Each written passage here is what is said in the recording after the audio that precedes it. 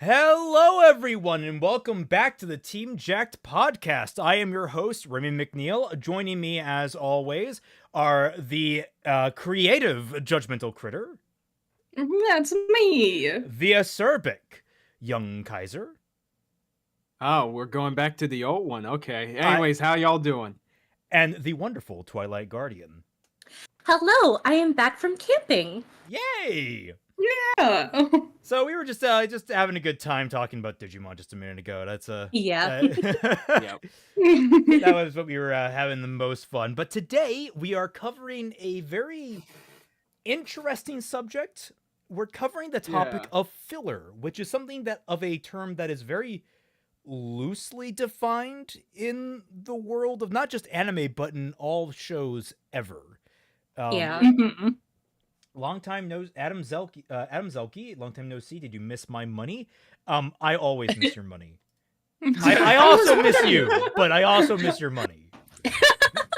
I was actually wondering, it's like, oh, I haven't seen like some of our regulars in a while. I wonder what's up. Well, I guess they're pulling a U and they're touching grass, I guess, you know. I guess so. How dare they? I know, only right? us, only internet, no real world. Josh Thomas Moore New, how you doing, buddy? Typical Team Jack talked about RWBY and it's been purged from Crunchyroll. We should probably talk about that a little bit. Critter, I think, had some very salient thoughts on Twitter. If you want to kind of rehash those a little bit here. Yeah, it's not really like the end of the world or anything. It's probably just legalese. Like basically probably just like because RT was paying the licensing for RWBY to be on Crunchyroll, and Crunchyroll helped pay for Volume 9. So likely, if they're not on Crunchyroll anymore, it might actually be a good sign that whoever is going to be the new partner for RWBY and pick it up wants exclusive streaming rights. So it can't be on Crunchyroll anymore. It's not that big a deal, I'm gonna say. Right. Yeah, it's also the start of the month. It's just the contract expired. Like it's basic. Well, even the contract expires, just no one knows who owns the rights directly anymore. And that's always a weird question now when a company goes under. Who does own the rights? Yeah. Right. Like, can I say I own the rights? I'm gonna go say I own the rights, and I'll just continue doing that until someone sends me a cease and desist. Yeah. Do that Then until we'll have someone our sues answer. you. Mm-hmm. That's when we'll have our answer. Or if somebody gets copyright claimed on a RWBY video. I guess actually, either me or Critter has to get that, I guess. I was actually like considering uploading like an uninterrupted like 10-minute long clip of something from Volume 2 because that was always the one that was the most tricky with the copyright system. Because I was like, I wonder if it would still happen now. But I've been busy. Yeah. I forgot about my experiment. I wonder if you have to actually make a license or something for that with YouTube in order to make those copyright claims, because I have no idea how you do it on this end. The best you get is when you upload a video to YouTube, it lets you know if someone uses a significant portion of your video, but like it's an automatic process as opposed to what they have, which seems like a step up in comparison. Because like they get a lot of fun options, like, oh, you can region lock. Yeah. By the way, YouTube, it would be so much better if you gave the creators the option to region lock their own videos to prevent copyright bullcrap. Well, Like what happened with Mark? Totally not Mark. The really good ones that have like millions of subscribers, I think that they have the capabilities of doing that, not us. Yeah. That's which is why no I mentioned Mark equality earlier. among creators. It sucks. By the way, Pete has a good question in chat. Isn't HBO Max known for taking on reboot projects for long-canceled shows? Could there be a chance? It could be. My theory is that it's going to be A24, personally. But anything is possible. See, Yeah. I'm throwing a shot in the dark for A25. Is there a lesser known?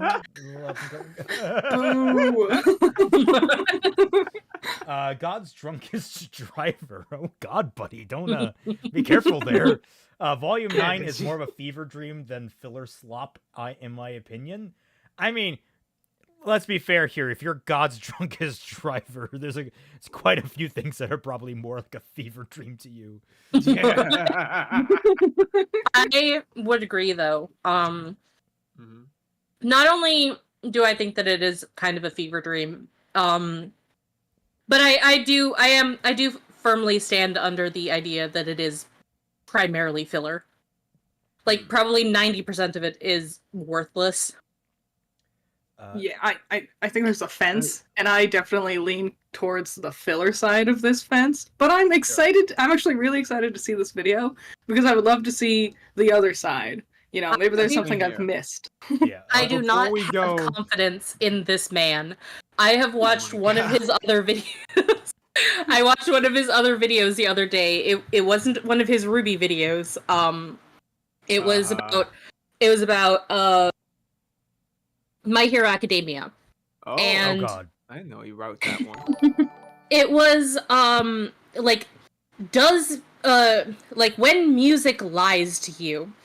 And I was like, okay, I remember. You were ranting about that, weren't you? Oh, he God. did write that one. I was ranting about it because it was a fucking lie. And I did not appreciate being lied to. Because at the end of the video, he said, oh, yeah, after all this rigmarole, the music didn't actually lie to me after all. And I'm like, you motherfucker. Okay. I am also interested. It was sorry. I'm sorry. It was just him being an idiot because he was like, "Oh, the music is doing something here that I am not expecting it." Instead of me actually like thinking that something might be wrong, I'm just gonna think that the episode is being stupid and I'm gonna be angry at it. And then later on I'm gonna be like, oh no, I'm the one that's stupid, but I can't tell that to you guys. I'm just gonna tell you how clever it was that it actually tricked me. That because I expected it to be something that it actually wasn't, instead of actually like following the context clues. People need to learn the distinction between lies and misdirection. Yeah. And foreshadowing. Like, these are all very Hint, hint, distinct nudge, nudge. concepts that all build into each other in different ways and are importantly utilized in different ways.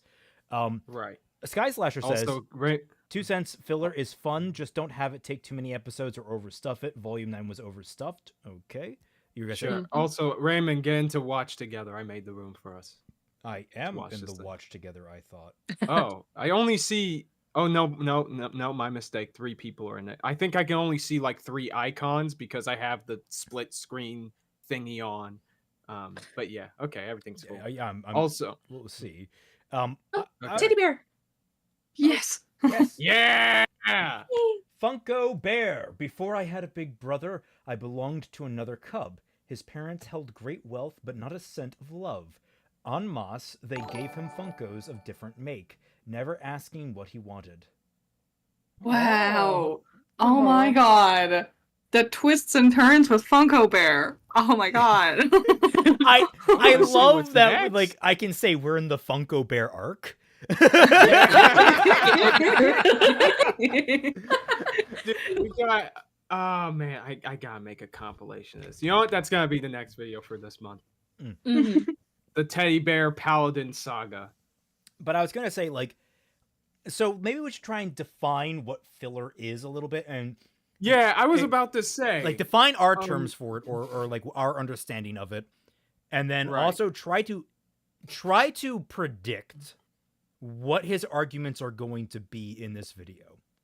Let me say this first off right the fuck now. Okay? I know there are some of you out there that are looking at the literal definition in regards to it in terms of, you know, how it is in like actual TV terms, like in anime, how it usually is, that it's something that's used typically when they're when the you know this the animation caught up with the source material and they don't have enough for it, so they're just having this fill out. Just say that. Yeah. Also, I'm walking away Well- from my mic because there's a bug on the wall I need to kill. I'll be right Bird noises in Got the it. background. Okay, so Yes. basically But the my fact of my the matter is, definition it of doesn't filler. matter. It doesn't matter in the case of this conversation because people are talking about it in terms of whether or not it actually like matters in the story. Kaiser. You're taking so long. My Dude, it's like 20 seconds. Come on. It could have been 5. you're like going off an entire story arc, just like Teddy Bear Paladin.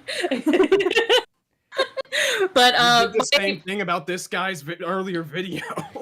it was relevant because I'm telling you about my experience with the guy and how I'm very nervous about the video. Anyway, my definition of filler is if it has nothing to do with this plot arc of the story or doesn't contribute to characterization in any kind of way, then it is filler.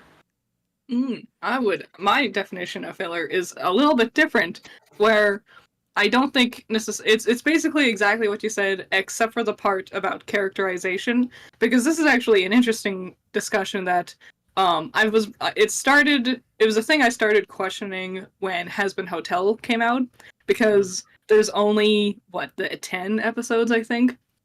And people are like, we need more time with these characters. And now there's a discussion on, is filler the answer to that?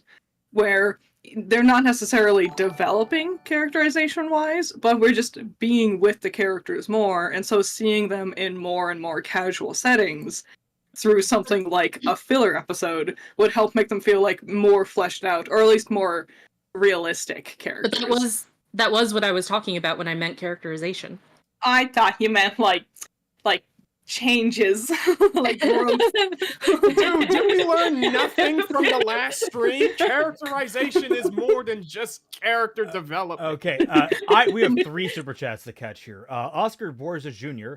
I have to go. As for Volume 9, it was not only filler but awful and insulting. They didn't grow or learn. It was rushed with RWBY depression. BB was insulting. Would make sense if it was RWBY and Yang Part 1. Okay, I'll go to his next one so we get the finishing of that thought. Ruby and Yang, it was Ruby and Yang and them as sisters. Okay, that's what he clarified. He just Okay. you shouldn't break up those thoughts. That's something that should be in part 1. I felt like he did that on purpose. It was a waste of time. As for getting Ruby, it not good for them.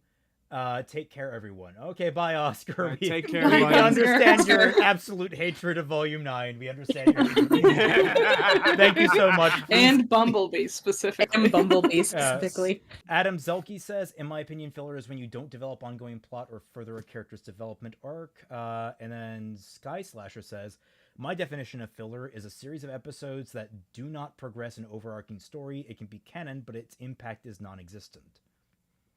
Lots of very similar things, but they all have very fine differences. Because I was going to say this was a conversation that was had in the Tundra a while back. I think Mediocrity was the one that tried to make the distinguishment between filler and padding, where filler is like padding is basically empty space. It's just things are happening for the sake of filling out time.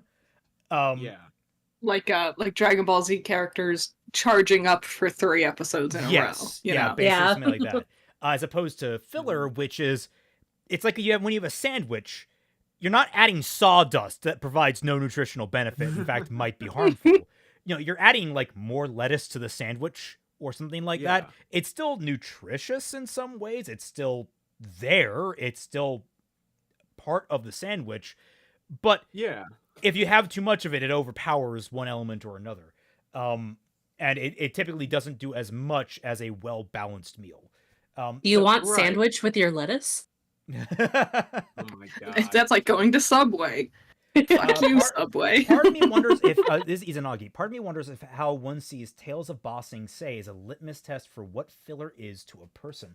That's actually a fascinating question, because that's an excellent episode of television. I would argue, because my argument is going to be that filler isn't bad. Filler has become a really bad, become villainized in a lot of eyes.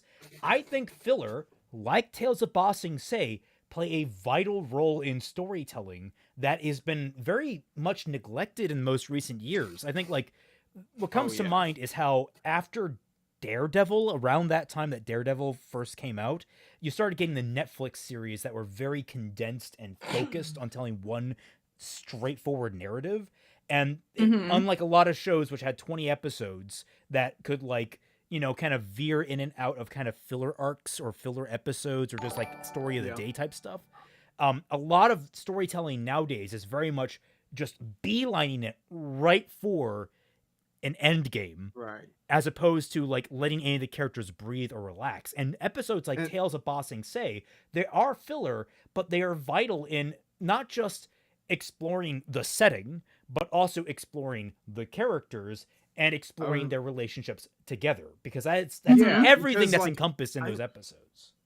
Yeah, because it might not necessarily be important to the main story necessarily, but in to be fair, in most ways, like most of the characters don't necessarily change, at least in regards to their overall arcs, from what I remember of Tales of Ba Sing Se.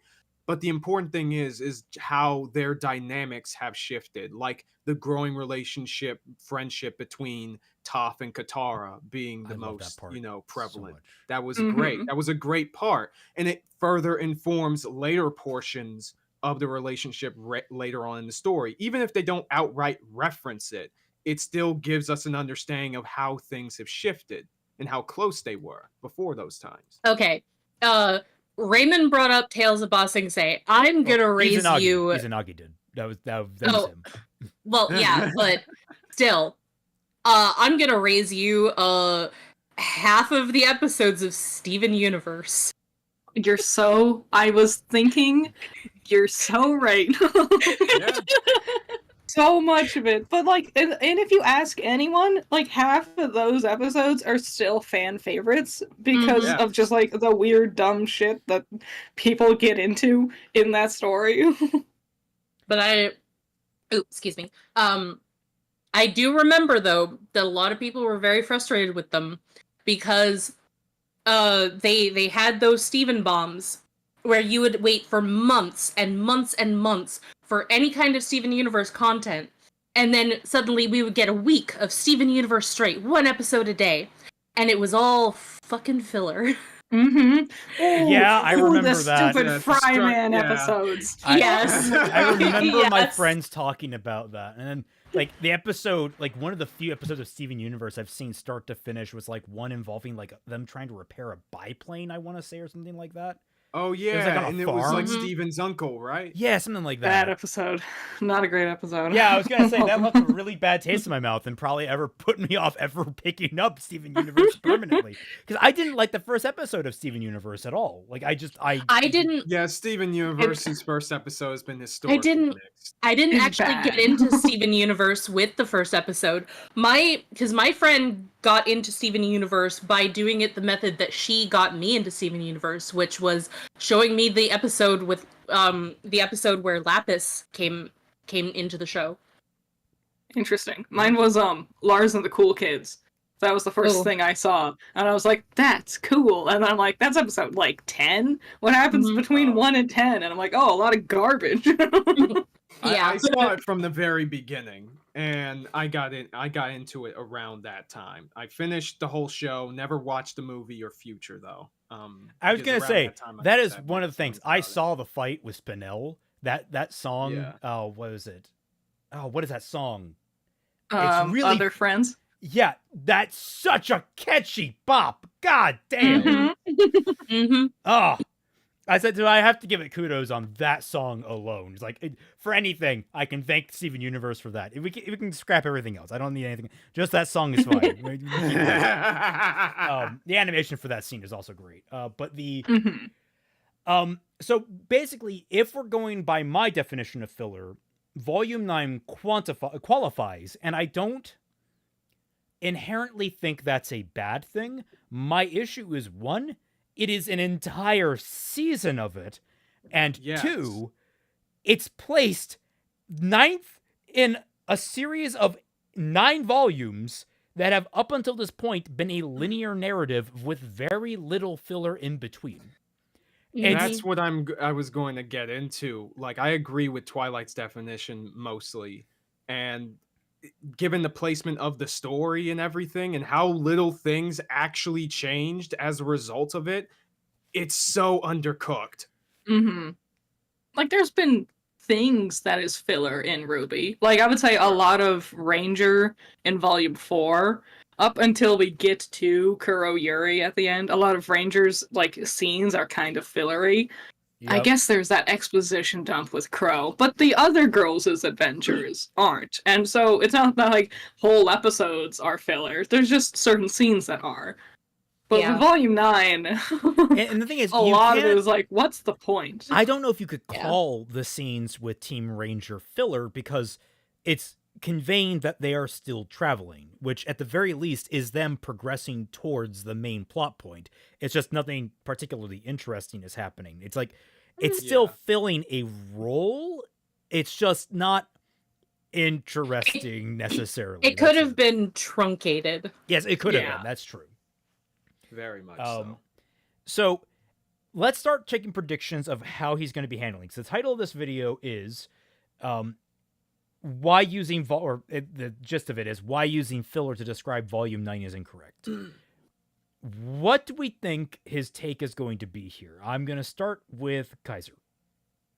Right, so I think he's going to say that, oh, it's not filler because there are important facts about the lore, quote-unquote important facts about the lore that we learn because the Ever After is a thing and it might play a role in how the story ends later.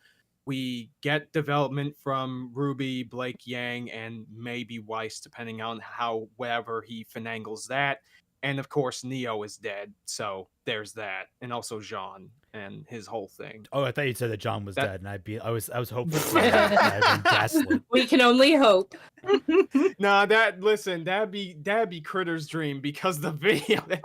I hate John. He just could be done so much better. All right, so I guess we'll go to Critter next. I'm predicting it's going to be a lot of like, we don't know if this won't come back because we need to see it's hard to tell if something's filler in the moment. It's only in hindsight do you really realize, oh, that was pointless. So I think it's going to be a lot of, this could play into something down the line. I'm guessing I'm speculative about the future of the narrative, mostly. Yeah. Dwight? Well, I don't know. Someone in the chat said that I was going to be very disappointed with this video, so I'm wondering if he's going to do the same goddamn thing as in the last video that I watched. I'm right there with you. Well, I'm right there with If you. if it's anything like his plot holes video, we're gonna have a very dear. interesting time. Because like Oh dear. I was gonna say based on what Twy told me, I'm wondering now if this isn't bait to say it is filler and that's okay. Like, Yeah. I'm wondering that. Philip Schwartz If it is bait, huge props. They got us. Philip Schwartz says, IMO, RWBY gets away with its flaws in Volume 1 through 3 because it felt like an indie project. Once it received a pro look, it raised expectations and fell short. Okay, I'm going to stop you there. RWBY has never looked professional. Like, we all accepted it as a higher... Well, actually, I didn't. I always thought that everything post-Volume 4 looked uglier. Because, like, there was no sense of, like, anyone directing a style, necessarily. Like, they finally, like... They slowly kind of built into one, but it felt like the kind of weird ramshackle indie feel was kept in the aesthetic of the early 3 volumes. And then they somehow just threw all of that out and they did what they did with Maya. And it just feels weird now. It looks more consistent, but less interesting, less detailed. Yes. There's no shadows, there's no highlights, there's no Right. textures. There's no... I lacks personality. heavily disagree with both of you because I think that it technically does look better. It's just that RWBY has never looked good. It has always been shit. It's just been different types of shit.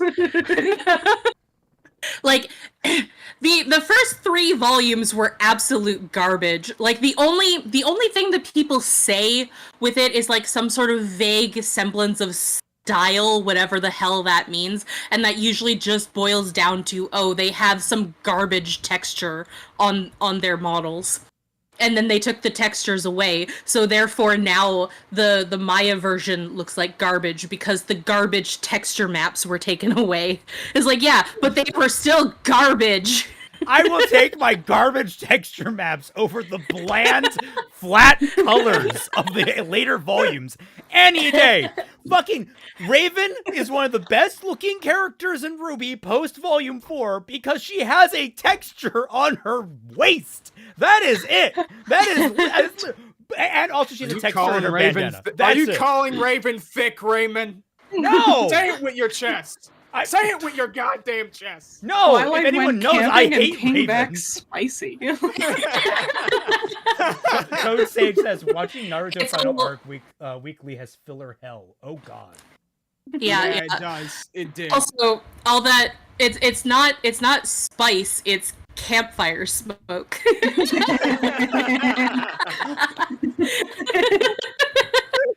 All right. Well, with our predictions set, who is ready to get into this video? I am. I'm not. Is that a serious one or is that just a joke? No, I'm kidding. Okay. Well, I was gonna say, well, that's too damn bad. Anyway, let's get started. Oh, last prediction. He's gonna lean into the themes a lot. Everybody told me that this book was peak, but it's just got so many filler arcs. I'm dropping it. Before I don't know what that Oh my god. I don't know what that book That's is. a compilations. That's not one big narrative. I think that is a collection of different stories. like okay, so it's obviously a joke.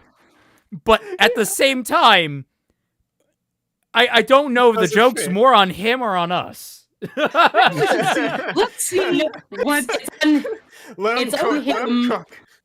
Because if Let's see what his he's trying, definition of filler is. if he's trying to say that RWBY is not filler because it's a compilation of different stories, then he is full of garbage. Wait. Let's let him cook a little I start bit. Let's ripping see into what- what No. I consider to be a bad take. I want to explain why I bothered to do that. Ever. Dismantling bad takes is very tempting, but it doesn't often get you very far. Trust me, I speak from experience. A lot of people are arguing in bad faith, unwilling to change their minds even when proven wrong, or just hopelessly ignorant. Hell, a good amount of the people complaining about this volume of RWBY have not actually watched it. That's like rule 1 of media discourse that you're not even pretending like you followed. So okay, buddy. Dude, why are you vague posting? I was gonna say, stop it. What? Stop vague posting. Give us the evidence, please. Because a lot of people saying this have watched Volume 9. Yes, I so hate that argument of, well, they haven't even watched the show. It's like, do you know if they did or not? I see that on Tumblr constantly. I wouldn't be surprised if this guy is vague posting about you, Critter. I don't know, because I said, because the episodes, as they were airing, I'm like, I don't want to get a Crunchyroll subscription for several months. I'm going to wait till it's done, and then I'll binge it all in like a couple weeks. And so I was like, I haven't watched Volume 9 yet. And some morons who don't understand, like, cognitive thought or simple sentence structure is like, she never even watched the volume. It's like, no, I hadn't watched it yet. Idiots. And like, okay, I get that there are some people, right, that they're too stupid to breathe, that are going to say something about a show just because a bunch of other people are saying it. But if you want to say that a majority of people online are saying shit like that, you gotta show some damn receipts, dog. I'm sorry. You got dunked for a bad take before. Why should I trust you that you understand what bad faith looks like? I was gonna say, like, I don't think we have at any one point when we come across a critic that we've covered so far insinuated they have not watched the show that they are talking about. Like, no. Yeah. I can speculate that Lily Orchard didn't actually watch Delicious in Dungeon, but I'm not going to say that with my whole chest because I don't know that for sure. That's a buffoonish thing to even claim. It is very... I will, with a quarter of my chest, say that Lily doesn't watch the shows that she watches. Because it's so consistent. It's so goddamn consistent that she acts as though she has never watched the shows that she complains about. Also, yes, Josh, I think I might need an emotional support pudding. Yes. Well, at least with Lily, there's a pattern of behavior to work with. Yes. Twilight, wish granted, the monkey paw curls its finger, and instead you get a pudding from Final Fantasy. Oh no! Oh no! I don't know what that means. Isn't that a monster? Yeah, I was gonna say, you remember the flans from Kingdom Hearts 3? Yeah, that's what those are from. Oh, I remember the flans from Tales of Legendia. They're kind of like that. They were the best healing item you could get. Philip Schwartz says MK and KS simply didn't have the talent as writers. That is fair. Also, why do you do it MK and KS, just MKKS, or that I was like, that's not Miles's last name. Doesn't begin with a K, and I don't think Harry's last name begins with an S. A good amount of the people complaining about this volume of RWBY have not actually watched it. That's like rule 1 of media discourse that you're not even pretending like you followed. So here's a little PSA, as well as an important reminder to myself. You don't have to debate a point like it has merit if it doesn't. We live in an attention economy. Yeah, but you're sometimes the worst. You're doing exactly that. Yeah, you are assuming that because people disagree with you that they have not watched the show. What the hell is wrong with you? Yeah, bro. And also, if it has no merit, why did you make the fucking video? Yeah, I'm gonna be honest. This is a really weird way to start a review. To be like, I'm used to bad takes, but everyone who doesn't agree with me, they might not have even watched the show. It's like, what are we doing? Let's get to your point. Worst thing you can do to a shithead is not give them any attention. People you do not respect, who have opinions that you don't respect, are not worth arguing with. Okay. I mean, that's how you get into an echo chamber. Yes. Because, like, you could very easily say that anyone who disagrees with you about any little goddamn thing is just a shithead who doesn't deserve your time or attention, and then say that they aren't worth your time and then ignore them. That is how a lot of people on the internet act nowadays, unfortunately. Yeah. It's Like also, if it's not worth your time, you're making a whole video about it. So obviously it is worth our time. So Yeah. it's worth your time. I'm confused now about what the message you're trying, unless you think this is a criticism that is worth addressing, but you just said that oh god, I don't know, man. Like I think it's like, oh, okay, this criticism is worth addressing, but with arguing against the right people who have seen the show that just came to the wrong conclusion. In which case, just get to the freaking point then. If you don't want a vague post about a bunch of people that you, by your mission, don't fucking matter, why are you giving them your energy, bro? You are spending the first minute and a half of your video probably talking about this shit when you should get down to brass tacks. Yeah. And if it's just about like disagreeing with people, like it's weird to come in so confrontational right away. Like at the very beginning of your video is already a confrontation. Like I'm in my free time, I've been going through Radical Soda's review of Pokemon Sword and Shield, and I disagree with a ton of the points they're making. In fact, most of the points they're making I don't agree with, but they're not like attacking me like as a theoretical viewer who doesn't disagree with them. So I'm having a fine job. I'm enjoying the review, even though I don't agree with every point they make, because surprise, humans don't always agree with every point we make. And it's not just because we didn't watch the show or whatever. Yeah, You're watching ridiculous. RWBY wrong. You're watching RWBY wrong. Shut up.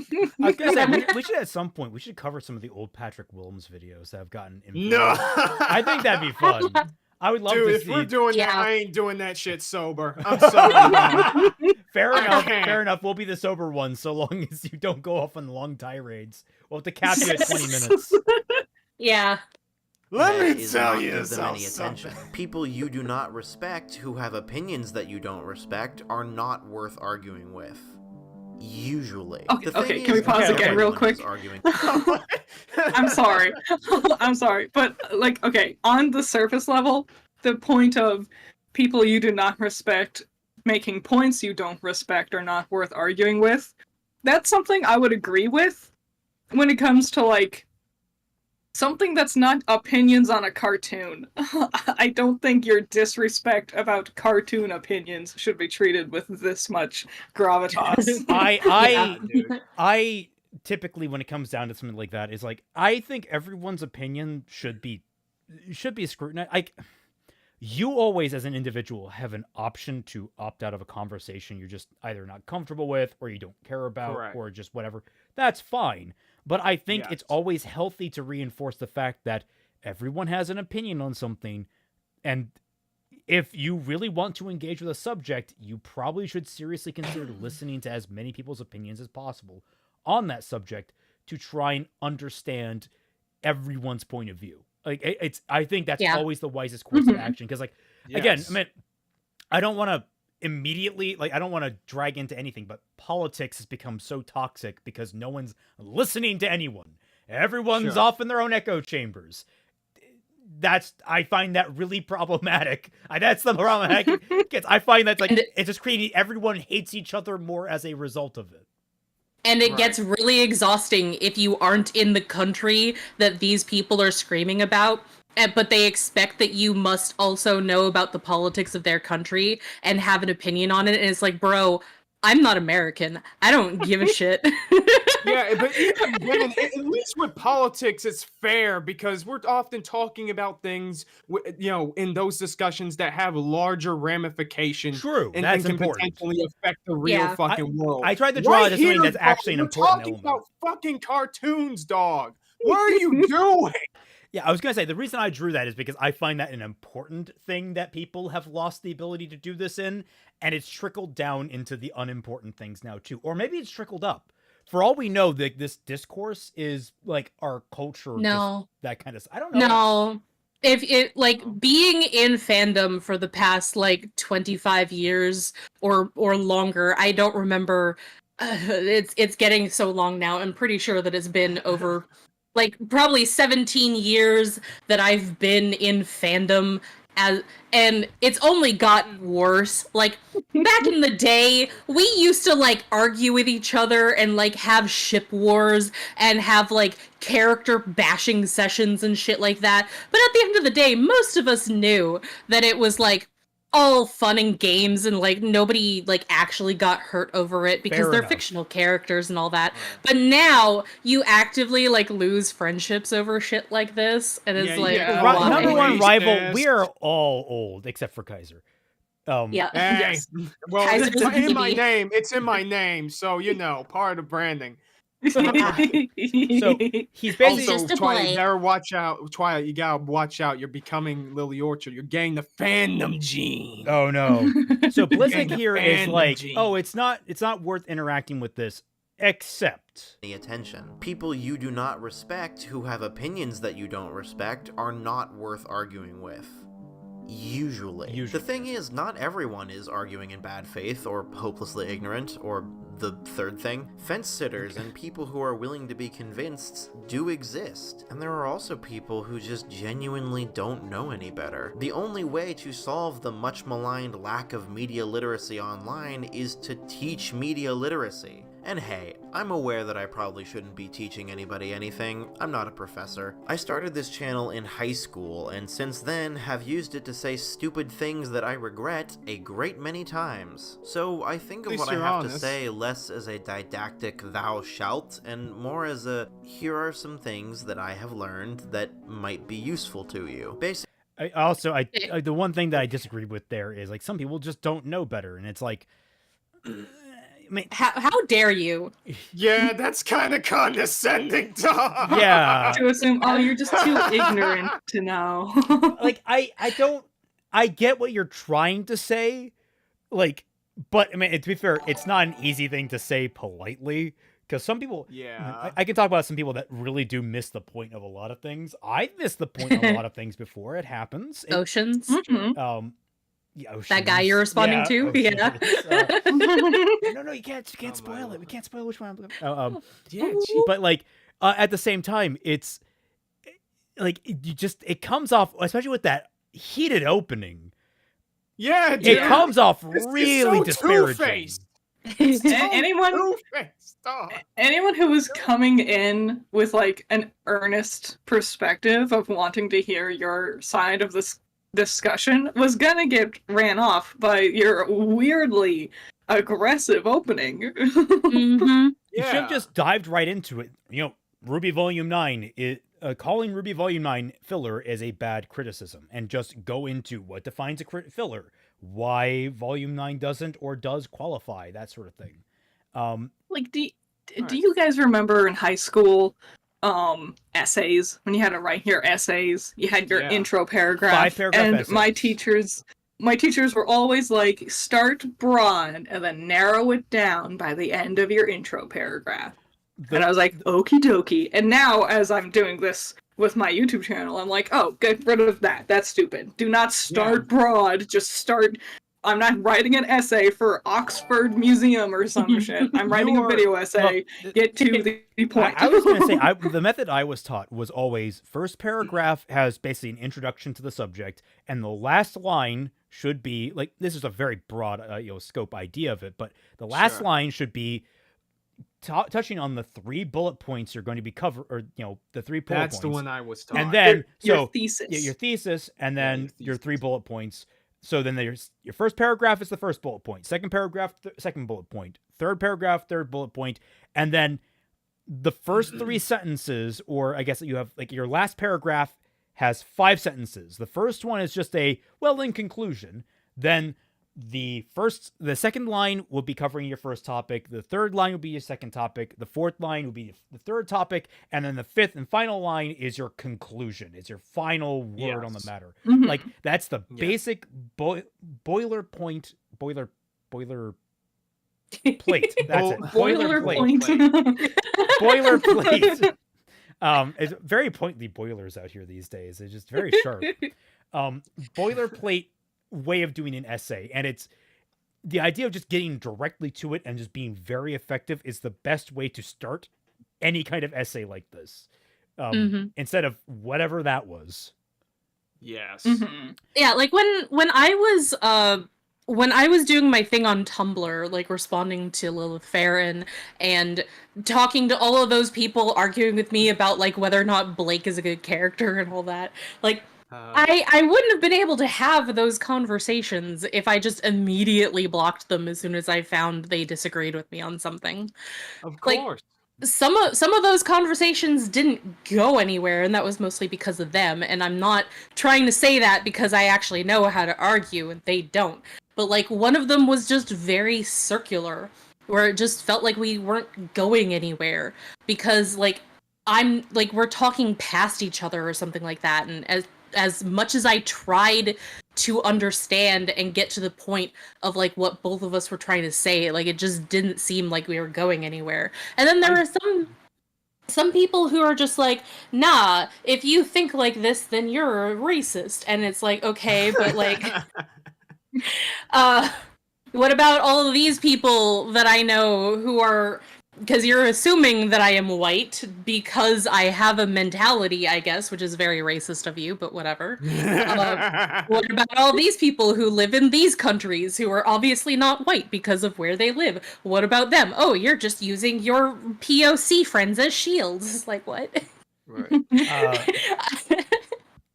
But, like, okay, two off topic things, like very very small petty one petty thing. I hate your avatar. It is ugly, and you look like you haven't slept for like 5 days. What is please erase all of the nonsense around your eyes. You look like you have serious bags under them, my dude.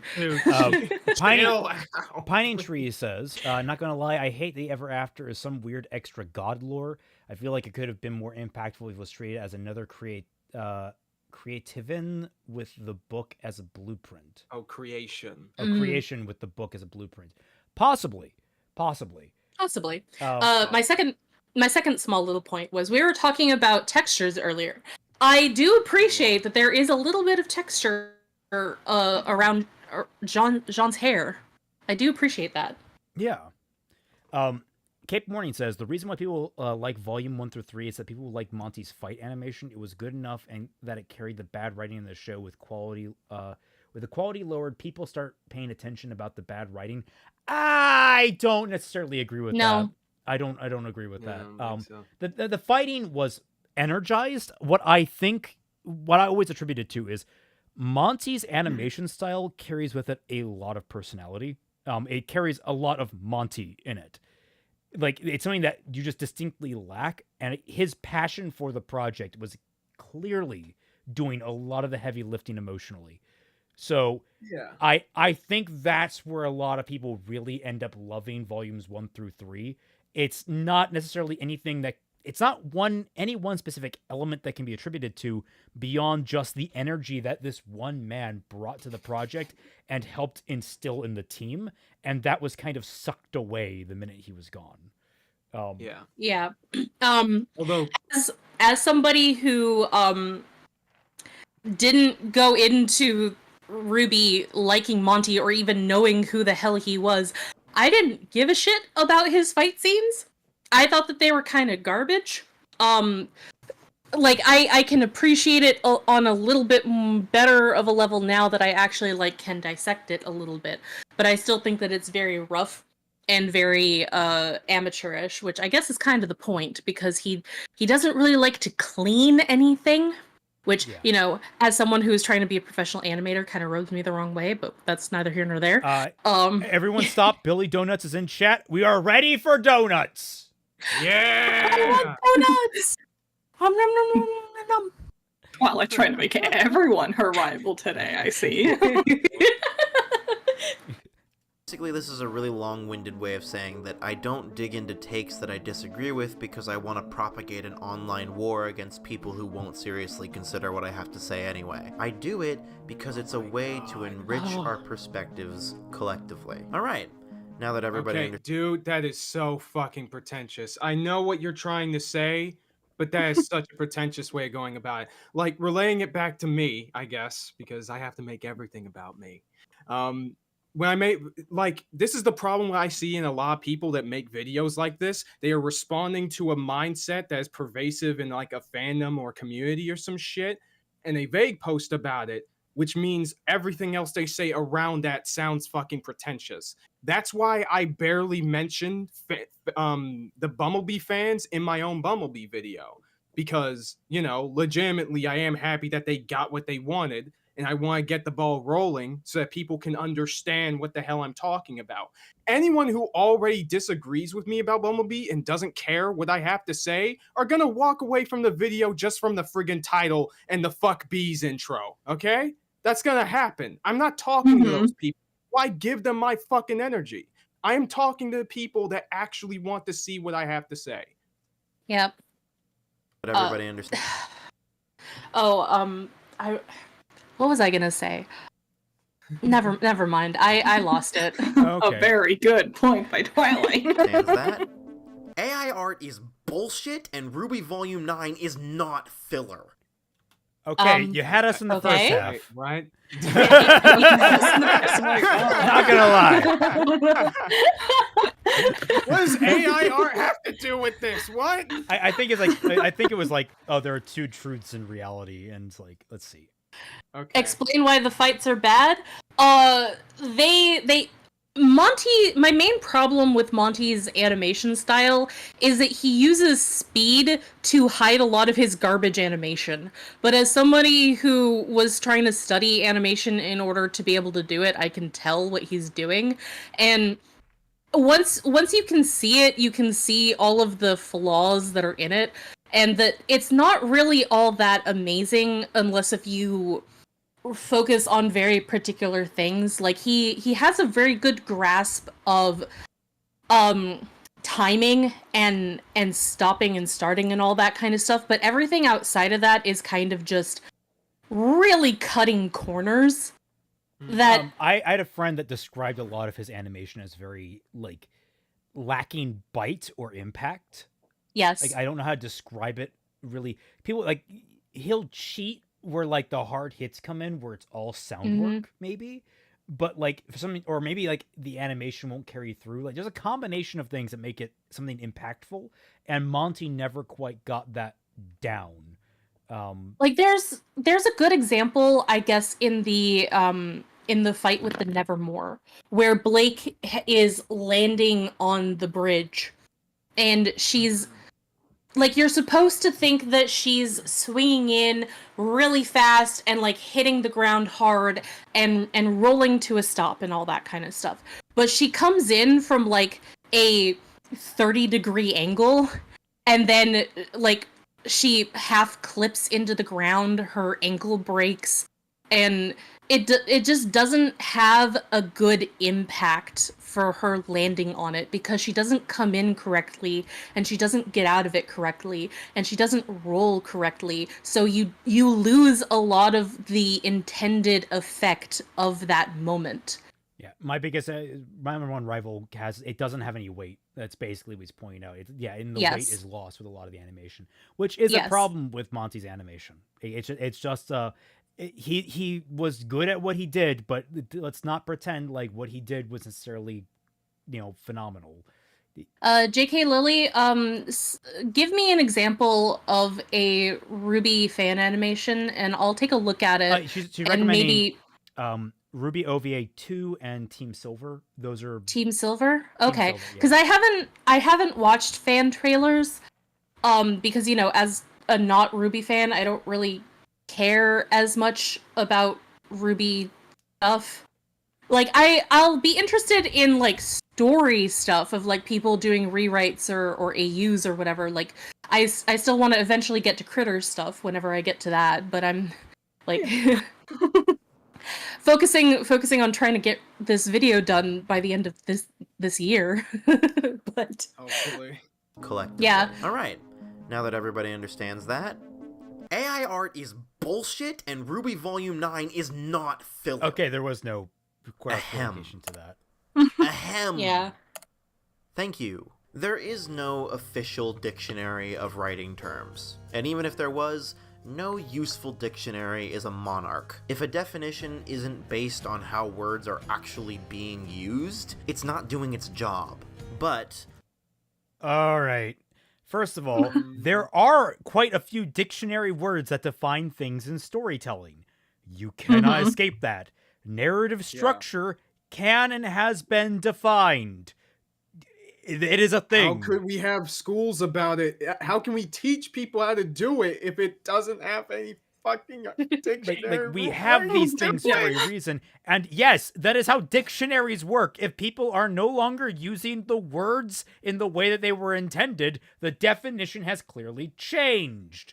Or they've become That's actually one of the most fascinating things about the human language. Like, if you would have asked, like, 30 years ago, what does Chad mean? Everyone would tell you that's a name. Nowadays, Chad means something completely different. And I think that's fun and fascinating. I'm glad that you specified human language. I'm actually very proficient in elf. Dog language changes constantly. Orc language, very simple. I talk in binary. A lot of people are throwing around the word filler in a way that I consider to be fucking venomous to any conversation about writing, and stemming from an extremely limited perspective on what a story is supposed to be. If we consider the original usage of the word filler, calling RWBY Volume 9 filler isn't just a bad take, it's also just straight up incorrect. In fact, traditional filler isn't really a huge thing anymore. What? Okay, Wait. but no one's talking about traditional filler. Even if traditional filler, like what you're probably assuming is an anime, isn't really a thing anymore, that doesn't mean that RWBY doesn't do it. Also, it totally still is a thing in anime. And secondly, filler was a thing before anime became mainstream. Star Trek has filler. Most of Star Trek is one-off episodes. Until DS9, they really did not do full-on episodic narrative storytelling. They just did episode of the day events, which you could see or not see as filler depending how you wanted to view a series that didn't really have an overarching narrative. I would say the majority of episodes in Delicious in Dungeon would count as filler, technically, at least by certain definitions, and it's one of the best shows of all time. So, I mean, we could say the same thing about Free Ring, kind of. It's different when you're doing a slice of life story, because the small things, the day-to-day functions of it is the content of the story. But when you have a narrative story that is serialized and has a plot that has nothing to do with whether or not the characters eat their croissants in a specific way, which is a real episode, by the way. The entire episode was just the girls of Lucky Star talking about the different ways that they eat their pastries. Oh man, I was gonna say, I miss those I still days. need to see that. Yeah. I still need to watch that. Or an episode of Pat Labor where they just decide to go to fucking war with the local Chinese restaurant because it would stop serving Oh them my meals. god. The entirety of Azumagadayo, just all of it. Like, there's a difference between an anime like that, like Lucky Star, like Azumangadayo, where the point of it is just a person's day in their life sort of story. And I would imagine that Dungeon Meshi is the same thing, just in a fantasy setting instead of a regular high school anime person's. Dungeon Meshi has actually a very strong central storyline. You think does. okay. It tricks you. It tricks you. That's why it's so good. That's why I love it. Okay, well, like I said, I know nothing about the show, but like there still is a difference between moments like those. I guess a good example would be going back to Eureka 7, because half of that, the main plot of the story doesn't start happening until like episode 25.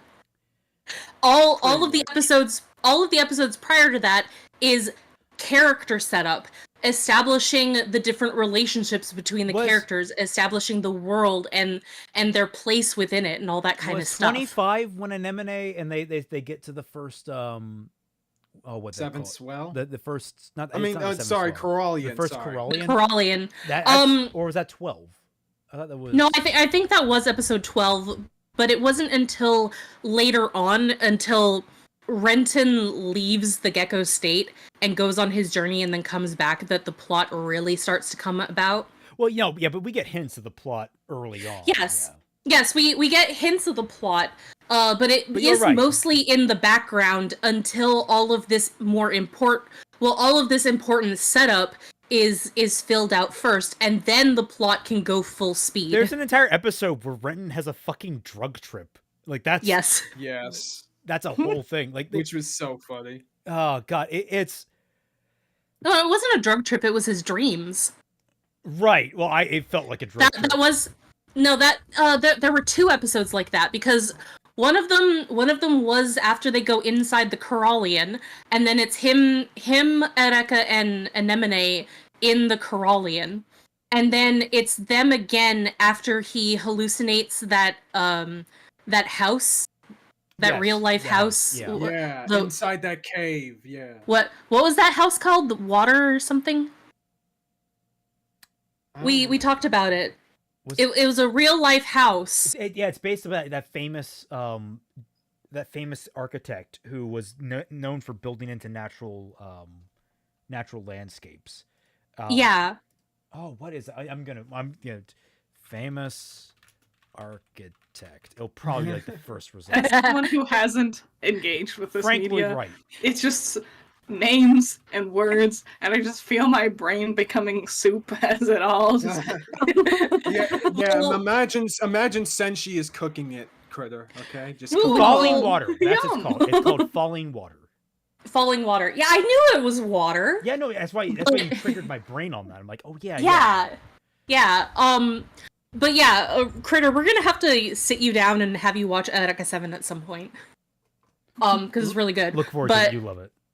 Yeah. But yeah, like there's a difference between those different things. Like all of the setup in Ereka 7 doesn't make it filler, because it is very important to establish and get us appealed to these characters before the plot happens. And it is very esoteric and kind of hard to understand. Like Raymond and I, after that one episode, we had to have a sit down and talk about it. Yeah, I was gonna say, like, for the record, in Ereka 7, when you go into it, you don't really like a lot of the characters from the get-go. No. A lot of them are kind of fucking assholes. It takes a long time over a series of several episodes for you to kind of get their groove, and for all of them to kind of get their groove together with the new characters that are being introduced to them. So it's like, there's a lot that filler can serve, and it's one of these things. Again, it's not a useless thing. It's a very important element of storytelling. Sure. What would I say is the difference between setup and filler? Well, setup is something that is going to pay off later. If it's filler, then it's just going to be there, and it's never really going to come up again. It's just there to bloat the runtime. Yeah, basically the result is the difference. If it Yeah. results in something important happening in the story, then it's not filler. Yeah, I was gonna Yeah. say, like, I would say if it results in something important, it's not padding. Like, again, I hold that not filler padding, can contribute towards the whole. It just doesn't do it in like the most, like, characters getting to Direct know way. each other. It's Two like characters going out on a date can be a filler episode, but it establishes these characters are dating, and the date went well, and it built towards the fact that they have a relationship that is either healthy or unhealthy. It's like, Yeah, I guess it's more so affecting the plot in a direct way and indirect way that kind of differentiates them, you know. I knew this whole stream was gonna be an experiment of pedantry when it comes to definitions of words. oh yeah. And now what's great is we can get his definition of filler and Yes. see Yeah. where he's coming Yeah. from with this. Yeah. Back in the day, when I was an adorable little munchkin running around, stupidly assuming that the systems that governed our society were designed by smart, competent adults with everyone's best interests at heart, Even back then, he had bags under his eyes. anime, like Naruto and God. Bleach, were being Oh, they're made just with built into his significantly system. different production and release schedules than the anime of today. Rather than airing in seasons and then taking a gap between seasons to make more episodes, you could expect a new episode of these shows every week for forever, which I'm not an expert, but that sounds insane to me. But Thing some is, both some Nar- anime still work like that. Some My anime Hero- still do. My Hero still Yeah. operates on that premise. And for the Yeah. record, I get where you're coming from. Like, working on my own independent stuff, holy shit, the amount of work that goes into animation is mind-boggling. Yes. So Mhm. the fact that they produce these episodes with any level of consistency is just baffling to me. Yep. Yeah. Naruto and Bleach were working off of source material, their respective manga also releasing weekly in the appropriately titled Weekly Shonen Jump. And since manga chapters are usually shorter than anime episodes, the anime had a tendency of catching up to the manga, thus running out of material to adapt. So what they would do is invent... There's a difference between a whole team of like 50 different animators working on a single episode and one guy and his underling working on like 30 pages of a chapter. True. new storylines to animate and release while waiting for more of the manga to come out. They wrote new material to fill time, hence filler. Obviously, this required deviating from the source material, which, as Game of Thrones demonstrates, is usually the moment showrunners do some of their best work. Joking aside, there's nothing inherently wrong with deviating from or adding to the source material you're adapting. Hell, sometimes it's a fucking awesome idea. And there is a fair bit of anime filler that people genuinely love, which I think speaks to the idea that, like many things in writing, it's more about how filler is executed than whether or not it exists in the story at all. But filler did tend to run into a couple of consistent story problems. Since the objective was to eventually rejoin the manga and begin adapting the source material faithfully again, everything had to remain as close to the status quo that the manga had left them with as possible. Characters couldn't Okay, but you're change. using Bleach, and Bleach did not do that. The Bount arc was still canon to the anime even after it ended, including the fact that Ichigo was a Bount and had all of these Bount arc only characters in it, and sometimes they were kind of important to like certain episodes. Also, I'm gonna say, like, as this is like, it's an interesting little like deep dive into the original definition of filler. Sure. But it's very irrelevant with RWBY because RWBY is its own source material. So while it's Yep. neat to hear, there's gonna be like, let's go into this whole definition that ultimately doesn't really. I think that's his Yeah, point. no one is I think that's using what what he's we're building talking about towards. here. I think he's going to be like, yeah, but like people are using filler to describe Volume 9, but filler is wrong because this is what filler is. And I'm sitting here and I'm like, filler existed before this. That's just a common term for something that is noticeable. Right. Like, just because it happened in other shows and in anime for this purpose, Right. it was a repurposing of filler as opposed to what filler originally was. Yeah, I Right. think it would be more behoove of him to look at something like Danny Phantom or something that also had some kind of plot narrative that was working, but also was its own source material. It wasn't based off of a comic or manga or something. Or Bebop. Because this feels like a nice little tidbit of information, but ultimately irrelevant.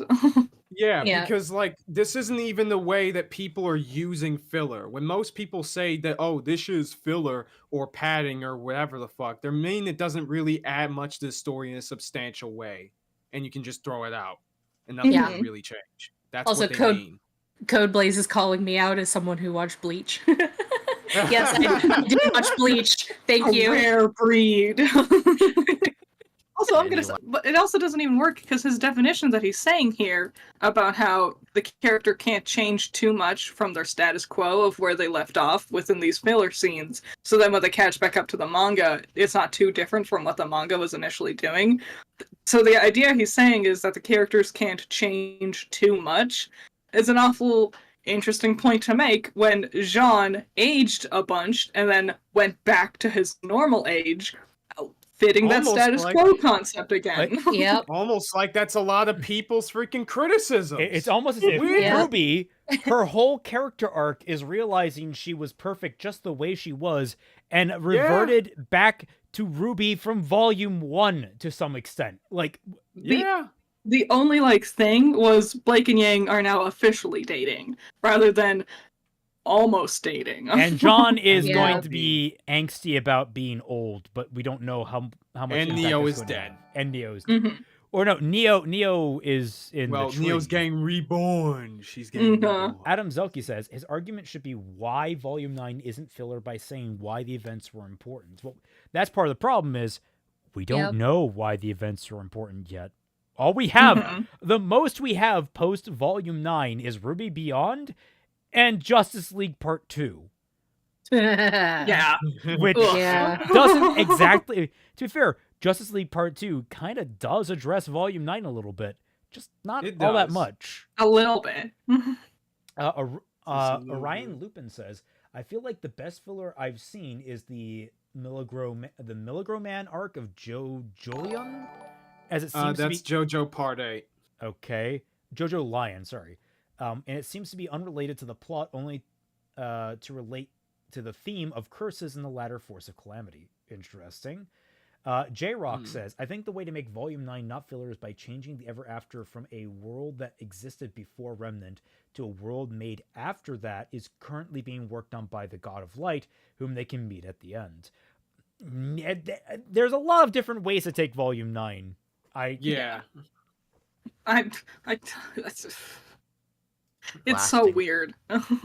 Way, Really and it was is. dangerous to do any storylines that were particularly adventurous, lest later manga chapters trample over them. Long story short, filler had a tendency of feeling like a waste of time. But I'm talking about it in the past tense here, because the vast majority of anime these days are made in seasonal batches and have no need for filler. You still do see filler every so often because there are actually more reasons to make it than running out of manga material, but it's not nearly as pervasive as it used to be. Well, also, Can you like, please elaborate on is- those reasons?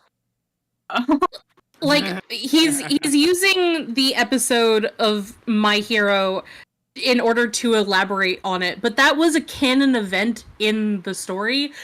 But the joke They just was, made it into an episode. yeah, they just made it into an episode instead of just Asui, instead of just Asui recounting that the shit happened. Like, we actually got to see it in real time. Yeah, I remember being disappointed that didn't show up in the manga. Yeah. Like, I knew about that prior. I would say, like, there are two legitimate... No, I would say, like, one legitimate filler episode in My Hero Academia. And that would be, the day that they all just, like, went to the pool at their school. That was, like, I think the recap for season 4? 5, I think. 4 or 5? Oh, 3? 3? Yeah, I'm pretty sure it was 3. Okay, yeah. Like, because there was an episode that was also technically filler for, I think it was season 4 or 5, where you had the reporter going and trying to figure out. Filler, but that was the best filler episode. It actually did something for the lore of what was happening at the time, because All Might had just retired from being a hero, and then people are really nervous and they're looking for the next generation, the person to replace him and stuff like that. And this reporter actually, like, caught on to something, and it was good characterization for what's going to come forth in the seasons to come. So that wasn't filler because it was a good establishing moment for the series. Yeah, and it was actually a good recap for a change. Yeah. However, you can bet that hasn't stopped internet people from using the shit out of the term. Sometimes people use it in a way that I agree with. For example, all of the extra stuff that they added to the Hobbit trilogy that was clearly only there for the purposes of stretching one small book into 3 whole movies. Calling that filler, I feel, is somewhat accurate. However, Dwight, you have any strong opinions on that? Whole fucking shit, because the Hobbit movies actually did a lot to be faithful to the book. Now keep in mind, I didn't read the book with my eyes, I read it with my ears. It was an audiobook. And oh my god, did I just basically watch the movie in my head as I read the book. The only difference is there were like 2 characters that didn't appear in the books that appeared in the movie, and oh my god, were they kind of... It didn't fucking matter that they appeared in the movies because it doesn't matter. Like, it doesn't matter that they appeared in the movies because it's harmless that they did. Like, it doesn't ruin the experience to watch the movie or anything like that. It was innocuous. And yeah, you could say that it was filler, but it wasn't harmful filler. It added more to the story. It made me actually give a shit about some of the characters that were in the movie, whereas I didn't give a shit about them in the book. Oh, well, was I supposed to care that Feely and Keely died at the end of the books when the only thing that I knew about them was that they were the nephews of this one character that I needed to care about? And the only other characterization that some of those characters got was one guy's personality was that he was fat. I'm sorry, but those books have aged. They are almost 100 years old. At least The Hobbit is. Twine, you are not allowed to make fun of Kaiser for going on long rants anymore. Not to say! This is the 3rd time! It has been the Twilight Guardian show for like 30 minutes now. Okay. We're 5 minutes into this video. Let's try and make it through this a little bit. I was asked my opinion. That is fair. That is fair. Like, I provoked that. I can take some of the blame for that one. However, if you refer to RWBY Volume 9 as filler, I hope you're ready for me to take your skin. Yeah, sure, this... Don't. I like my skin. I'm a robot. You can take mine. Trying Mine's with okay. relics and readings in Salem and going to the place to do the thing, but these characters are changing irrevocably. Discoveries are being made, mental states are shifting. A few character relationships are changing just a little bit. It's canon. This all actually happened. Characters are going to refer to it in the future. It's not some meaningless arc that every character is going to forget because it's an adaptation of source material that doesn't have it. RWBY is the source material. There's nothing to deviate from. The idea Oh my god. Oh my god. No way. No way. No way. I was right. I was goddamned right. Oh my god. Okay. Alright. I thought for sure we were gonna like dive into a new definition of filler. Yes. I really didn't think he was gonna go the route of RWBY can't be filler. It's its own source material. Let me try to bridge this. Okay. Somebody might say, okay, Kaiser, why are you mad at this guy for doing this? Didn't you do this in your Mary Sue video?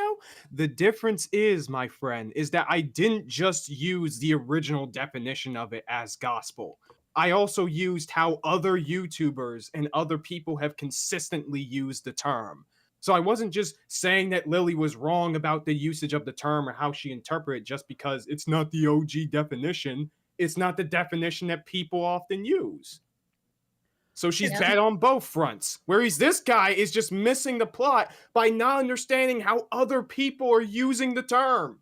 Yeah, he just gave an entirely different definition for this word and then went, so this doesn't fit that definition, therefore it doesn't count at all. It's like, no, there are multiple definitions. You even said yourself. He even admitted beforehand that there is no dictionary definition of the word filler. So by that nature, the thing he said is not the only way to define filler. What you need to do is take the bull by the horns and say, people are using filler in this way. I disagree with this methodology of how they define filler. Here's how I define filler, and here is why. And then you apply that to RWBY Volume 9, and we see where the differences lie.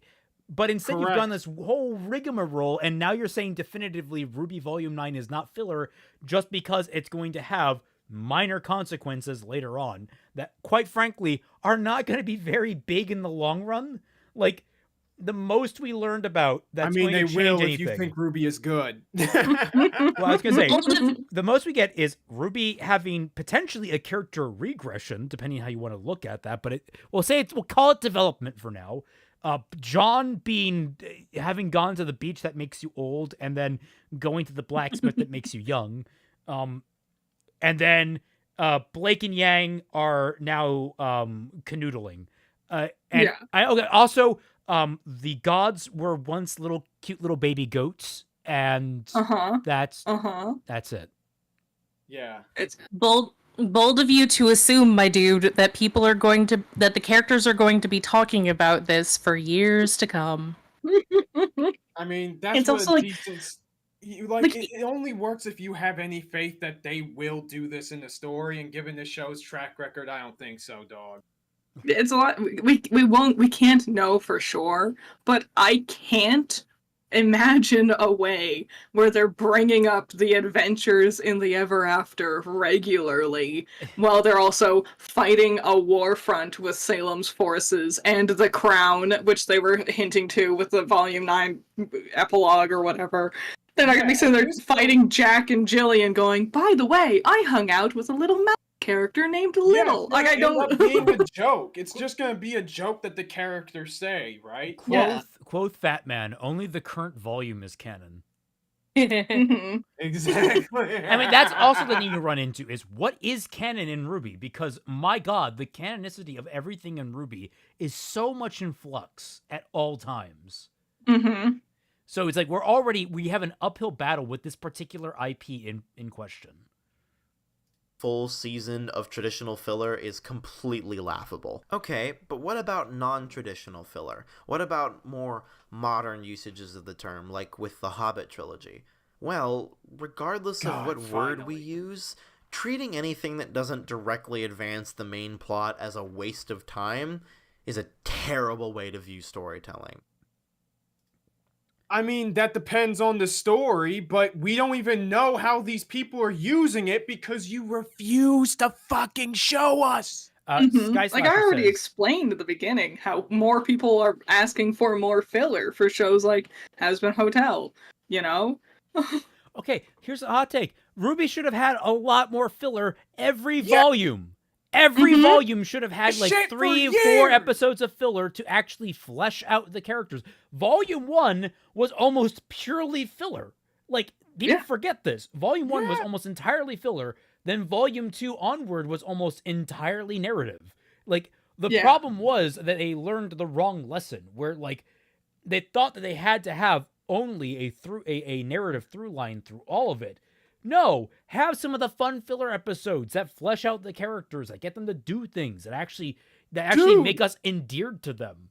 Make us think what they're did friends. we say would fix? What did we say would help Bumblebee if they spent time more with each other in the first 3 volumes before they broke off and went their separate ways? Didn't we say that per fucking Batum like Yes. several 10 billion times? Yes. God, that's a deep cut at this rate. We're on Jack 28 right now. That was 28 Going weeks back ago. to our roots, RWBY does I that to us. I was looking back, we're almost to 6 months.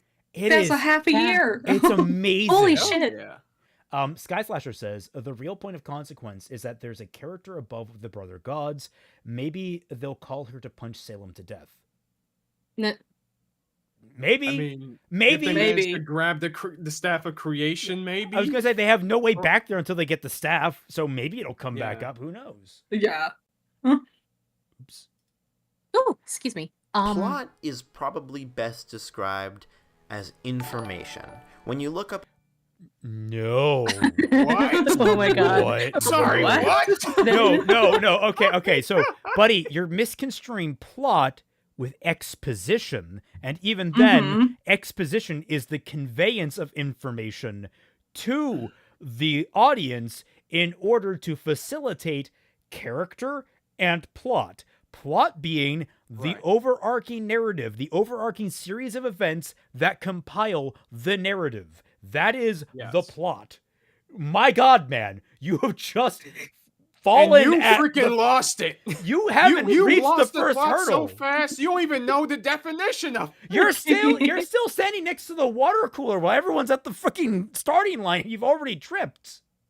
Also, Derek said, "Oh wait, is this Blizzic, the guy who excused some of the worst writing because in his words, writing is hard?" Yes, that he said that in his writing video. Which, to be fair, he does admit that that was a bad video and he privated it after people criticized it. So but let's not dog on him You want to know for the that. truth? Here's the thing, though. Writing is hard. Writing Yes. It is is. hard, Mhm. but congratulations. If you decide to become a writer, you're going to be measured by those standards. And it depends what you're writing. If you're writing a children's book, I still want it to be good, but it doesn't have to be anything Yeah. complex like Game of Thrones. Like, there is a Mhm. level of complexity and difficulty to several different types of media. So choose something Yes. that is at your level. Yep. It's Yeah. like, it reminds me of like that drama that was on Book Talk a while back that was like, you can't ever give less than 3 stars for a review because making a book is hard. And it's like, that's not how review works. And also, you don't get brownie points just because you managed to do something that is admittedly difficult. Like, that's not how the concept of review is utilized. I published The my first list- book. I felt so accomplished publishing my first book ever, Forged Within Flames. You can't get it anymore. I took it down because I didn't like what I had written. I thought that like the more and more I've looked back on that book, the more I'm like, I could have done so much better. And I just haven't gotten around. Like, I've tempted, Twy has actually been thrown it my way a couple of times, suggesting, Yep. why don't just rewrite it? Why not work on it again? It's like, I theoretically could. I just haven't had the time to. But it's definitely something that I might be interested in at some point. Like, because I recognize I did something that I accomplished something. I felt good about that. But I also did it poorly. And I could always improve myself. Like, I can always make my work better. Even The Artificer, which, my second book, I think is good. I think it's solid. I in no way think it's like a literary godsend or anything. It's not a miracle. It's a very simple, straightforward narrative. It's not very complicated, very basic, but it's fun. That's the whole point of it. And the next one I want to make more complicated, more intense, more complex. And I have to work hard to do that. That's why I've stalled out on writing it for a little while, but I'll get back to it. Don't worry. Yeah. There is a reason why there is a reason why a lot of media review websites will not give them less than 1 star, and that is because the 1 star is your brownie point for making the thing. That is your 1 brownie point, not 3 stars, 1 star. Yeah. Making it is only half the battle. And I should know, because just like Raymond, I am also writing a novel. I have not finished writing that. By the way, Critter, did you get around to reading the part that I sent you? God damn it, no. I went to open it on my phone, and then my phone wasn't working, and I'm like, I'll sit down and Put work that on it the on my Team computer. Jack bingo And then I card. totally forgot. Oh no, that's okay. I spent like 2 weeks saying that I would send it to you, and then I didn't. So then I was like, well, I'm not gonna bug her about it because it took me 2 weeks to even send it to her in the first place. I'll get to it, I promise. But yeah, like, yes, writing is hard, but so is every other aspect of it. Like, writing is hard, but you should also have the knowledge of how to make your writing good. And in order to do that, you have to practice. And you can't just publish whatever garbage that you manage to crap out of your fingers the first time that you actually finish something. No, because every single thing that you do for the first time is going to be garbage. The first time that you draw, it's going to be garbage. You're not going to put that on Redbubble and sell it for like $30. It was the first thing that you ever drew. It's probably a stick figure. Nobody wants to buy a $30 stick figure. Oh, I don't know. Writing is hard. There's that like, let's go gambling. Oh, dang it. That guy's actually made a real killing off of his stick figures, let's be honest. Like, I've seen his merch, and it's actually really fun. I actually kind of... But he's the exception, not the rule. True. A plot summary, it gives you the raw data of what actually happened in a piece of media. It doesn't talk about themes, it doesn't do character analysis, it's just the basic information being communicated. Character A goes to location B and kills character C. I'm not even sure I would call plot the skeleton of the story. The skeleton is a much better descriptor for the story's structure. Structure is how and in what order you deliver the information of the story, which is You're just really changing important. definitions. Plot is You're I not... just read a Wikipedia article and that gave you like a synopsis, and you're like, "That's the plot." And it's like, no, it's the synopsis. Oh my That's a god, synopsis. it's an ant mistake again. I was going to Why? say, the skeleton is the plot, and the way the skeleton is arranged is the structure of the plot. That is, structure is encompassed within the plot. Plot is the overarching definition. Is literally the universe, and every other aspect of it are just the components within that universe. I tell you what, 7 minutes into this, and we haven't really discussed the is or is nots of RWBY's filler for Volume 9. Yeah, It's just been a lot of, weird. like, nitpicking about definitions so far. And also a lot of, like, weirdly, passive-aggressive remarks about people who might disagree I with was you. about to say, like, I understand. it's not passive. I understand needing to define your terms. I do the same shit in a bunch of my videos. But the difference is that you need to do it timely and not overstuff it so that people can understand what you're talking about and you can get the ground running. Ugh, can't talk quick enough. Hit the ground running. Hit the ground running. Thank you. Simply the information that gets delivered. You can have all the information and still not have the story. If you read the plot summary for the movie Skinamarink, sure, you'll know what happens, but you still won't know anything regarding what that movie is about on a deeper level or what the experience of it is like. Now, none of this is to say that plot... Also, like, is this another goddamned, like, themes are more important argument? That it so feels like it. Because I can get Tom. I can feel it coming. I can go get Tom. Dude. Tom did a whole review on Skinamarink and the impact it left on him. Because you know what Skinamarink is? It's an experimental film. It's an experimental horror film where you never see anyone's goddamn face. And it's all about, like, nightmares. It's all about conveying a sense of claustrophobia, loneliness, and disorientation. It is in itself. It doesn't have a narrative. Like, the straightforward narrative is one of the, like, weakest elements of the entire film, but it also doesn't need to make sense. People literally vanish, and part of the reason why it's scary is you don't know why anything is happening in that film. You just know that things are randomly happening. A lot of his examples for, like, other things he's using to help define the concepts he's talking about isn't RWBY, and isn't similar to RWBY. Like, he's talked about, like, The Hobbit, and now he's talking about Skinamarink. And it's like, it'd be like, if I tried to compare RWBY to The Witch, you know, I wouldn't, because they are so non-comparable in concept, in theme, in story. Like, there's not supposed to be wiggle room with RWBY's storytelling. It's not letting you have, like, weird, deep theories and what-if scenarios, like how a horror movie would have. So it's a weird choice to be the thing to define this concept you're talking about. Please tell me the deep and emotional themes of Barney's Imagination Island, the movie. I only ever watched the Christmas one.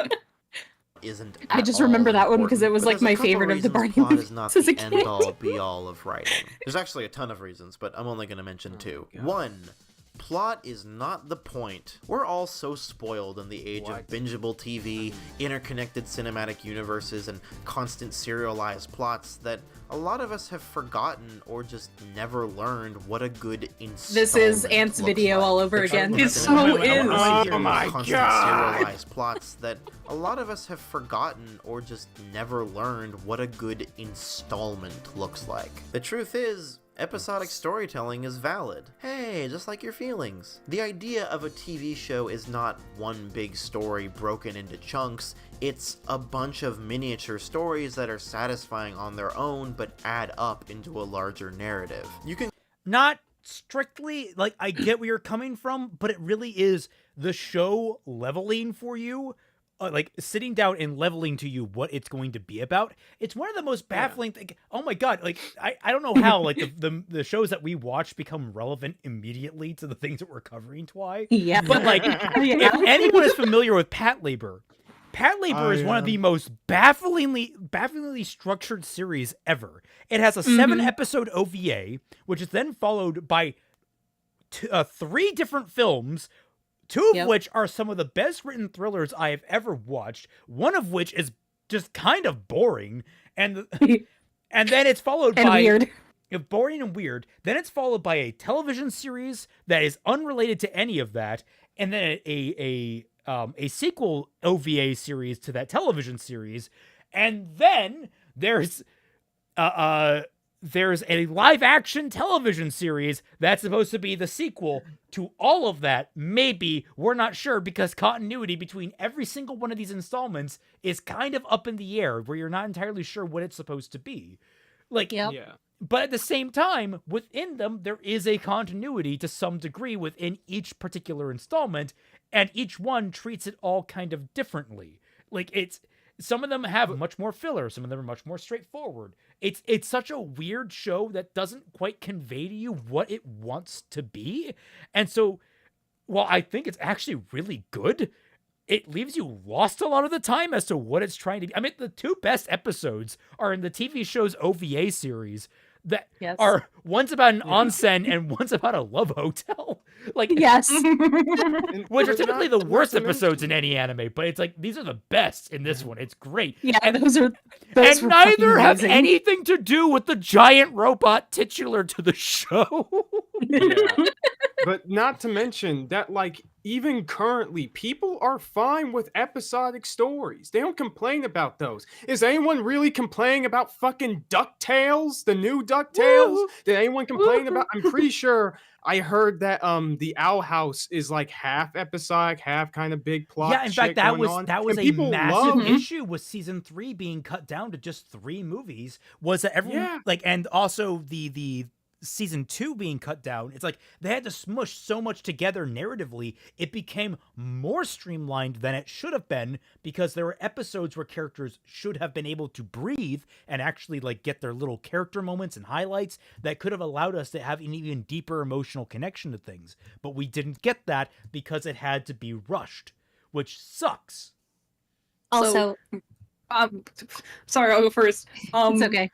The thing is, like, it's fine if people were arguing about RWBY Volume 9 being episodic, that'd be one thing. We're not saying it's episodic. We're saying it's filler.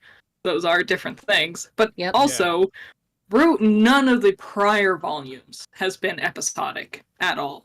So it is weird for suddenly this 9th season, 9 years in, we're doing a potentially episodic thing with the volume that has never been happening before. Am I the only one that's noticed that he said, like, it's valid just like your feelings, but then, like, at the beginning of it he's talking about how some people just aren't worth his time? I did not catch that, but damn. Oh my god, you're right. Every single time these people say your feelings are valid or everybody has an opinion, they always say the most unhinged shit about the people they disagree with. It's like clockwork. It's every single time. What the fuck? Because whenever anyone says your opinion is valid, they're hiding behind the fact that they don't want their opinion criticized. Yeah, because people who already think that opinions are valid don't have to fucking say it. Yeah. Like, if I think your opinion is wrong, I'm going to say your opinion is wrong. I'll try and say it nicely if we're having a genial conversation, but I don't think that's quite correct. I'll say something like that, but like, I won't be, if it comes down to brass tacks, I'll be like, no, you're wrong, and here is why. I will try to establish my point. And you know what? I might be wrong. I have that potential. That's the risk. I go out on the fucking cliff edge when I say that.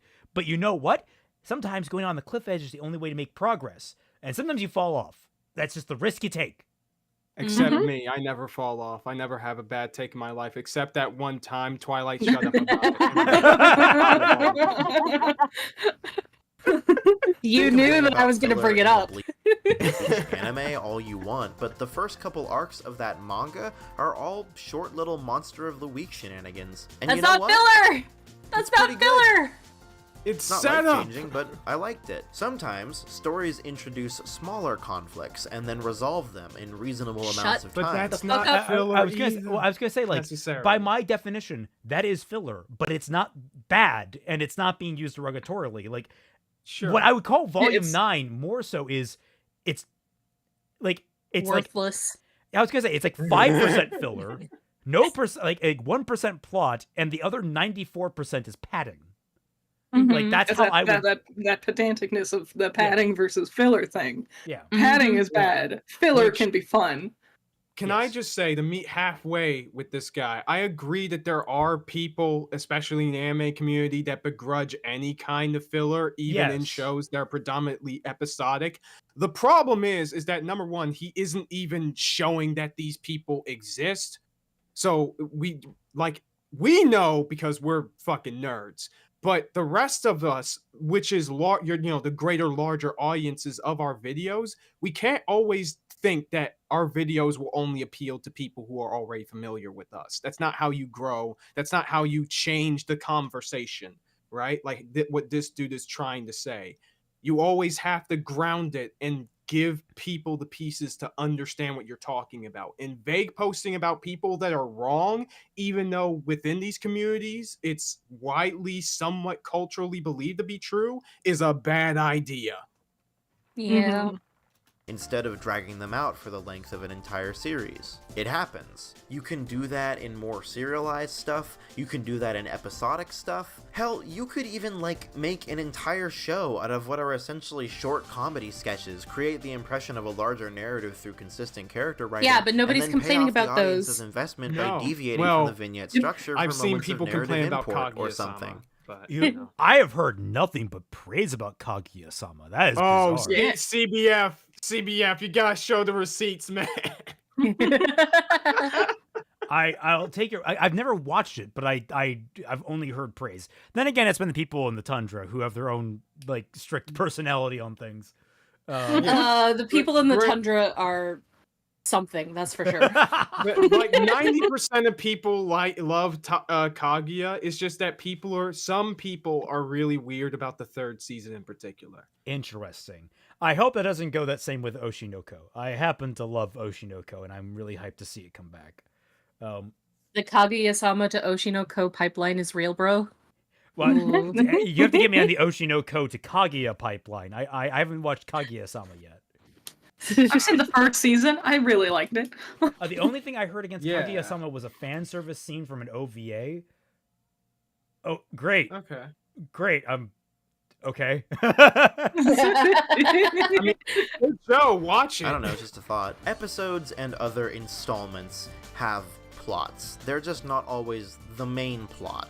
And that's what people have decided they're mad about. You're giving No. me information that What? doesn't matter. Why are we on Kanto Bite instead of learning Snoke's backstory? Oh, for fuck's sake. Okay. Oh my god. Oh, do not open that can of fucking worms. Why does it always come back to fucking Star Wars? God damn it. The damage, just the like- damage that I Star thought Wars has this was done. about Ruby. The damage that Star Wars has done to the collective zeitgeist might be just worth retroactively erasing the original trilogy from existence at this rate. Like at this rate, the damage done. George Lucas and Roblox YouTube. Don't cancel us. It has become so poisoned to the fact that we have to keep coming back to the reason Kanto Bite sucks is that nothing fucking happens in the middle of a 2.5 hour film. Was that the one? Was that where they freed the space horses Yes. in Yes. one town?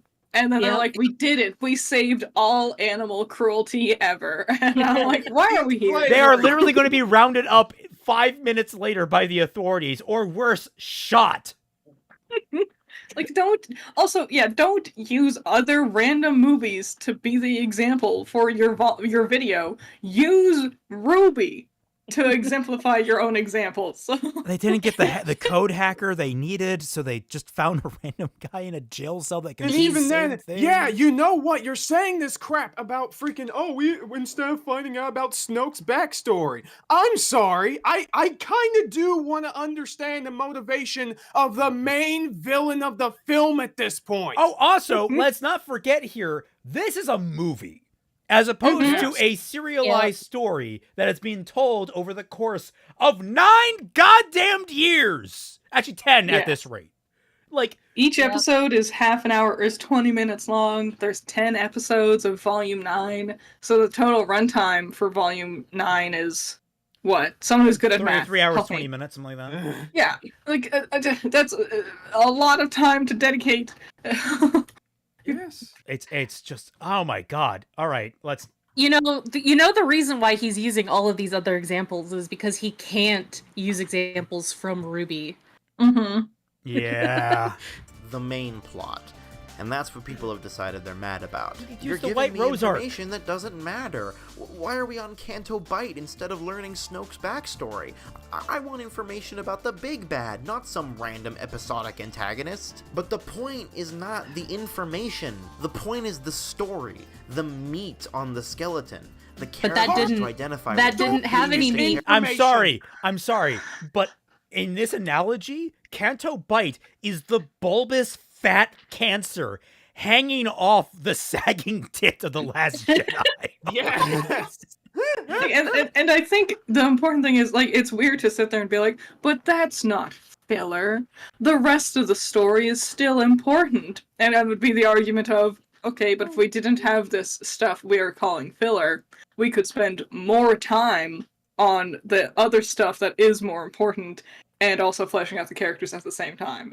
Would that be bad, or do we need to keep the space horses? Yeah, Dederex, you're right. I put a coin in the White Rose jar, but I can also invoke the Jaundice arc. Both of those arcs, when you really look at them, if you peel back, they kind of qualify as filler. Yeah. Yeah. Like, admittedly, the White Rose, like, they kind of do some important character lifting, but that's kind of what I argue filler should do, is a lot of just character stuff. I think the dance from Volume 2 is one of the more fillery moments, because it's like, oh, we don't even see, like, people going to the dance with people, like, you know, Blake goes to the dance with Sun, and that relationship goes nowhere. So, and I don't even think they were dating or anything. Evidently, Sun was just there for support. Well, she was really there for Yang. We all know that. Carry with you the catharsis to help you feel. The information should always No, be there in is no service of that catharsis. story. That's the whole point of the film.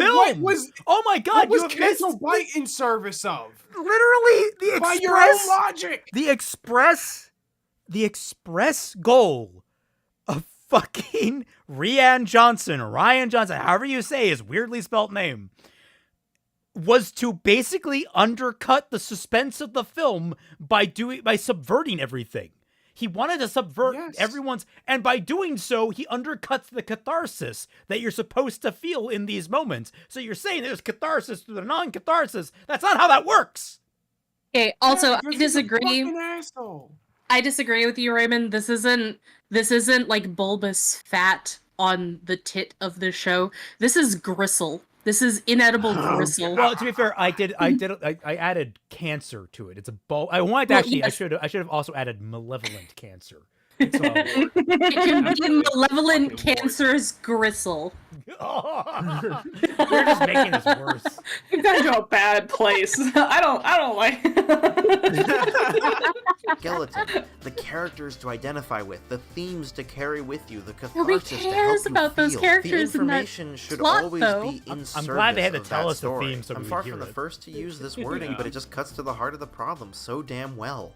I'm so glad it doesn't Stories are contradict its own not theme. wiki entries. They are not just Nobody the words is on the saying they page. should be. Name me one person that says it is. One. Yeah, even the people that I was talking about earlier who say that, other shows are freaking filler, like Bebop is filler, and those people can go to hell. They're not trying to say, we have to make the story a wiki article. It's just that they find the Spike and Vicious storyline much more interesting. Tatiana, I have never heard anything good about Knives Out. I know people praise it. People that I trust do not like it. So, The first one's fun. Not amazing. So, okay, is this just him further thinking that all people who didn't like the volume didn't watch it?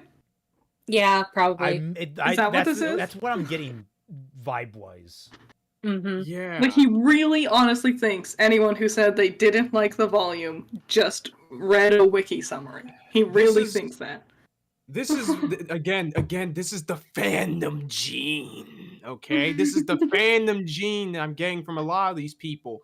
I understand when you're trying to talk about a concept, it is fine to be fueled by like your concerns of a wider community, what they're saying about this thing, but you can't let it poison your writing like this. Yeah, no. They're also what those words mean. Art is about human communication, which is something that everyone currently pushing AI art as the future of entertainment have utterly failed to understand. It's exactly as stupid as all those anime clips you see interpolated to 60 frames per second. Artistry is about what the artist does, not what the fucking machine does to their art. Okay, I agree, but what the fuck does this have to do with filler?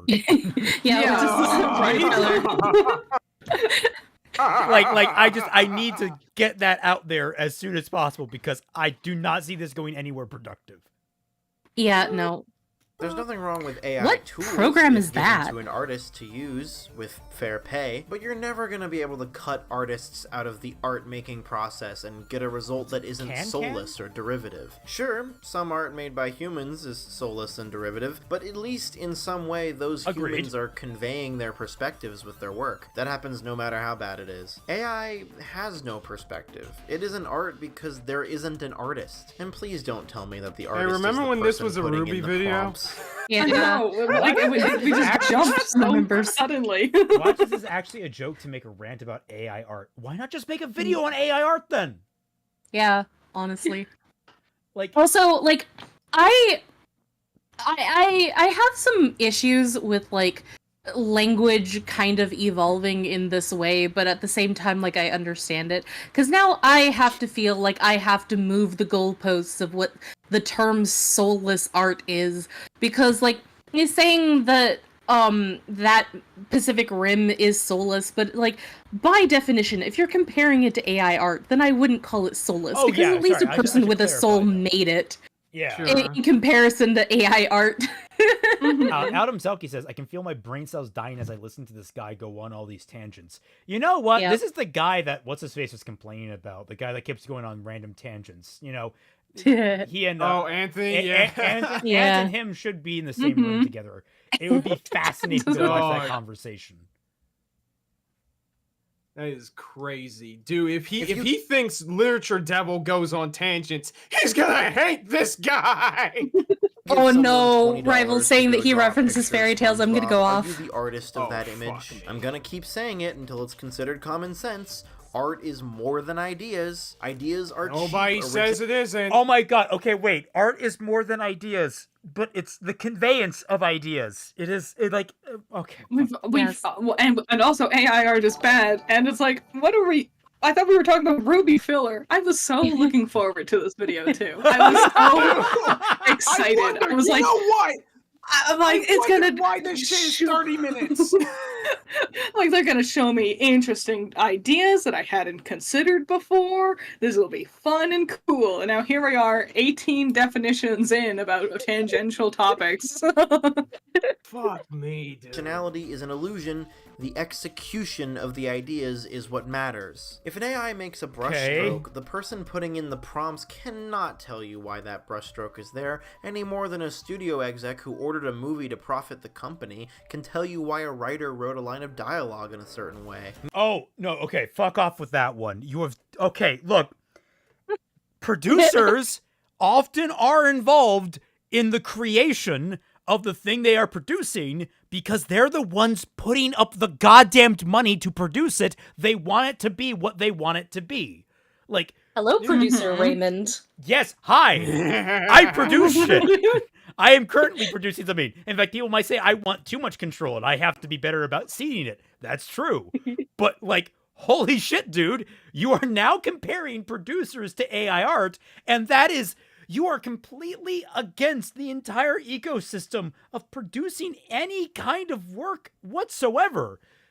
Fucking artists have to get paid. The insinuation that the producer doesn't know or care about the lines or whatever that's being written. It's just more like presumptions from this guy. Like, they do know, they do care. It just might not be a direction that you personally agree with as the consumer. But it's again that if they didn't like the volume, they didn't watch it mentality. It's very not what I'm into. This is so weird.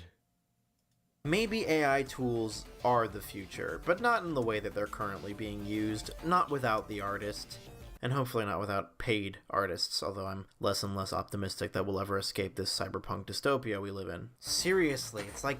Okay, I generally agree. There are some neat things that AI can do to help artists along their creation process.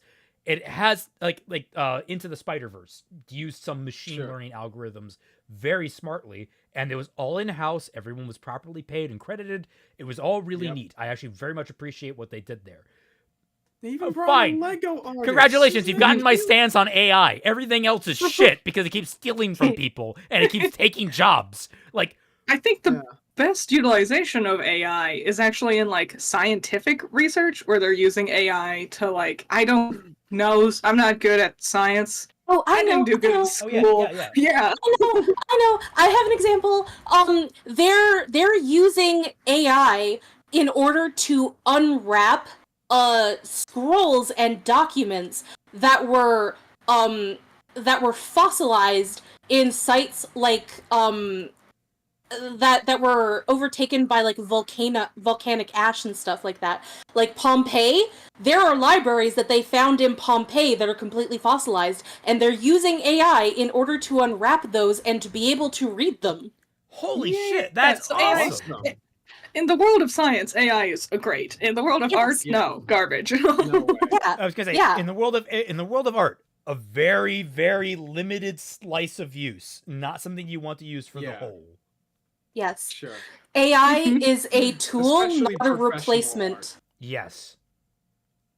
Seeing a person use a microwave for the first time in history and thinking, amazing! Now we can fire all the gourmet chefs! If a piece of art is just a bunch of various bits of information mashed together and what does nothing this have more, to do with or if filler? it's not, but it's viewed that way, meaning is what we sacrifice. In other words, if it's pointless, then it's pointless. That's what RWBY Volume 9 was. It's pointless. Yeah. I'm having an RWBY aneurysm right isn't now. AI art, so it can't be filler.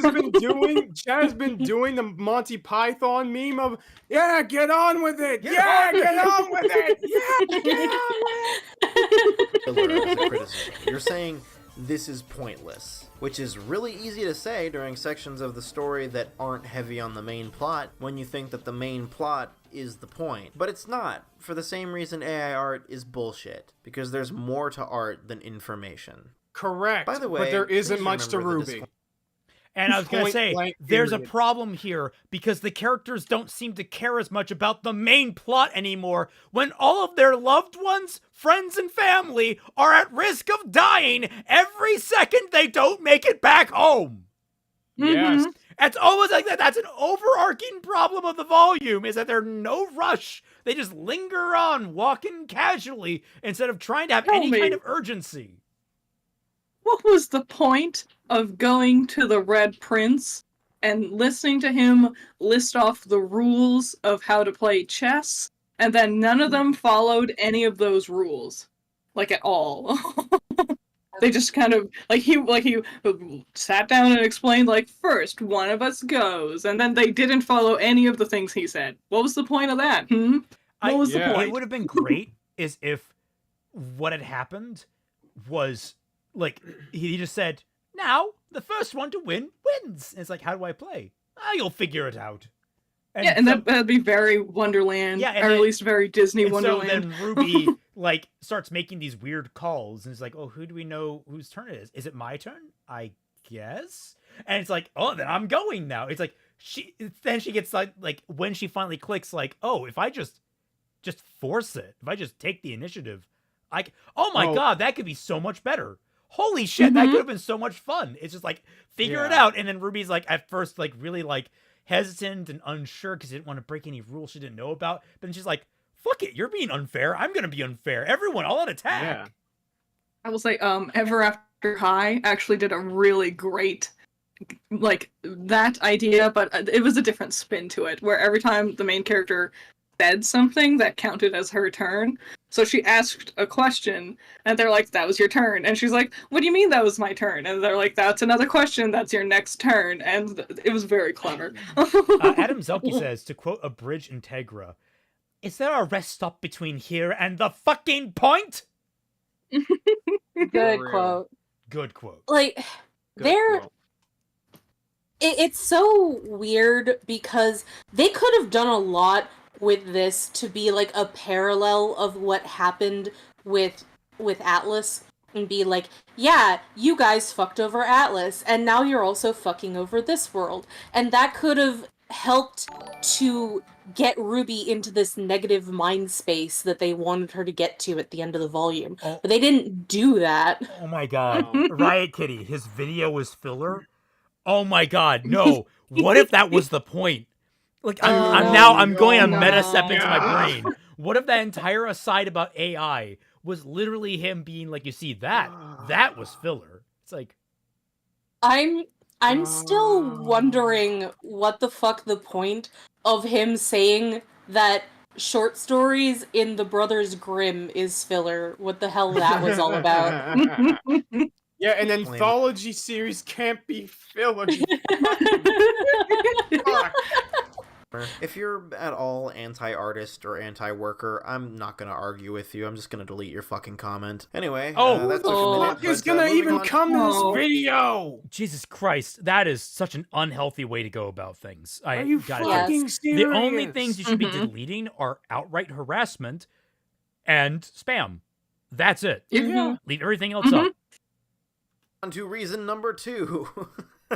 This is I don't remember what reason number 1 was at this point. There are multiple reasons. His first reason was plot is information. That was his first reason. Right, there are 2 reasons. This is the second of the 2. A video about RWBY Volume 9, I promise. Shut your mouth, you cackling moron. The second reason that plot is not the end-all, be-all of storytelling is that, well, I feel like we might be lost in the definition sauce again. In thinking about plot as information, we're separating it from the rest of the story. That's what definition is. It's taking a concept and separating it from all the other concepts. However... Wait. What? You guys want to know So something you just spent crazy? like the first half of your video giving us a million definitions, and now the second half of your video is, but let's not get lost in all these definitions.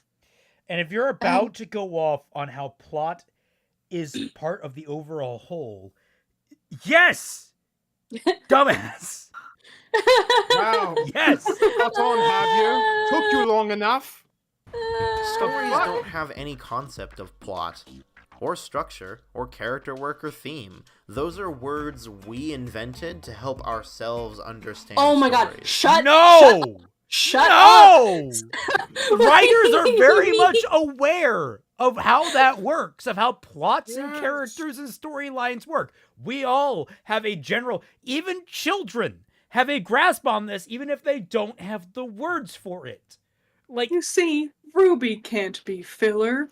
God didn't invent filler. Dude, it's literally why I said, I don't know if this was in the last stream or something like that, but like I said that like if I present like a story concept to the freaking flying spaghetti monster, yeah, it's not gonna matter to him because it's shit that we made up, but it's intersubjective because we created a term that has qualifications.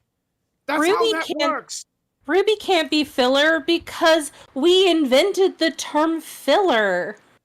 And RWBY is something that we didn't invent, I guess. I'm not holding a pen. It's just an object that we decided to name pen. So it might not be a pen. What the fuck are we doing here? Blizzic, what the fuck are we doing? Shut the fuck up about the whole, these things are terms that we have made up. Of course we have we haven't fucking made them up, we have observed them and we have put a name to that previously unnamed thing that we want to describe so that we know what the fuck we're talking about when having a conversation with each other. He's invalidating existence right now.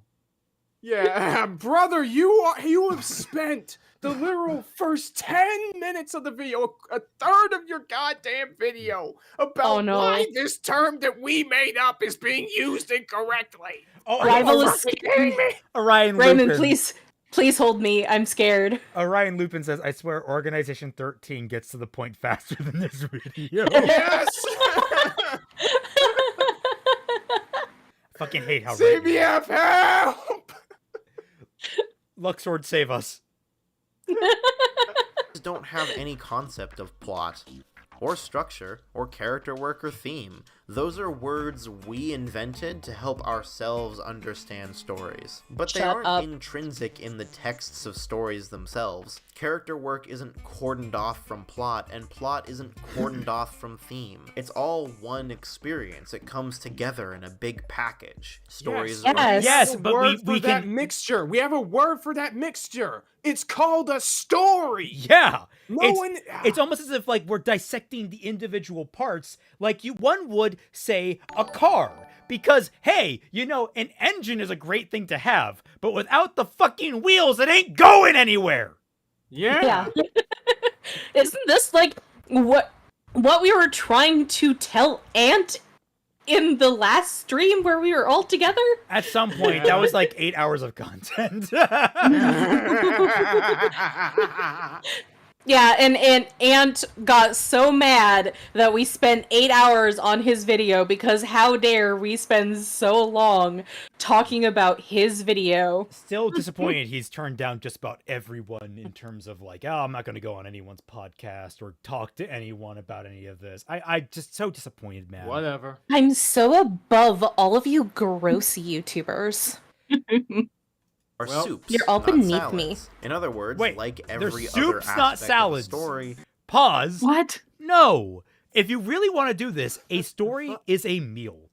It is a meal, Yes. and there's so many different ways to make a meal with so many different ingredients. You can have meals that are just sugar.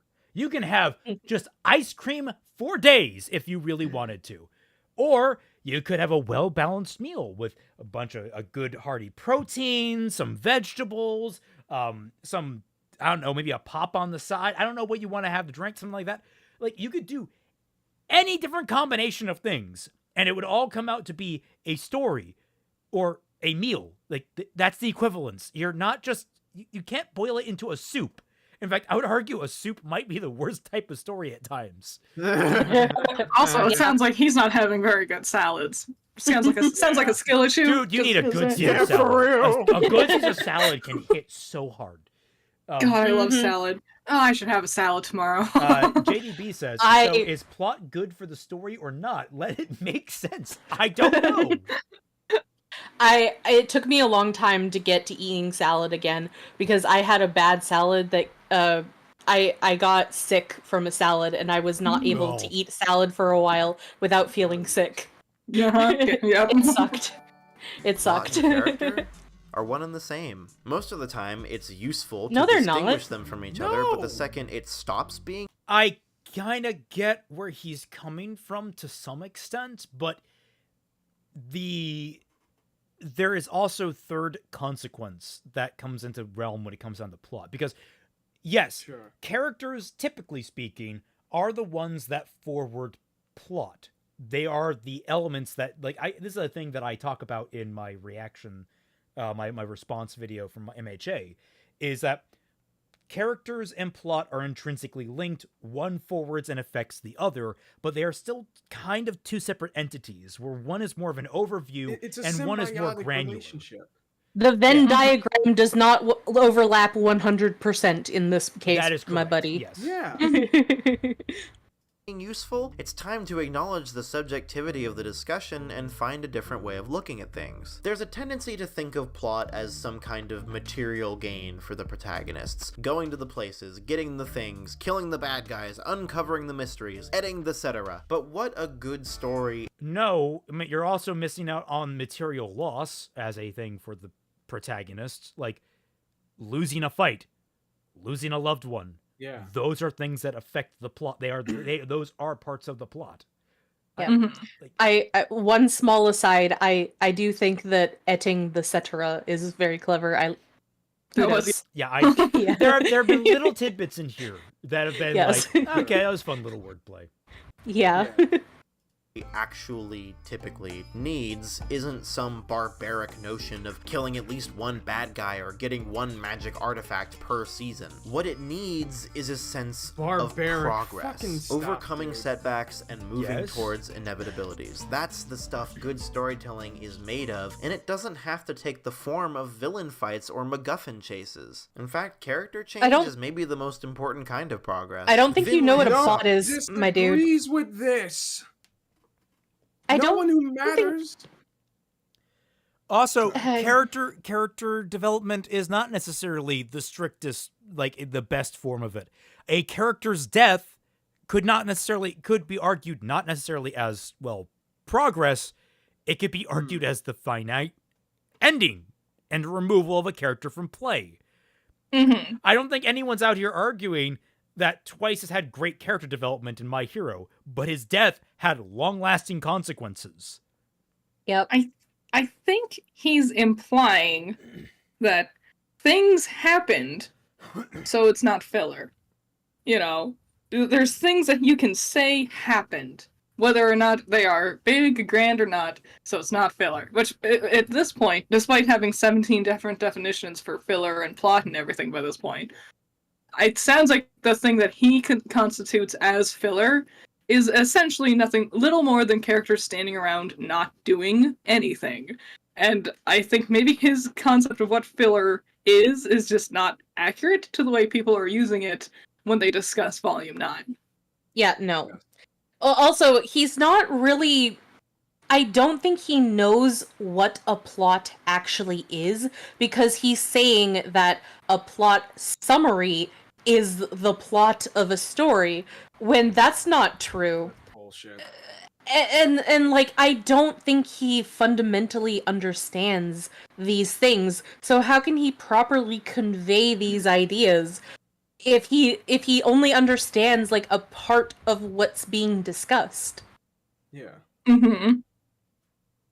You say that you don't want to give people that you disagree with time and energy.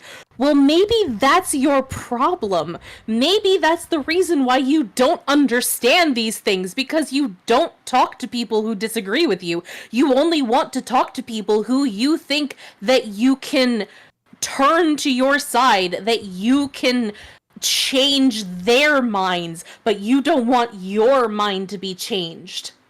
Dude, I was on the fence up for you, like, from the very fucking beginning.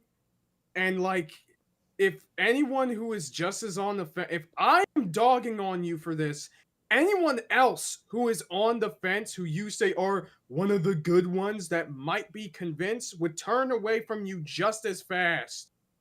And for good reason. Yep. Because this is the Mhm. most meandering shit that I've seen in a while.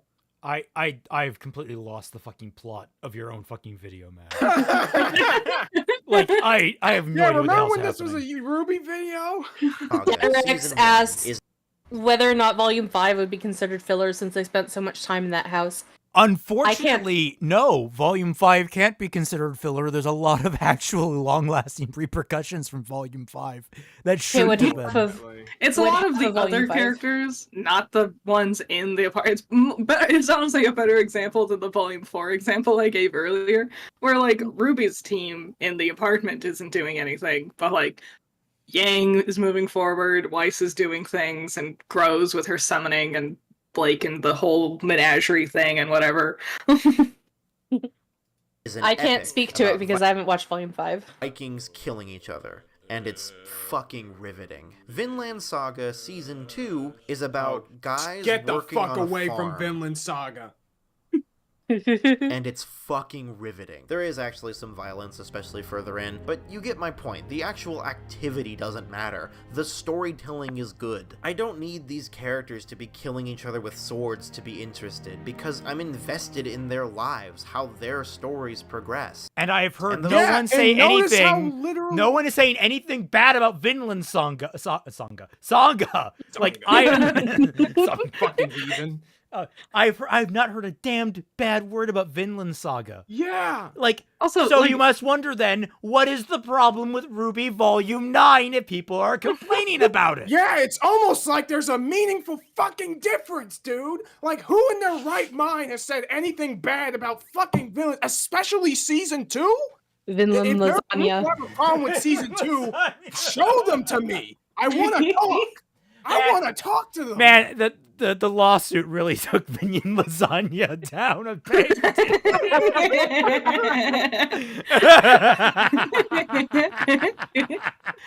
Stories are progressing. They're making internal progress, and progress between one another in the form of relationships. I know we make fun of RWBY Volume 5 for setting the entire season in one fucking Airbnb, but we do understand that it's not actually the location that's the problem, right? It's pacing, and exposition, and season structure, and a million other things. Sure, it gets a little visually stale, but think about how many sitcoms are about characters hanging out on the same set every week. And no RWBY's not one a is sitcom. complaining about those. I wonder what the difference might be.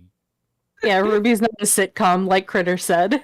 Yeah, but people are. I Think wish it about was. this other example. It doesn't RWBY isn't matter. that It doesn't matter example. that it's a sitcom.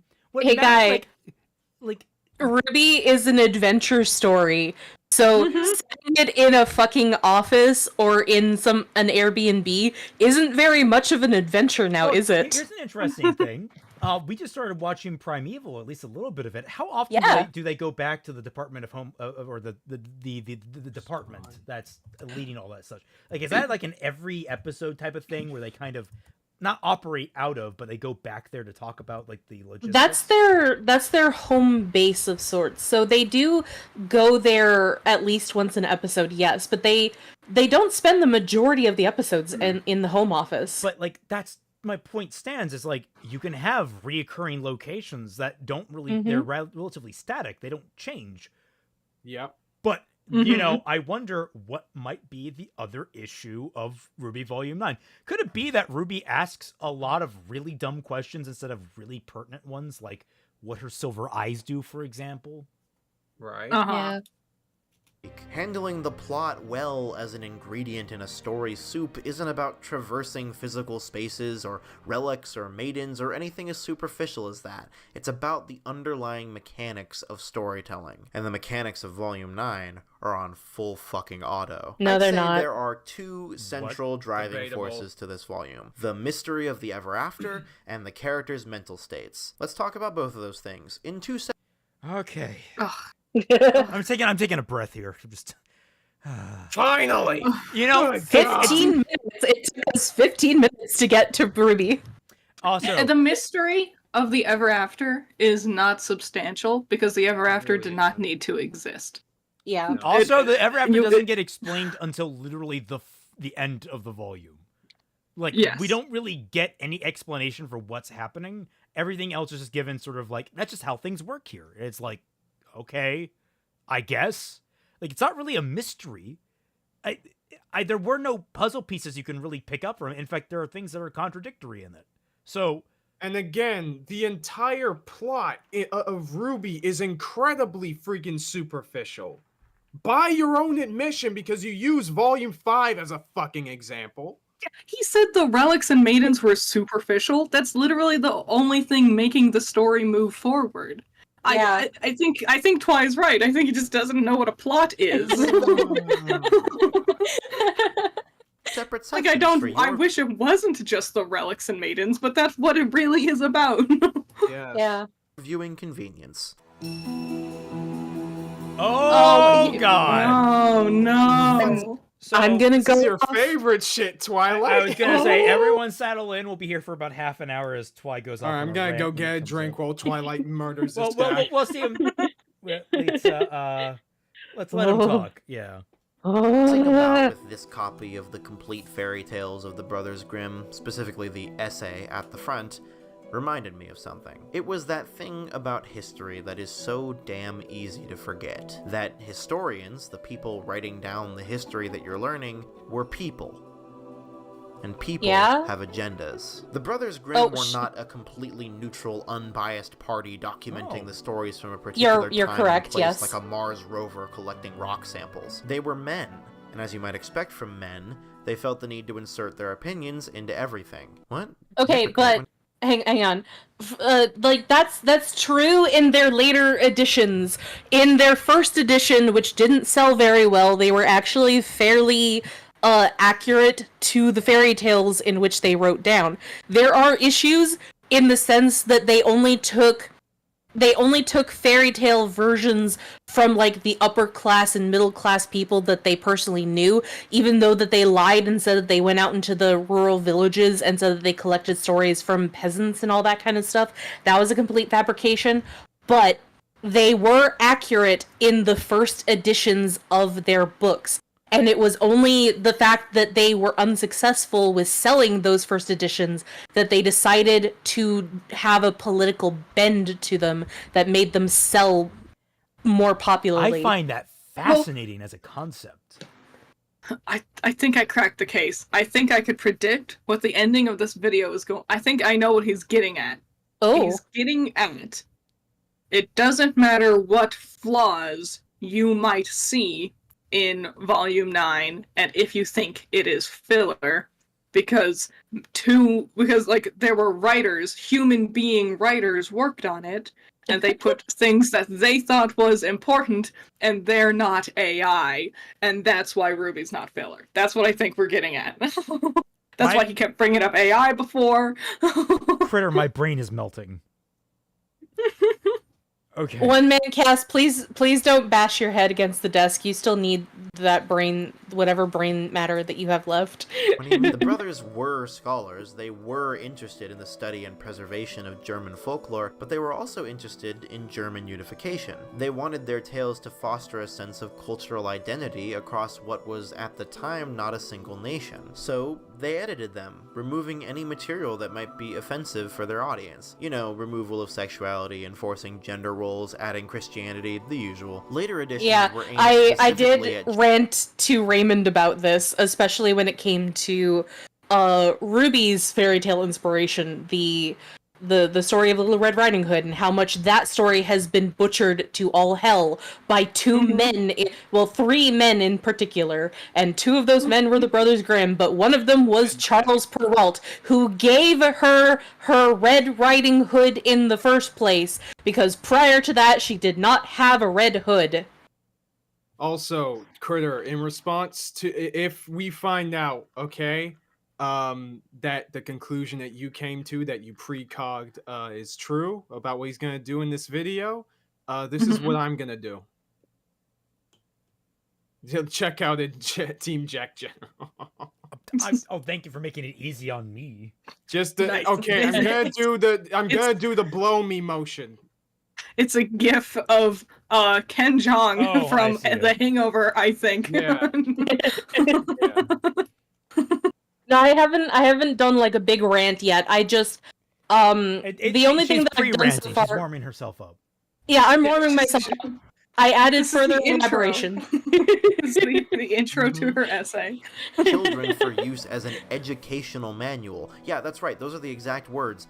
An educational manual. Those straightforward morals that we associate with fairy tales may be there because they were in fact used to teach children basic lessons, but also undoubtedly because the Brothers Grimm thought they should be there. So Okay, but fairy tales have to a certain degree always been a learning tool for different cultures throughout all of history. It's just that they taught different things, and sometimes they were just there to teach different things that weren't necessarily educational to a certain extent, but teaching wordplay or teaching basic skills, and or just teaching like things like don't talk to strangers, like Baba Yaga and whatever.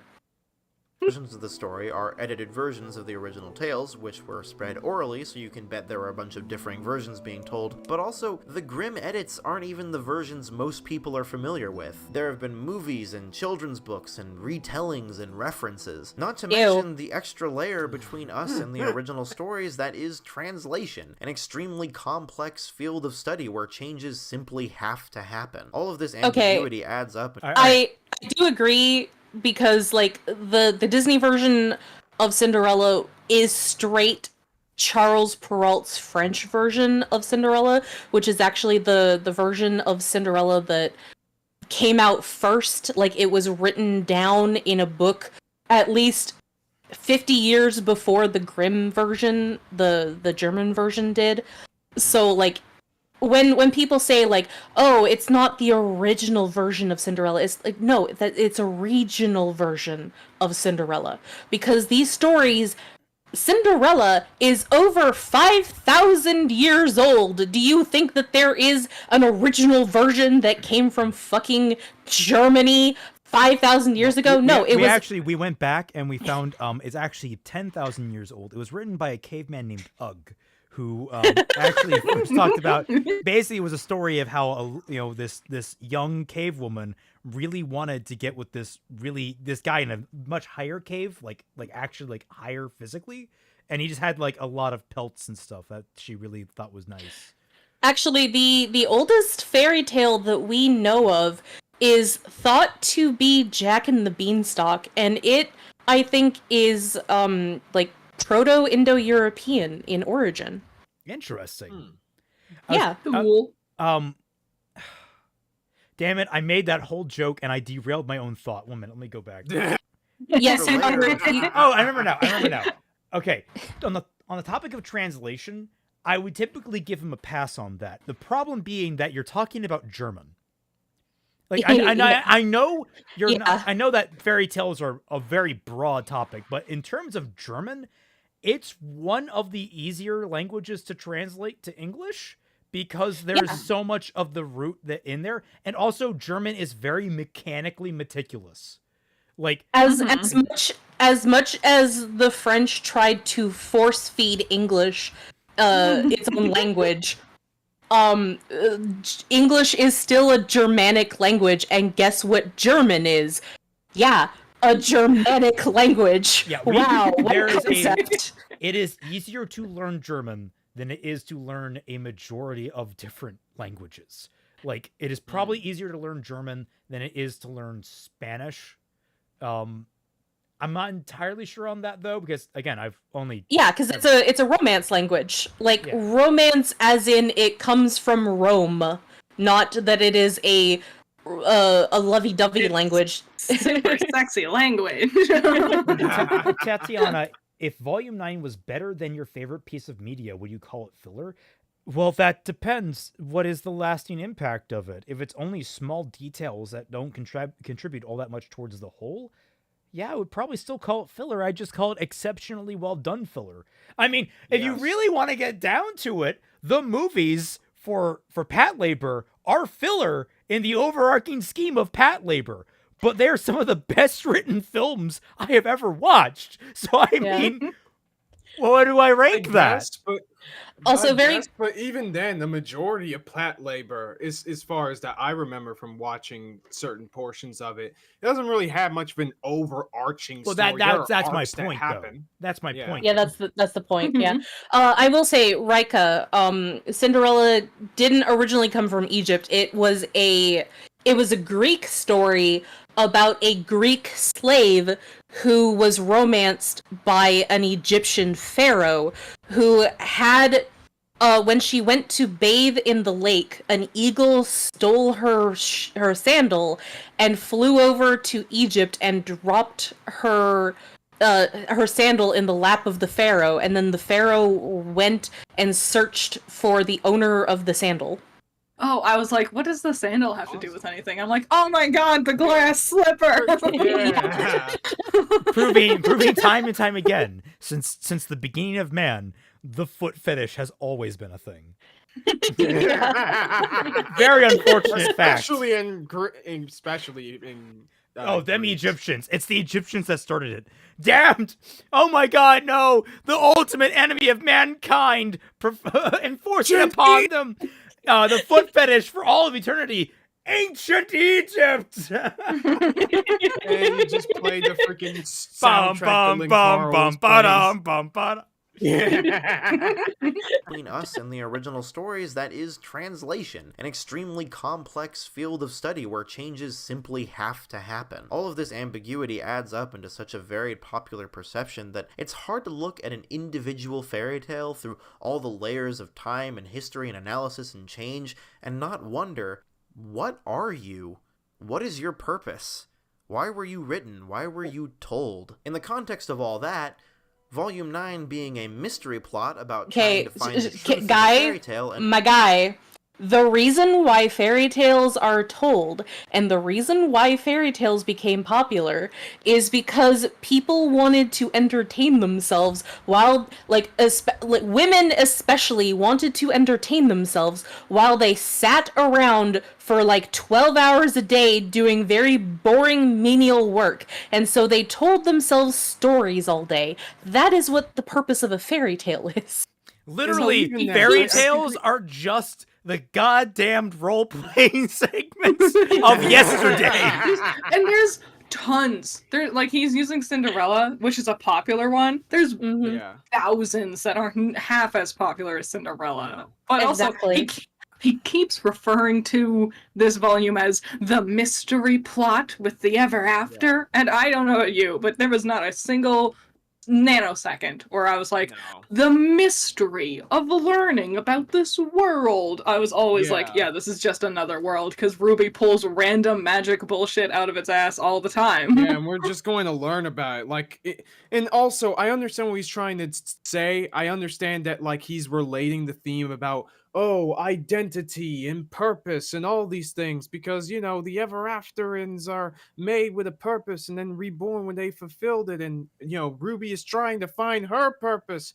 And I get that, but you are doing this in the most roundabout, pretentious way humanly possible. Oh, we got new art from Dederex of Blizzic. Finally. And Dederex, I hate to be critical of your art, but this man does not have nearly as many bags under his eyes as he needs.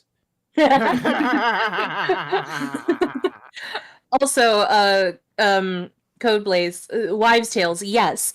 There is a section in one of the books that I was reading when researching my fairy tales and stuff for Fractured Fairy Tales, and it talked about how the fact that women would tell stories as they did their work became so intertwined that spinning a tale and spinning a yarn became the same thing. Yep. Understand a world of apparent nonsensical whimsy makes a lot of sense. Narrative tension can often be summed up or described in questions. On a simple level, the tension of this volume is, will the characters make it home to Remnant physically and mentally intact? I gotta just point this out, it's distracting me. Good choice on using the music from Hollow Knight there. It's a very pretty soundtrack. Fuck you, don't lay your filthy hands on it. Thank you. I don't actually mean that last part. I'm playing it for comedy, but really, it kind of annoys me. You're using good music here.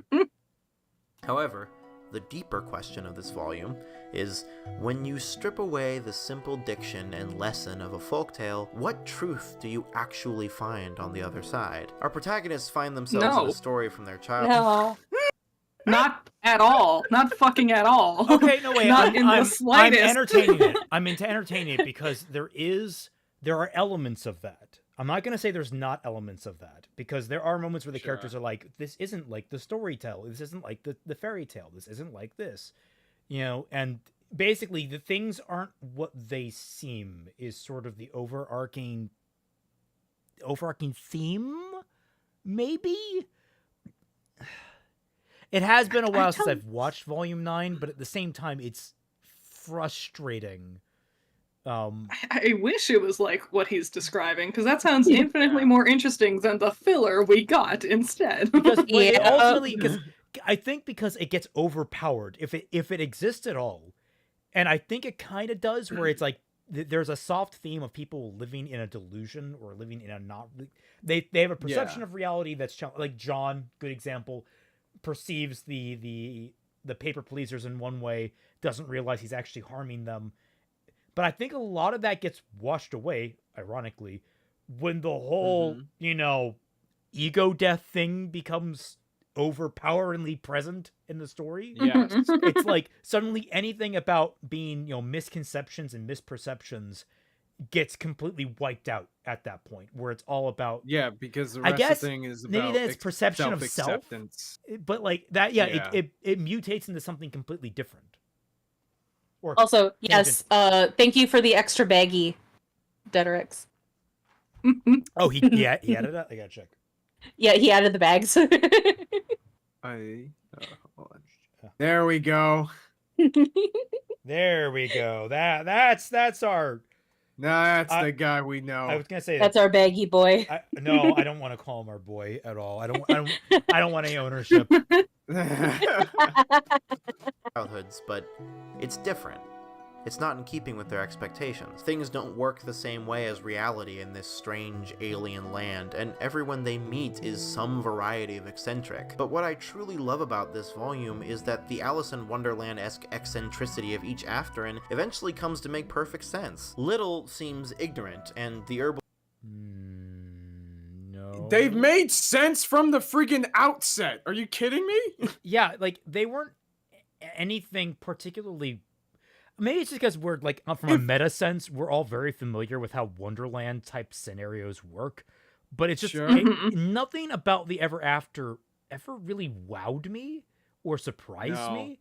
It's like, if anything, it annoyed me because it was so obvious what they were doing. Yeah, it was a little too close to its original, or at least the Disney version of the original versions of the things they're based off of.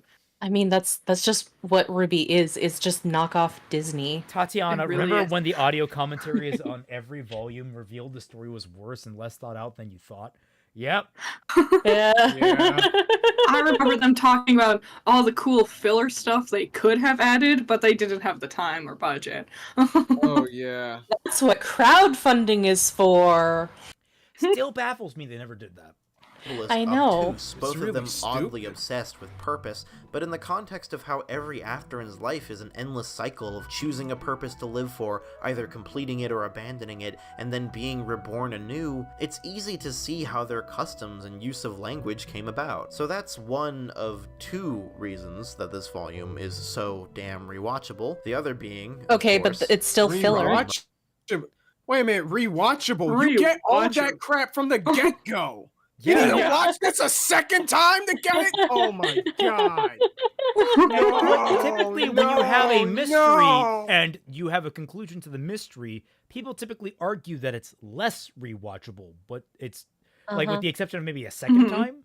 Like maybe you watch it a second time and you get more out of it, but typically people are like, you don't want to watch it more. This is how I know. This is how I know this dude has not talked to anybody, at least with a brain, who actually has issues with this volume. Because he would know that if anything, we want the volume and the presentation of the Ever After to be way more abstract than it is. Everything is blaringly obvious in the meaning to its symbolism and how the characters see it and how they represent and what they represent things. It's so bleedingly obvious. The best part of this episode was the Escher chase. That was it. The way that we paused music with the cat, it looks so weird. it doesn't look better when it's in motion. Okay. Motherfucking Damon. The cat, the cat, the cat, the cat. I fucking love the cat. They get to do so much creative animation, modeling, and shot composition with the cat. The cat gets to emote in all these delightful ways. The cat gets to say all the most fun lines, including some that are totally just the writers winking at us in the That's including in ones the that best way? are the writers no, bashing us over the brother. back of the head with their dropped plot points. That doesn't make it not filler. And Also, it's a shame it's only the cat. Too bad none of the other characters, or like the real main 4 characters of the show, could have half as much charm or entertaining qualities as the cat gets. Good thing they died and we'll never see them again. Exposition is terribly boring. Even this conversation was, on the whole, rather tedious. If the cat is on screen, I am having a wonderful time. Between them and my girl Weiss, absolutely. And when he's not on screen, what then? And well, he said and Weiss. So if Weiss isn't on screen and the cat isn't on screen, then are you having a bad time? Also, fuck you. Comedic Weiss was one of the weirdest, most unnecessary elements in this entire volume. Yeah. Weiss is the only character, I think we can all agree, didn't get any kind of development. She we hinted at her being sad that Atlas fell, but she didn't do anything. She caused it! We literally spend the entire volume caring about freaking Ruby's trauma in regards to the whole situation, but Weiss gets completely shafted almost exclusively for comedy. Why? Mm-hmm. Also, is that a weird thing with her hair? Even this conversation was, on the whole, rather tedious. If the cat is on screen, I am having a wonderful time. Between them and my girl Weiss, absolutely. What thing? Where? Which part? Here, I'll screenshot it, I guess. Fun thing between the back of her head and her ponytail where the crown is sitting? Right that. Yeah, that's where the 3D model doesn't know what to do with itself, and so it's like the shadows are glitching on top of each other. It's the corner piece, the bun, where the quote-unquote braid would be starting. Oh, yeah. Ooh. Yeah. Oh! Oh, wow. Okay. Why do you have to make it front and center like that? Why'd they braid her hair like that? Why'd they make her so goddamn ugly? I hate how they did her design. Volume 7. She was so perfect. Hot tip, I have not liked Weiss's design since Volume 4. Like, I actually do not like Volume 4's design all that much, especially when she squats down and loses her ass. That's just funny. It's okay. Her boobs became 900 times bigger overnight. No. They only got 900 times bigger when her dad slapped her.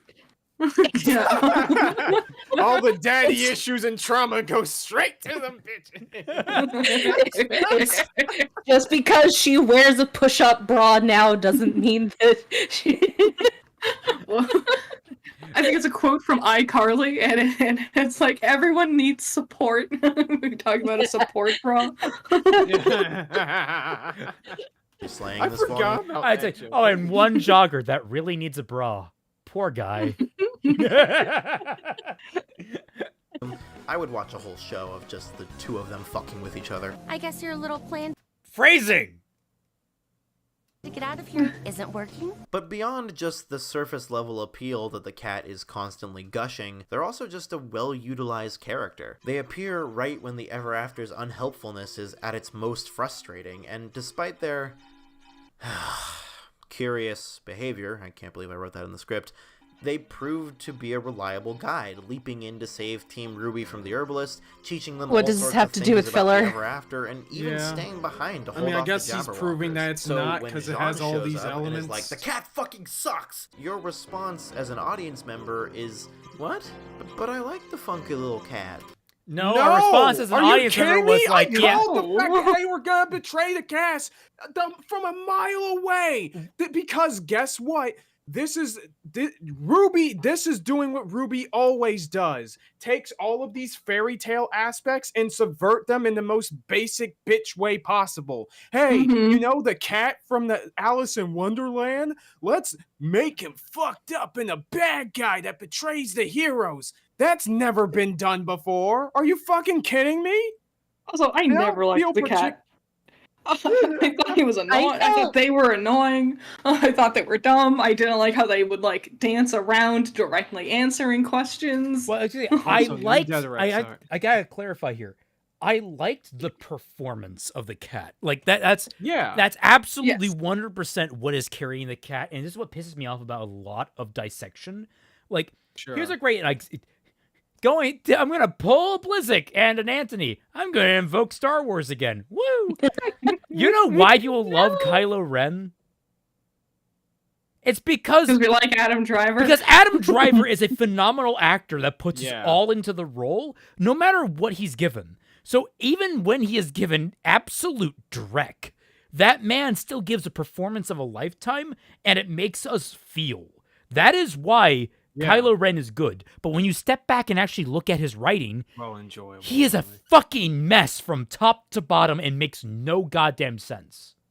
Terrible.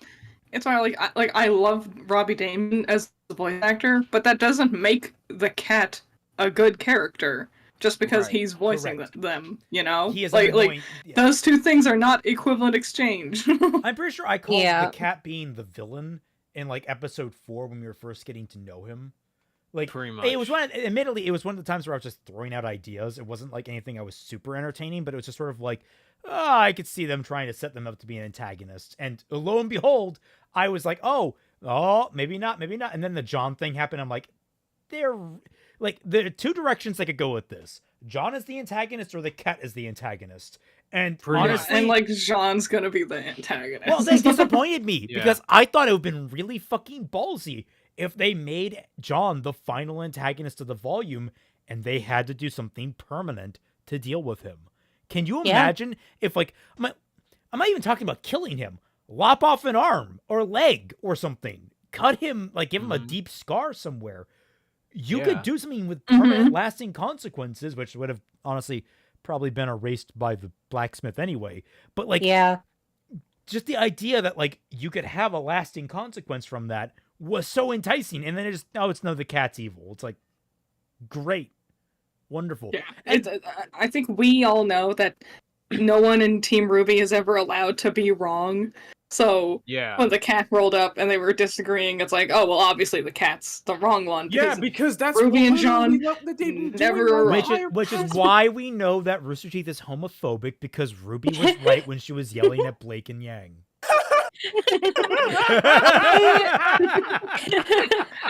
Admittedly, I felt bad for the cat. And maybe that's just because I'm focused on Fractured Fairy Tales and how I want to structure Fractured Fairy Tales as being a sort of healing story. But like the fact that he's only considered a villain because he was hurt by someone who did him wrong and then he was lashing out at other people. He's considered, I guess, evil and bad enough to deserve death. And I just thought that was really tragic. Well, no, the thing is, I actually really like the cat's story. It's just, it feels so far removed from everything else in RWBY at this point. The worst part about it is, it's not even just the cat itself, it's the mystery surrounding it in regards to the whole Alex thing. Oh, like, God, terribly. Like, what if instead of RWBY coming back and then fighting the cat until it dies, if RWBY came back, like being renewed to the person that she had been before she'd corrupted herself with all of the bullshit that happened ever since like volume 3 or whatever, and then like she did end up beating its ass, but then at the end of it she like reaches out her hand to it and says, I'm sorry, why don't I help you correct everything that went wrong with you? Well, if she did that, then you'll get a million basement dweller nerds yelling at you for implying maybe RWBY should have shown some kind of emotion to cutting off Tyrion's tail. or God forbid, choose violent option. There was no other choice. Why would she show compassion to a killer? Or Lord forbid, give any credence to freaking Ironwood or apologize or tell him the truth like she would have done in character. That's the beauty of it, though, because, like, cutting off Tyrion's tail and all the bullshit that happened with Ironwood, that was RWBY being corrupted by all the bullshit that was happening. But this is RWBY, like, re-purifying herself back to who she was before all of that. So, of course, she's not gonna, like, re-cut off Tyrion's tail, but this time with the cat. Now she's gonna do it better this time. I love You know what? I love how I watched Jujutsu Kaisen, and Yuji Itadori didn't want to kill people. He only wanted to kill demons, and that was a big thing. That was like a big problem that he had to go through and deal with. And he didn't kill some threats that came across his way because he didn't want to cross that line. And so I think it's kind of stupid when I'm like, maybe RWBY should also maybe not aim to maim others and be morally superior, being the moral good guy in a story, because, and everyone pisses themselves because I dared to say she should have reacted to cutting off a person's limb. I find that interesting because my interpretation of RWBY has, at least, especially the one I take with fixing RWBY, has always been the one willing to do that stuff, but she doesn't like doing it necessarily, but it's you can she still accepts have that. it as a part of, life or death struggle. People are going to get hurt, people are going to die. She's actually a very surprisingly grounded character, despite her having very high ideals. She lives a lot in reality. That's what I like about RWBY as a character, is that, at least how I interpreted her initially when I first started watching RWBY, was this kind of an idealist that lived in the world, and also was she had a measure on that. She wasn't trying to always live to her ideals, or if anything, that's one of the aspects of her that kind of differentiated her in the especially in the first 2 volumes. Really, that's the purpose of making how they constructed her development, the talk that she had with Jean about being a leader and shit like that. Yeah, that was supposed to illustrate that she's idealistic, but she isn't completely naive. I expect when you finish Volume 7 of Fixing RWBY that there's going to be at least one scene where she wakes up in a cold sweat because she had killed Adam. We're taking an interesting dynamic, but I trust you. There is an interesting thing to explore there that will worry RWBY. There's a lot there to unpack with Adam. Yeah. I would bet so. They're a good little guy. And then they show up again, seemingly to save RWBY, and you feel vindicated. Briefly. After it's over, you go back and rewatch the volume, and you realize that the cat shows up right when RWBY loudly announces that she's human. Ah, human, you say? Like from Remnant? She learned her lesson in the end, right? I'd certainly say so.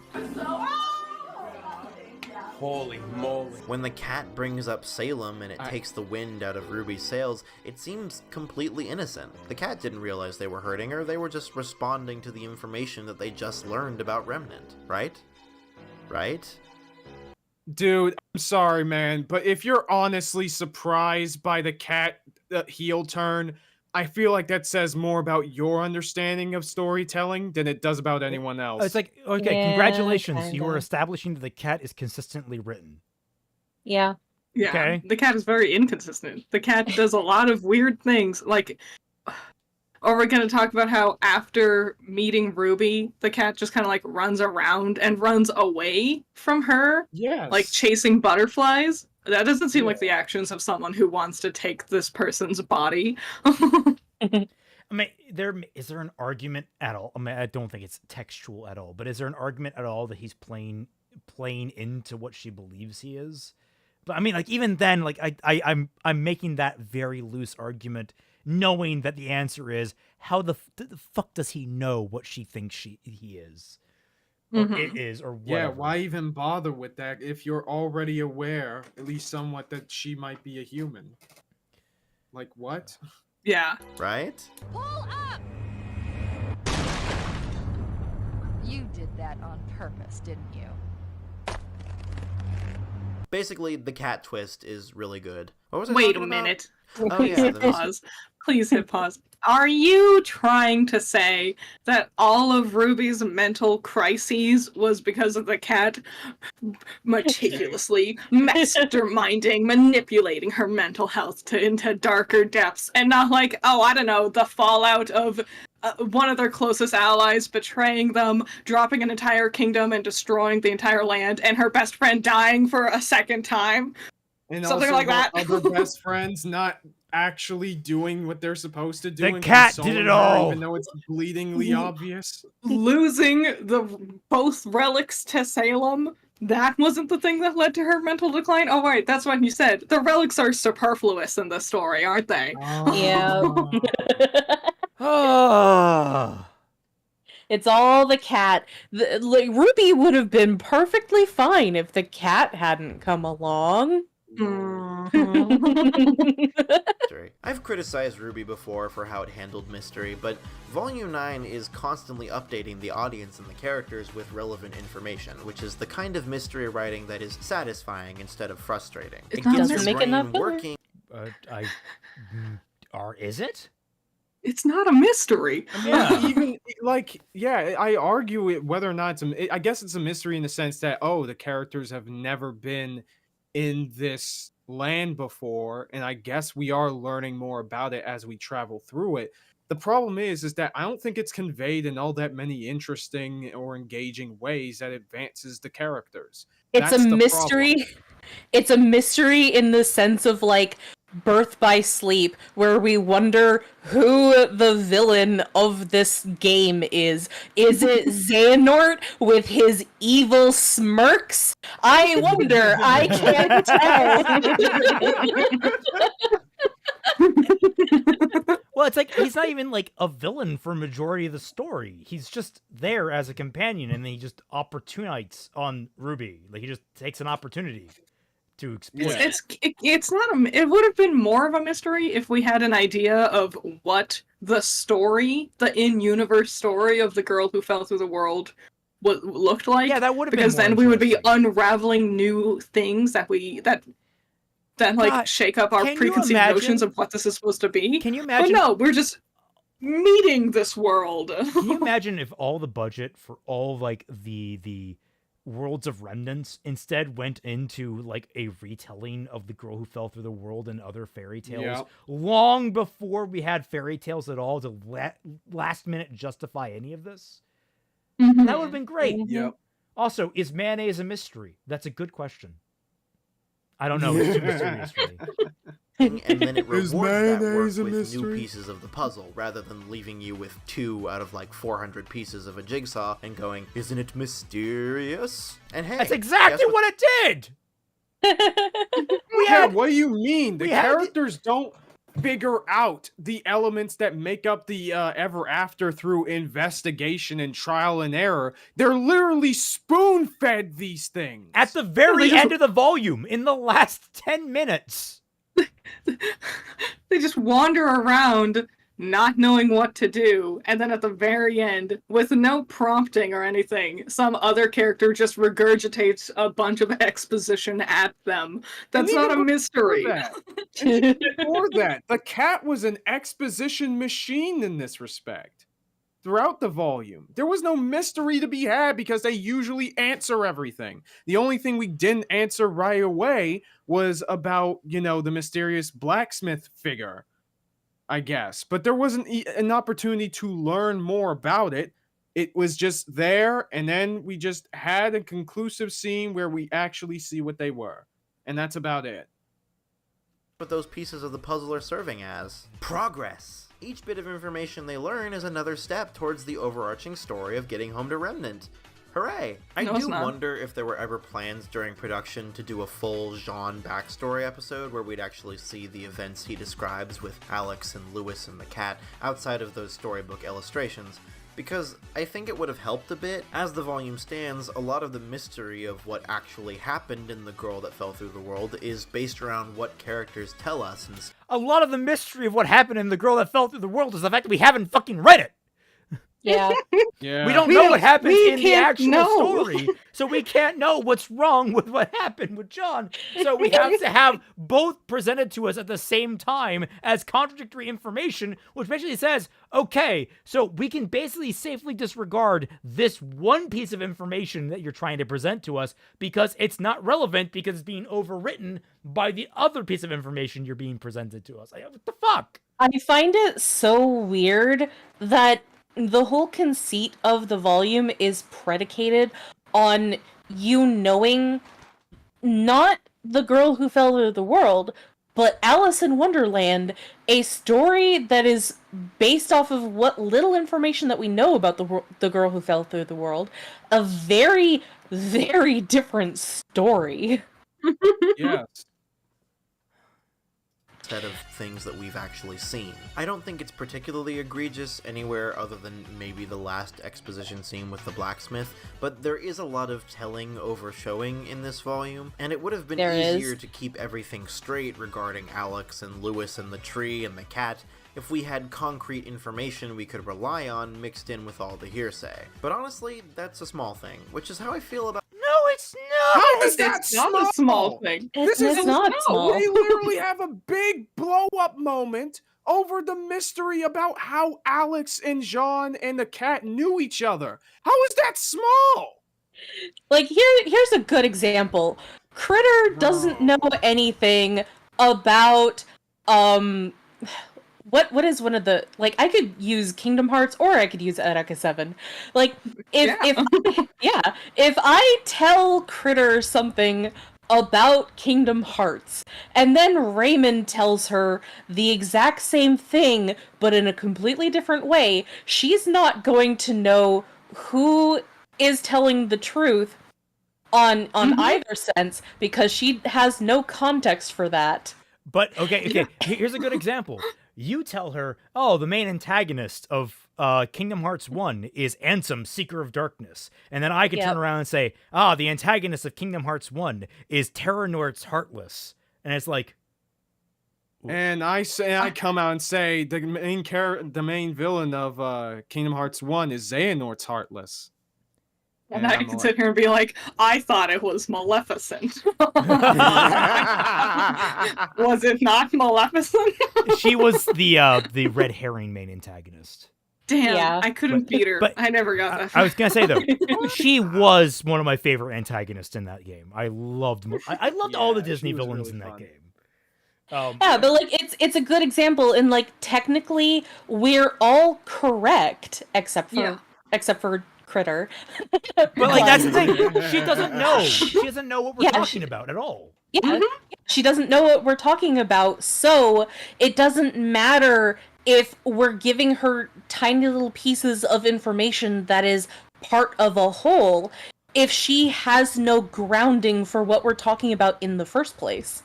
Yeah, because all of it is just going to be wild speculation that can literally be anything. Whereas in a mystery, yes, you have several different pieces of information, but now you can work them out in like a concrete way to say, okay, it can be this, or maybe it can be that based on X amount of information. He keeps saying this volume is a mystery, but then he said the main thing, the main catalyst that would make the mystery actually a mystery was a small thing. So, and not filler. Being a mystery doesn't make it not filler. I feel like he's losing, like, the point of his video. I don't think he ever had the point of his video. Yeah. About most of my criticisms about this volume, they're all finicky little things about moment-to-moment execution and how slight tweaks might have enhanced what they were going for. Oh, I know what I was going to say. By the way, that huge blow-up that we were talking about when it comes down to, like, you know, John versus the cat, that thing that you dismissed out of hand by the way you talked about things, yeah, that only led to what? Blake and Yang getting together, which was something you cited as a major relationship change as an effect of this volume. So I don't know, man. I don't know if you want to dismiss this shit. Sorry. Had to get that off while I was thinking about it.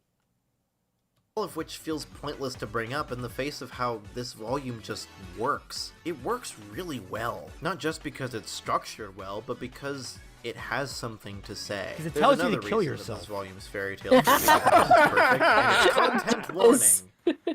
Well, perfect timing.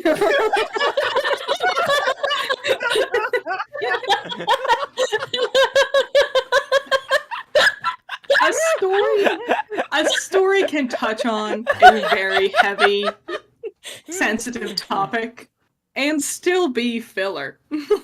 Yes. Like, are you kidding me? You're telling me that none of the filler in Naruto did not have anything to say? If anything, the filler in Naruto are incredibly repetitive because they touch upon the same themes about the cycle of war, the importance of friendship and never giving up, or the duality of man, really. Okay, But, like, a better example.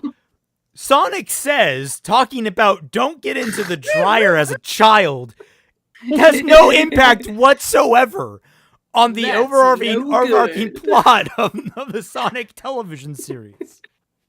And I wanna go back to like, because like Bleach and Naruto are like the fundamental examples of like filler, especially because Bleach had a whole arc that was dedicated to the filler. But like, when it comes to Bleach in particular, what is the difference between the canon arc of Bleach, where they have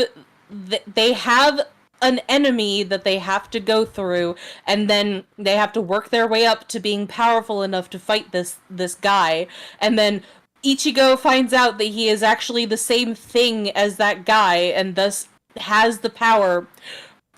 Am I talking about the filler arc, or am I talking about the canon arc? Like, it doesn't matter if that arc is technically filler if it's the exact same amount of content and the exact same kind of content. Like, it's the same thing. It still has the same elements to it. So how can you say that it is technically filler other than the fact that it's not canonical to the manga? But Also, even so, it's a different beast from the filler that we're talking about in RWBY. Yeah, and speaking of RWBY, since when does RWBY not have anything to say? If anything, RWBY's themes are incredibly obvious most of the time. They still suck. Yeah. Also, wasn't the theme that you wanted to talk about misconception? What the fuck is this? You're Yeah. Yeah. If art is about meaning, I should probably talk about what this volume means to me, which means Oh, now we're gonna get all like deep and personal. Yep, we're gonna get into some themes. Oh my personally, god. my dude, I don't care what RWBY's Volume 9 means to you. try to disseminate what you think the themes are, not what they are to you. There is a distinction between those 2 points. I am sorry. That means that we're going to be disregarding your pet theories as opposed to something that is much more concrete and dissectable. I don't know you very well, my dude. I don't want to know about personal shit with you yet. RWBY tried to talk about take me out racism. to dinner Also, first. Also, this is not a conversation to have in a video about filler. Yeah. This is a problem that I have a lot of times on the internet. Please, audience, whoever is going to make YouTube videos, don't trauma dump your audience. I was going to say, like, Especially the acceptable time to do something like this, and only in a limited capacity, is maybe trying to explain why you have personal bias in relation to something you are trying to criticize. I think that is probably fair. It's like, I have a deep emotional attachment to Unbreakable. It's my favorite film of all time. If I were to look at Unbreakable and try to look at it under a critical lens, I would probably struggle quite badly because I have such an emotional bond with that film, and it helped me through several dark periods of my life. However, I'm still going to give it a fair shake as best as I can. I just want to put my biases out there for everyone to see. That's like an acceptable way of going about this. This is you trying to defend the larger perception of something by using only your own personal lens. That is not going to change anyone's minds. I'll hold you to that, Electric Angel, by the way. Fairy tales, I'll buy you dinner whenever you want. You gotta finish it. You gotta finish writing it, so then I can buy it. So then you don't have to like be like, "Did you read that chapter I sent you?" I could just have it, and then I'll just read it. It's time to talk about the heavy stuff.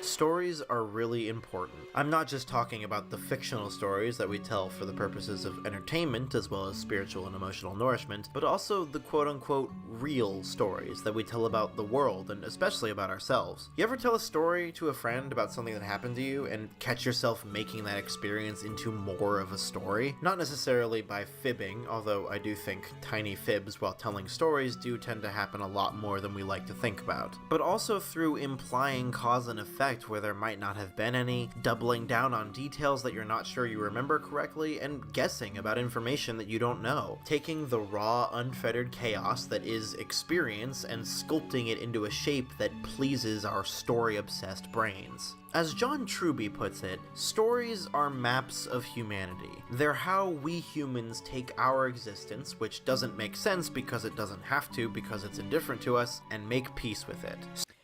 Okay, gotta stop there. First, I am citing someone much smarter than me. Look how smart I am by citing someone smarter than me. Very irritating tactic a lot of people use to make themselves look smarter. I don't know if it's the case here, but stories are just a way that we categorize like elements of people's lives. Like if you were to look at a single person's life over the course of their entire life, birth to death, there is no real story there. There are several like if you really want to get really abstract, there's no such thing as a story. It is an artificial structure that we confine around certain events to try and give it meaning and purpose, to try and understand and digest information in a way that is palatable to us, because human brains function in this way. I don't know what the deeper underlying drive is. Maybe there's the logical compulsion for us to make things make sense. Like, that might be the underlying drive of why humanity does it, but that is just what we do. If we're honest, a lot of our lives is filler. Yeah. Yep. Most of my life is filler. Most of my life is just sitting on my bed on my computer, to be honest with you. I have a very boring life. Story is also a good way to describe how we conceive of ourselves. We have an inner narrative describing where we're at and what our lives have been. When the hap starts fucking, we get hurt, we get down, but as long as we can fit whatever happened into our narratives, our minds do not, in fact, shatter like that of a Call of Cthulhu investigator. No. No. That is not the only thing keeping you. What? There are people that go through their lives without a fucking voice in their head. Like 10% of humanity that don't go that go through without an internal monologue. Yeah, that's weird. That's weird. Don't you get Also, bored But I get with by. yourself? Also, Do you not like, just sit there and make stories in your mind? How can they get bored? There's nothing to tell them they're getting bored. yeah. Why would you equate going insane because you're getting close to a godly being from outer space that has the power to fuck with your mind and equate that to something like this? I don't think that they're comparable. Yeah, I was gonna say, the narrative of I came across an eldritch being from beyond space and time that my brain can't comprehend is a pretty compelling narrative plot point in my life. Right. I don't think the problem of me going insane is going to be caused because I've lost track of where I am in the world. Yeah. Praise be to the great old ones. So, what happens when we can't do that? What happens when our stories about ourselves and our lives suddenly and violently stop making sense? Well, it turns out that's what trauma is. Trauma makes you ask, if the story I've been telling isn't true, if what I thought I was isn't what I am, then what am I? No, I don't think that's what trauma is, my dude. Trauma sure is for a very some- complicated thing. Yeah, I'm sure for Yeah, some it's people that very- might be how they would define their trauma, but this is again just vague posting. If you have a personal anecdote that makes you feel a certain way about the ending of RWBY, and you're going to try to equate to it into a video like this, don't be vague about it. Talk about your own personal experiences, you know? Yeah. And make it its own video. Because Yeah, it doesn't need to be make in this it its own filler. video, please. The insinuation that Volume 9 can't be filler because you had an emotional attachment to it, like, I can understand why you would see it's not filler, but that doesn't explain how calling it filler is bad criticism. Yeah, trauma is just the response to severe psychological stress, among other things, or external things that cause, extreme psychological stress. But it's not necessarily what comes with it. Can be the whole thing of, questioning yourself and your life and your decisions, but not necessarily. I have a nice... There are different responses to trauma. I was going to say, I have a nice, simple thing that isn't, like, world-shattering. I've talked about it before. I went to a film shoot in North Carolina. On my way back, it was a 10-hour drive between where I live and the place that we were filming. So I basically just drove, not straight there. I took breaks occasionally. But on the stretch back, I got caught in a rainstorm that was literally walled to, like, a wall of water. I could not see where I was going. And I ended up getting stuck in gridlock traffic. And eventually, even after the rain subsided, the roads were incredibly slick. I ended up spinning out and I fishtailed into the side of the road in gridlock 70-mile-per-hour traffic. Even though I can drive, and I do drive, whenever I do drive, I have this underlying tension now that never goes away. I can't get rid of it. I am permanently changed and traumatized as a result of this. And it's not that I didn't have a clear understanding of the risks of driving on a wet road during 70-mile-per-hour traffic. I understood it. I was put in a bad position by circumstance, and I suffered... I thankfully didn't suffer any physical injury, but I suffered psychological injury. And I just can't... I struggle a little bit with driving now. Just a little bit. Mm-hmm. It's not something that has to do with, like, my worldview was shattered. I was scared to fucking death. That's it. Yeah. Mm-hmm. I would honestly, this video, I would think, would be much stronger if it was just an honest deconstruction of why they think RWBY is really good. I think the filler argument is just a weird way to, like, kind of broaden this topic out more. Yep. Like, cut out the AI part, cut out all the definitions of plot. If it's you want to talk about how this volume was incredibly important to you because it spoke to you on a personal level, I would think this is a much stronger video. But because you've bloated it out for over 25 minutes with off-the-wall tangents that barely mean anything and, like, non-descriptors, it makes this concept suffer. I just cut off the filler of this video. Like, literally no one disagrees that RWBY, especially Volume 9, has themes in it. They have elements in the story that are meant to convey those themes. Literally everyone and their grandmother is saying is that the story is told shittily, no matter what the fucking themes are.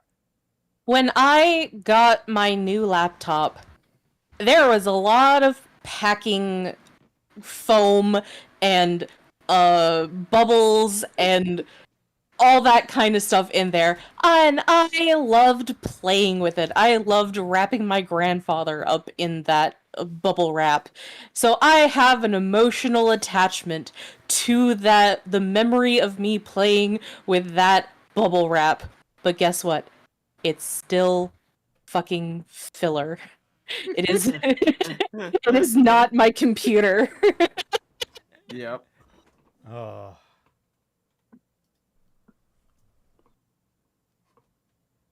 We got a super chat. Arc and RWBY. Noise Dude, Volume 9 being called filler must be traumatic for him. Two young heroes, both spinning an internal narrative heavily influenced by fairy tales. Jean seems to have been raised on gender role enforcing shit that the Brothers Grimm probably wouldn't even have to edit. You know, being the stoic masculine icon of safety. We don't know. Doesn't ever falter or look goofy. He never says it's only the men in his life that are the heroes. He doesn't just want people to be... He seems to have a pretty good relationship with his sisters. Yeah, and it's not gender specific because we're literally in a world where most of the strongest people are women. John might be the knee-jerk response to that, actually, considering how it looks like his sisters treated him. It looked like he was the black sheep, the underdog of his family, the one that, like, the younger brother that was constantly teased and toyed with. And maybe his masculine urges come from a fact of insecurity. Maybe he needs to feel like he's in charge of his own life because he hasn't been.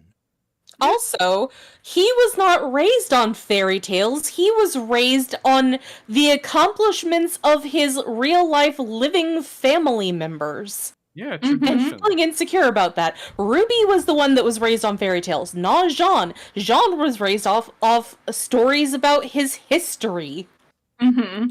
Saved, he wants to be the one to do it. Ruby, on the other hand, is enchanted by the romance of being a huntress, but also by the do-gooding, the idea that whenever her mother left until she cuts off Tyrion's tail and everyone gets mad at you for it. I will be forever salty that no one has the nuance that making the world a slightly better place. Unfortunately, the real world isn't the same as a fairy tale. Well, that's why we're here. To make it better. Yeah, Wait, but what like was that was Ruby acknowledging that the world is a a slightly better place. Unfortunately, the real world isn't the same as a fairy tale. Well, that's why we're here. Constantly amazed by how thematically relevant this seemingly innocuous conversation in Volume 1 continues to be. Except it was hasn't not innocuous. It was very overt. It is so not innocuous. Are you fucking kidding? I need. Are you kidding and I me? need to emphasize this. This is Ruby outright acknowledging, hey, the world is not a fairy tale, but it's our job to try and make it like one. It is our job to try and make it a happier place. But she's also in this moment acknowledging, hey, the world can be pretty shitty. She hasn't been a blind idealist. This is the moment that established for me. It's like, there's something more refined about Ruby. She's actually a little more grounded. She's not just naively jumping into this. Yeah, and it's not even innocuous. Are you serious? Every single story that uses the aesthetics, almost every single story that uses the aesthetic of fairy tales or trying to subvert fairy tales, literally has this exact same conversation. They literally go through the thread of like, oh, life isn't just a fairy tale. It's more complicated than that, man. You gotta deal with it. Like, what the fuck? What doesn't do... What? How can you think this is innocuous when we're punching in on a poignant moment with the music crescendoing in a cute little way in the background as our character has a moment to sigh and catchphrase? How's that innocuous? By the way, new Dead Rex art. Were we some kind of Suicide Squad? Yeah, of Kaiser opting out of this. Wait, what? Look at the art. Dead Rex art. It's thematic too. It's Kaiser doing a Volume 9. To make it better. However, fairy tales are simple, whimsical. The people writing them down. They don't. No. Whimsical. No, they can have deep themes in them, despite they're short. Short does not mean simple. Okay. Oh my god. Okay, man, I come back to this all the time. The shortest horror story ever told. The last man on Earth sat alone in the room. There was a knock at the door. That is a complicated fucking story right there. Like for the length, that is super deep and complicated, and you can go into so much, and that's why it's scary, is that it could be literally anything. And it could elaborate in any way whatsoever. The infinite potential of horror.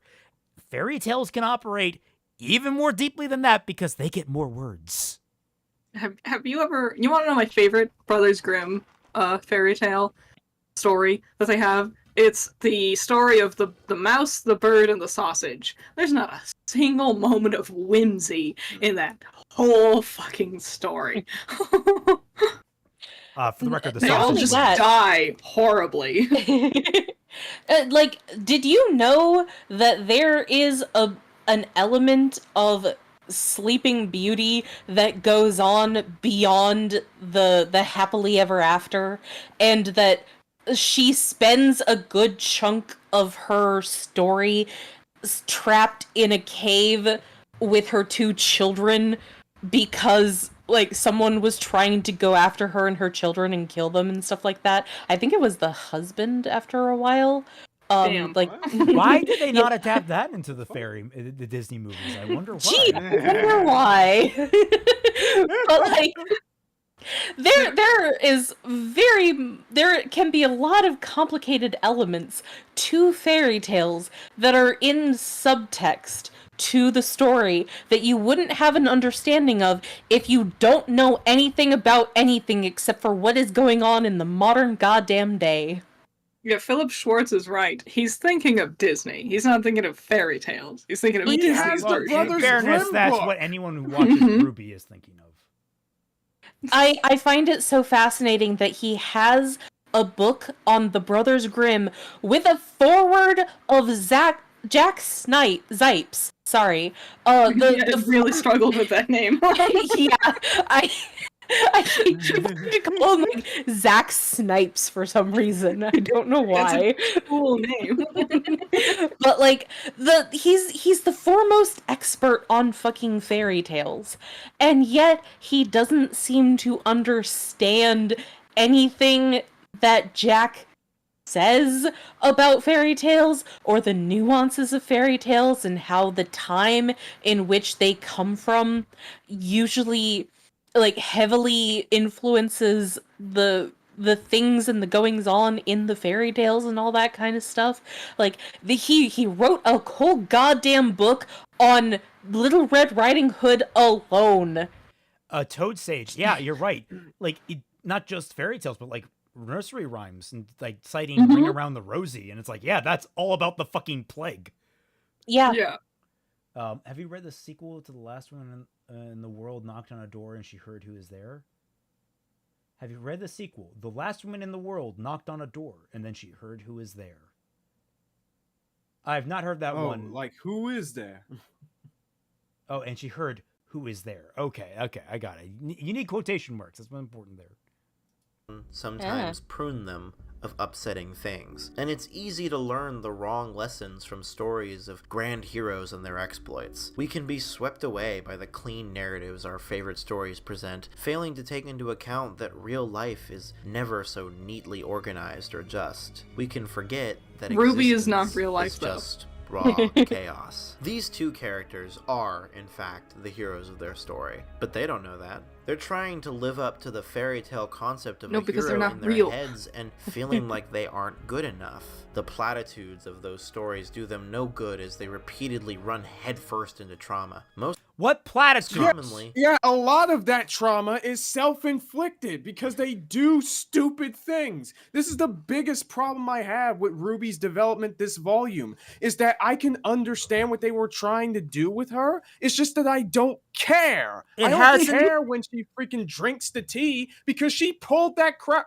She brought this on herself. The whole, like, fairy tale hero thing hasn't been relevant since volume 2. At most. Yeah. I always hate it when people try to like use real world like cognitive thought and processing to defend actions by these characters as if they are real people. And it's like, no, 2 writers for the majority of the story, 2 to 4 writers sat down and wrote down like a chain of events and wrote the story. Ruby Rose is not real. She didn't have a thought. She doesn't think anything. It's not. That's not how it works. The point of writing, though, is that you have to, like, the point is to make it seem as though these fictional characters that were written by people have these thoughts. But the thing is that they aren't written well enough that you think that. You're not tricked into it. Yeah, it's not a nuance. It's not a nuance to the character like a well-written story would have. It's usually, it's just people on the internet making real-world jumps for not real characters to excuse actions. Critter, have you ever seen people do that with Yuji from Jujutsu Kaisen? I haven't. Okay, no. Before we go off, guys, because they write him well. We're missing. I haven't looked at the internet space of Jujutsu Kaisen because I don't want it's too stressful being a fan space. A major point here. A major point here is you're not using the text of the story to support your point. You are supposing upon a character. Yeah. You should, if you want to explore a theme. God, her hair looks so ugly here. If you want to support a theme, you gotta use supporting evidence. That's the point of the story. The story conveys the theme by presenting itself in a fashion that supports it. You can then use examples from that story to support your supposition of a theme. And what do we call those elements? A plot. Yes, there we go. A Plottendorf. No. Death. I call them Pleakley. It's called the Pleakley, Spice best Fiction. character from Lilo and Stitch. Pleakley. I'm sorry, but your fan fiction about RWBY isn't canon, my guy. You need to let it go. I was gonna say, like, to be fair, there are things to support this route of development for RWBY's character, sure, and there's evidence in the text for it. You need to show us that, dude. And yeah, like I'm not opposed to this concept. The thing that's getting me is like this has nothing to do with Volume 9's filler. No. Yeah. The platitudes of those stories do them no good as they repeatedly run headfirst into trauma. Most commonly, death. That which haunts the human experience at every turn, and not romantic fairy tale death. To them, at least, it's messy, unfair, unsatisfying death, so much of which they feel like they should have been able to prevent. If they were... Okay, so Penny's death was unfair and unsatisfying because everyone was being an idiot in that situation. Yeah, Jean could have prevented that. But let's take another step, shall we? Let's ignore that part and say that she had to die in that moment. That was a heroic, sacrificial death that would pass on the maiden powers to ensure that Cinder never got them. That was very fucking fairy tale to me. Penny did not forget to live. The maiden stuff is superfluous to the story. The maidens and relics are superfluous, remember? Right. Also, Penny just did not want to survive. She had been suicidal throughout both of those volumes, I think, ever since she got the maiden powers. The moment that she ran into some kind of problems, she was like, just kill me immediately. Like, no wanting to save her, just immediately. RWBY, kill me and I'll make sure the power goes to you. Oh, Jean, don't try to heal me, just let me die and I'll let the power go to somebody else. She just didn't want to live anymore. She did an assisted suicide. Do you think Team RWBY was real torn up over Vernal's death? No. Or Lionheart's death? Nope. Do you think they really, like, did Weiss and RWBY really have an impact with Adam's death? Oh, definitely. I don't. Was Adam one of the people that showed up? No, he wasn't. Who was it that showed up? It was Clover that showed up for RWBY. That was fucking weird. Yeah, that was character. I don't think ever uncle's shared boyfriend. a word. Yeah. My uncle's boyfriend that I kind of knew passively. I worked my co-worker for 3 months. And even then, like, if the story was trying to build up to this idea, how about we actually had focused on RWBY's trauma over Pyrrha? Mm-hmm. That would have been interesting. Heroes that they're trying to be, they would have saved those people, and they didn't. But heroes also because they put on a caused brave it. Face. Yeah, sure, their loved ones keep dying, and the world is ending despite their best efforts to save it, but those are the moments where you just have to keep moving forward, right? Right? You are running out of it is what it is. Are you sure you want to continue? Of course the Ever After wears them. Okay, I like that joke, but I know that's the internet. That's an internet quote. So no points. Down. Jean, left to stew with a decision he made under intense time pressure to assist a friend's suicide. John, realizing I could have healed her like 3 different ways in this moment. Alone. For decades. Trying to make up for it. Failing. Losing his mind. Wanting to justify... No, you heard him. He said he wasn't losing his mind. His presence in the world with the fairy tale concept of a hero so badly... It's actually true. Like, if you're like with it enough to understand, what is it? It's like the catch-22 thing. Like, if you don't want to go to war, you would have to be crazy to want to go to war.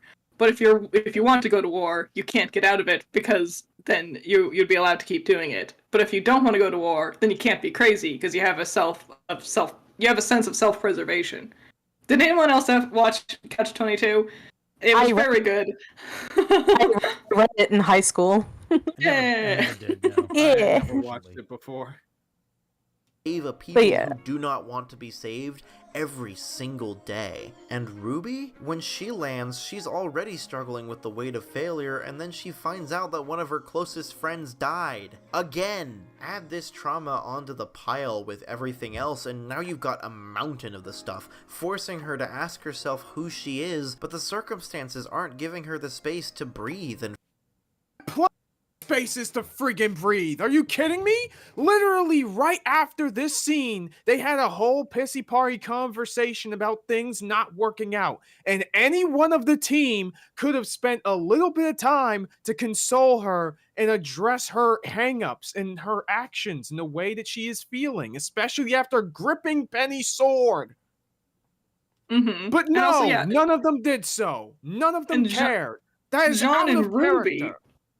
Jean and RWBY feel this way, but Weiss, Blake and Yang making out, having a grand old time? No, I don't think the weight of the murders is really doing much with them. Weiss threw a rock at herself. Isn't that funny? God, you know where Volume 9 really should have taken place? It should have taken place after Volume 6, because, like, that's, like, the peak of them not really having many consequences to their actions, and, like, things are okay, and they could have gone here and gone through whimsy and all this such and challenged themselves. Then Volume 7, 8, and 9 could have been, like, the culmination of something started in that mini volume. I still think that the Ever After should have gone after Volume 3. And RWBY using her silver eyes was the thing that took everyone into the Ever After, because it would have made more sense. I think the Ever After shouldn't have been a thing at all. Oh, yeah, no, I agree, but, like, if you have to have the Ever After, I think that it would have made a lot more sense if it came after Volume 3. Yeah. I mean, if you didn't want the Ever After to be a thing at all, just have Team RWBY be smart by A, sending all the civilians to freaking Argus instead of fucking Vacuo, and B, making it so that none of the villains can get through the portals. and figure it Let's out. try to finish Her team this. doesn't know what to do. They're counting on her, and the Ever After it's No, they don't discuss it at all. Oh, What the fuck? They don't discuss it until RWBY has already drunk the suicide juice. itself, particularly the fucking cat, is pushing her to be that hero. So she has to keep going, even as she wonders constantly if she should just give up. She runs out of spirit and effort to give, so she starts giving away pieces of herself. He's writing fan fiction. Slowing down for a moment because No, she only gives away what she is making the necessary trades, knowing they are in a bad situation and trying to improve their odds of survival. These are Also, not the mom's emotional emblem. giveaways. These are desperate giveaways trying to solve a problem. Also, her giving away her emblem like that is dumb, because she could have just handed the teapot lady a bullet and been like, "This is the threat of survival," or something like that. Well, she just said some bullshit this has thing. the The exact teapot same- lady would have traded anything. This has the exact same amount of emotional weight, too, because this has never come up ever before. no.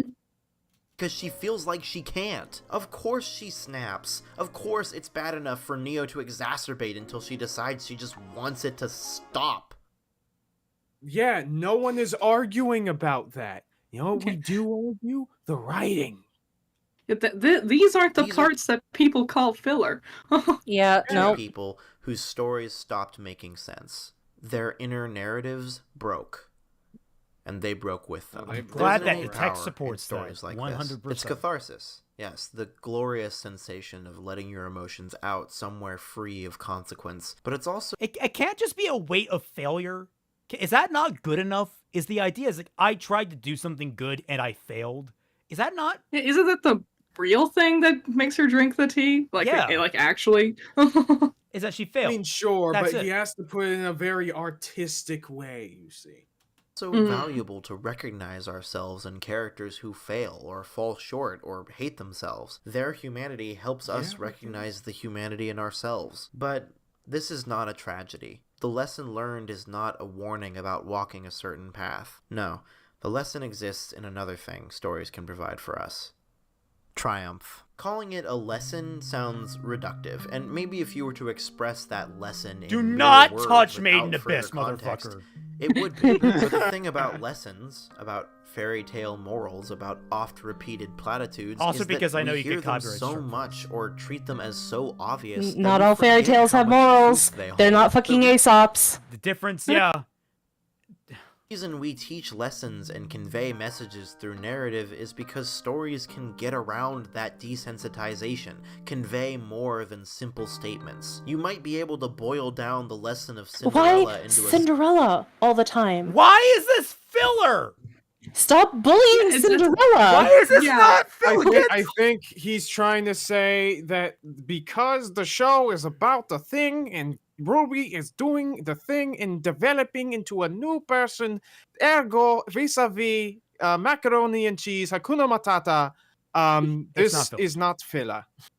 If he wanted to make like an argument against the filler claims, he should have taken someone's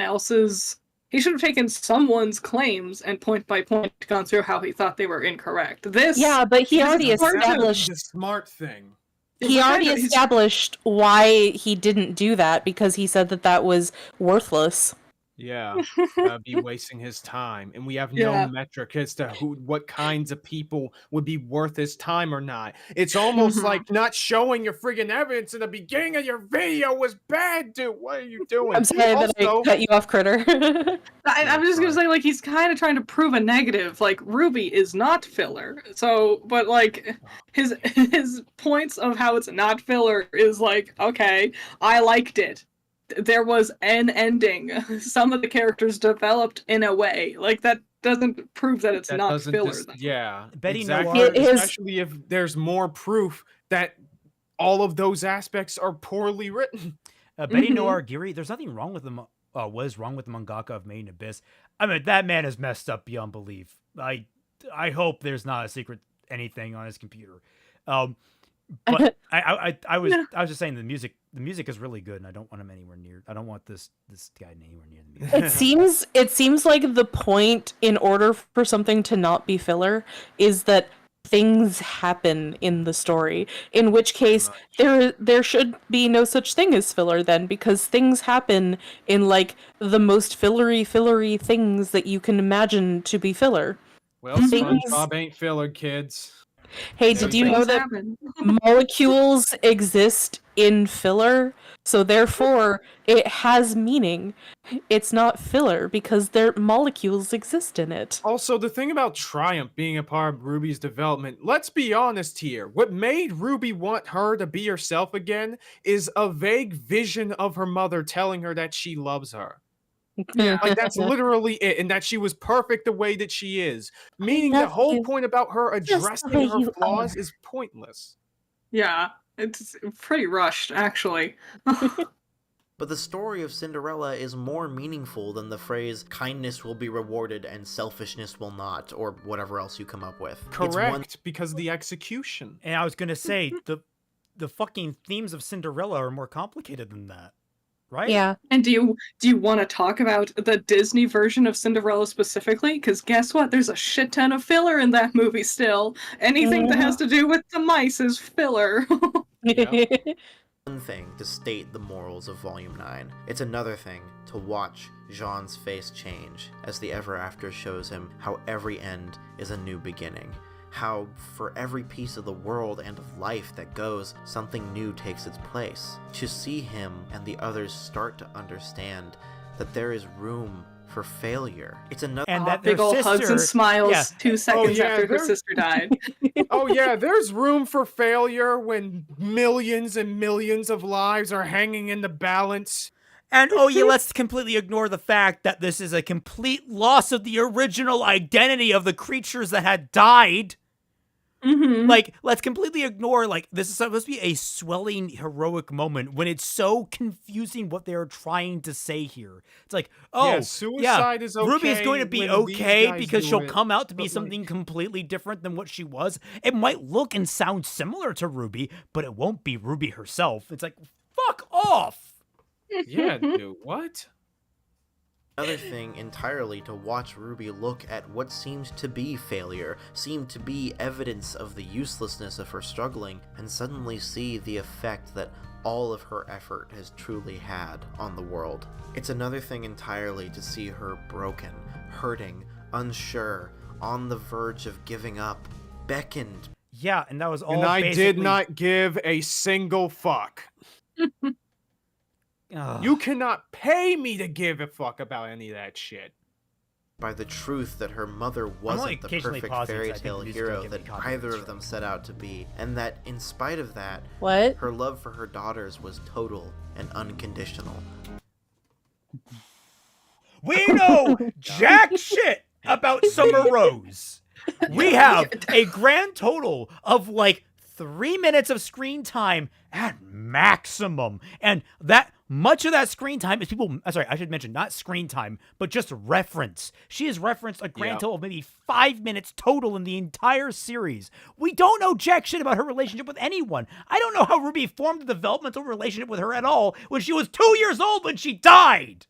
I know that I mention this every single time that Summer Rose is brought up, but like the difference between Summer Rose and Kyoko Honda is phenomenal. Yeah, from Fruits Basket. Like go watch the Fruits Basket, everyone. Yeah, go watch Fruits Basket. It's amazing. But like the fact that in the grand scheme of things, Summer Rose is supposed to have had as much of an impact on Ruby Rose as Kyoko Honda has had on Toru Honda is night and day, because we actually see the impact that Kyoko has had on her daughter, whereas we're only told of the impact that Summer might have, I suppose, had on RWBY, because RWBY says, oh yeah, my mom had a big impact on me. Whereas, like, we get to see the impact because Toru's whole personality is shaped around her mother. The fact that she tells everybody stories about what her mother has said to her or taught her over the years that she was alive, and helps them get influenced by the teachings that her mother had given to her. Like, those are much more impactful than whatever the hell they're doing with Summer and RWBY. Yeah, because, like, by comparison, if you were, and up until this point in the story, if you remove any of the mentions of Summer Rose prior to the story, nothing would change about RWBY or her development as far as the viewer is concerned. Yes, it adds another layer, but that layer does not get peeled back in any degree. There's no consistency. That layer is a sticker that has been slapped on the top. That's about it. Yeah. And it can peel off just as easy. It's really weak glue. Right. Right up until their last moment together. It's another thing entirely to watch Ruby Rose choose herself. Suddenly, even the most painful things in the world, they make sense, and they can be part of their stories. And the same goes for you. That's the power of storytelling right there. It doesn't just teach, it shows. So the other gravitas. And inspires. And that's what Volume 9 does, maybe better than any other volume. Volume 9 cannot be filler because it matters. It matters. It does that thing that stories can do that makes them so much more than information or simple statements. It takes a platitude that you've heard before and makes it transcendent, makes it so much greater than the mere words you use to express it, but at the same time somehow makes those words more powerful, as if filling them up with all that meaning, giving them the ability to actually answer the question that everyone won't stop asking. What are you? Filler. Yeah. You're fucking filler. That's what it is. Motherfucker, you cannot just take the characterization of goddamned Rico from Made in Abyss, slap the main theme from the end of season 1 on there, and then transcribe that onto RWBY. You are an asshole for that. RWBY matters. It can't be filler because it matters. What do you mean it matters?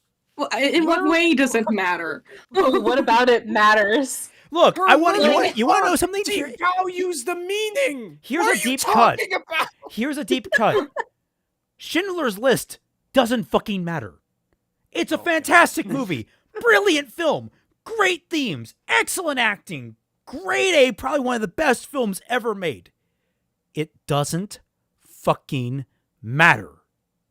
It does not matter in the grand scheme of all of human existence.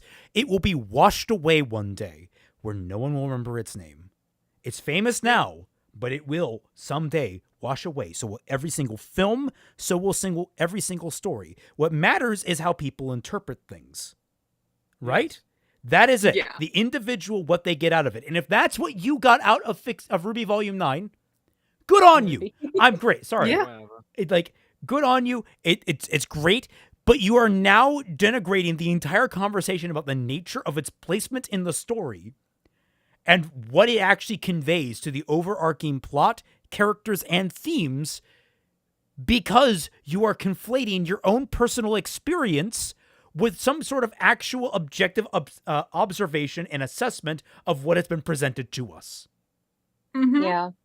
Like, he should have named this video "Why Volume 9 is so important to me," or "Why Volume 9 matters to me." Like, You mean trying literally to what he paint should it have as done? this, yeah, trying to paint it as like this filler concept when it barely had anything to do with filler. Well, the thing is, weird. we know why he titled it this way.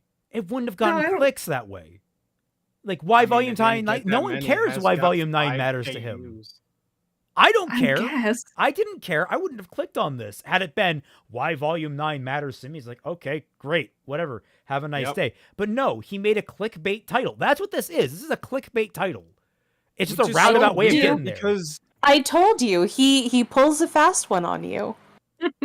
Which is so weird because he made that was his Spider-Verse video, his first Spider-Verse video that really, initially blew up his channel a whole lot. That was really good and he tiled it simply, and as far as I know, there wasn't as much, dribble as it is here. But it's so freaking stupid and most importantly dishonest, because you mean to tell me, Blizzic, that no one who has criticized, a majority of the people who were criticizing this volume and saying that it was filler, didn't understand that any of these themes? Really? Are you fucking serious? When they were blaring up in all cylinders in their faces? Because RWBY We will... have... How many RWBY people are watching us in chat right now?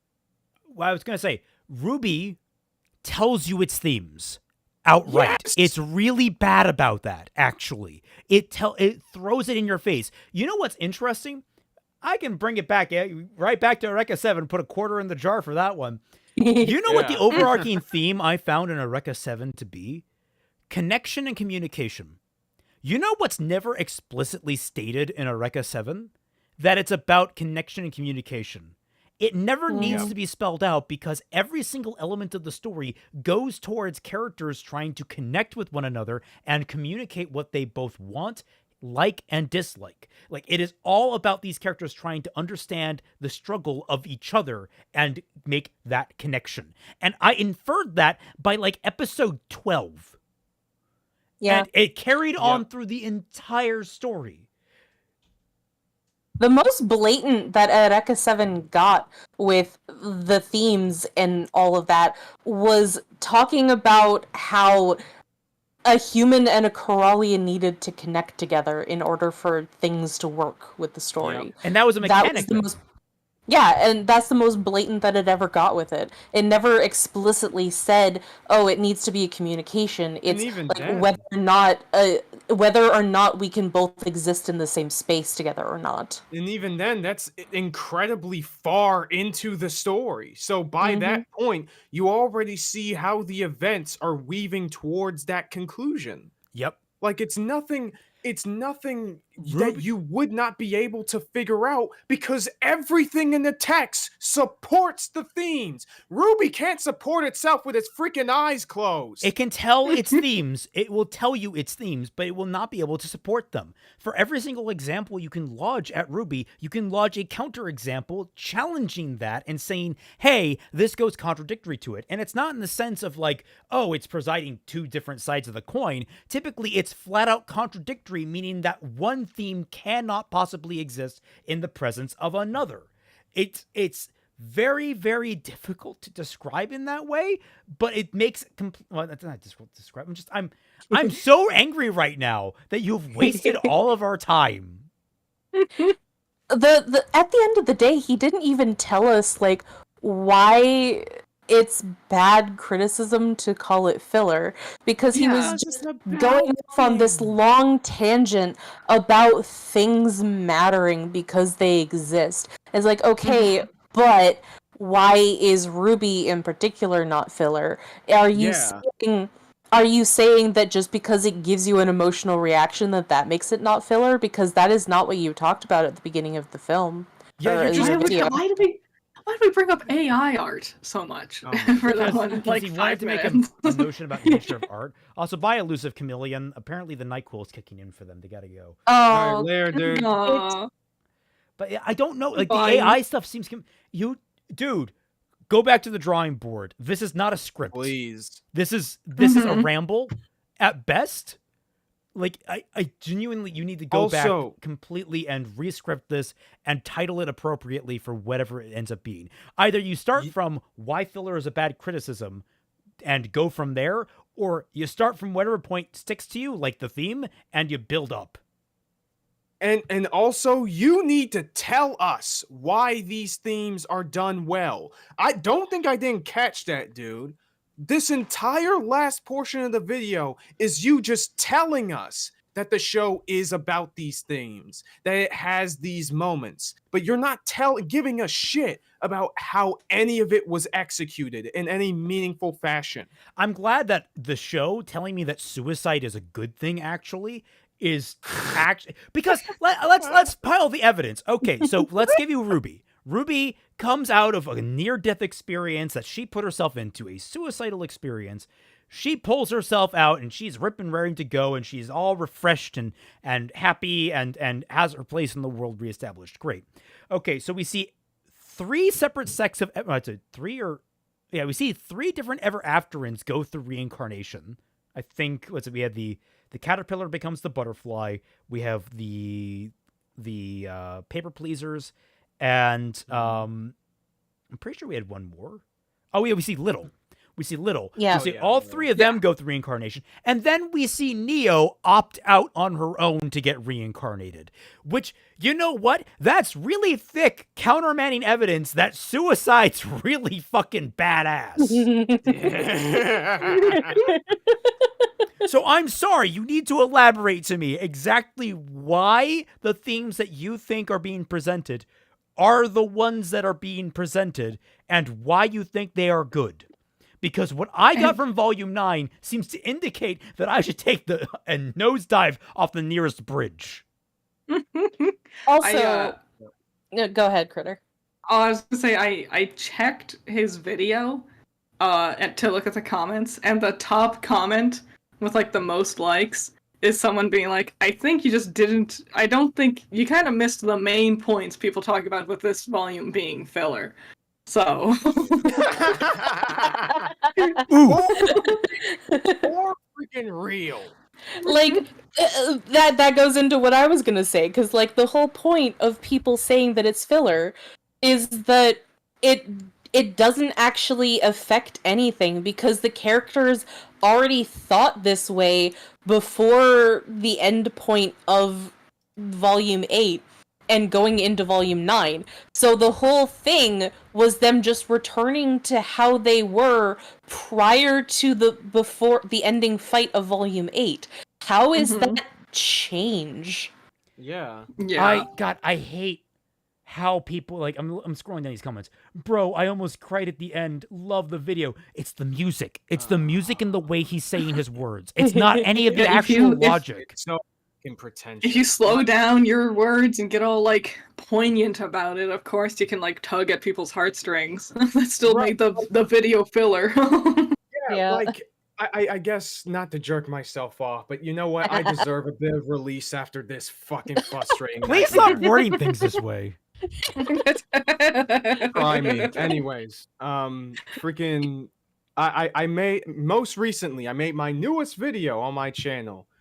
This fight is World Trigger. I'm putting the video in the chat in case anyone else hasn't watched it. In it, I basically used a fight in World Trigger to facilitate what I believe is one of the major core themes of not only the show's main character Osamu, but also the themes of the story, which TLDR is about compromise and cooperation, right? Because in so many different ways, the characters have to compromise something in order to meet halfway to get the best result that they can, and maybe not the best result that they want, but the best that they can, right? And it would be one thing if I just, play all this sad music and be all like, oh, World Trigger is about this and that, and it does all this and that. But I saved that at the end, and everything before that was the evidence. I show you Osamu compromising in order to not only become the best, basically, hero that he can be, but to improve himself in a way that is not traditional of most shonen protagonists. Like, I even give you a freaking stylized recap of the scene so you can see that shit for your damn self. What I'm trying to say is, give me the views that Blizzic got, okay? Ryan Carson, Kaiser Shonen. Kaiser, get a partner. Oh, damn it, Ryan, you deleted it. It was get you a partner that treats you right. It was into the whole jerking yourself off. Someone said, little becomes somewhat, and then I had an immediate thought, like, size becomes kinda. But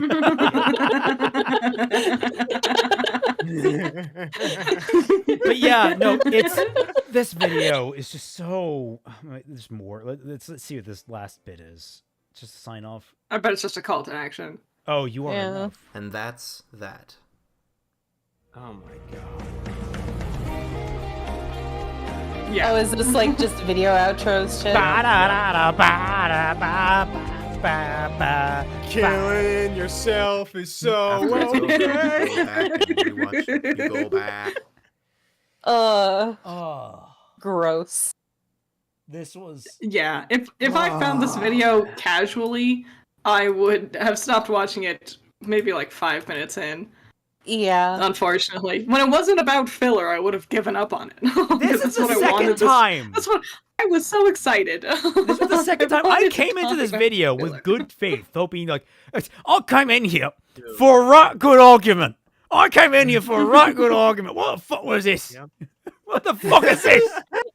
I came into this video knowing that I had problems with the way that this guy made his videos, and I still came out disappointed. Holy crap.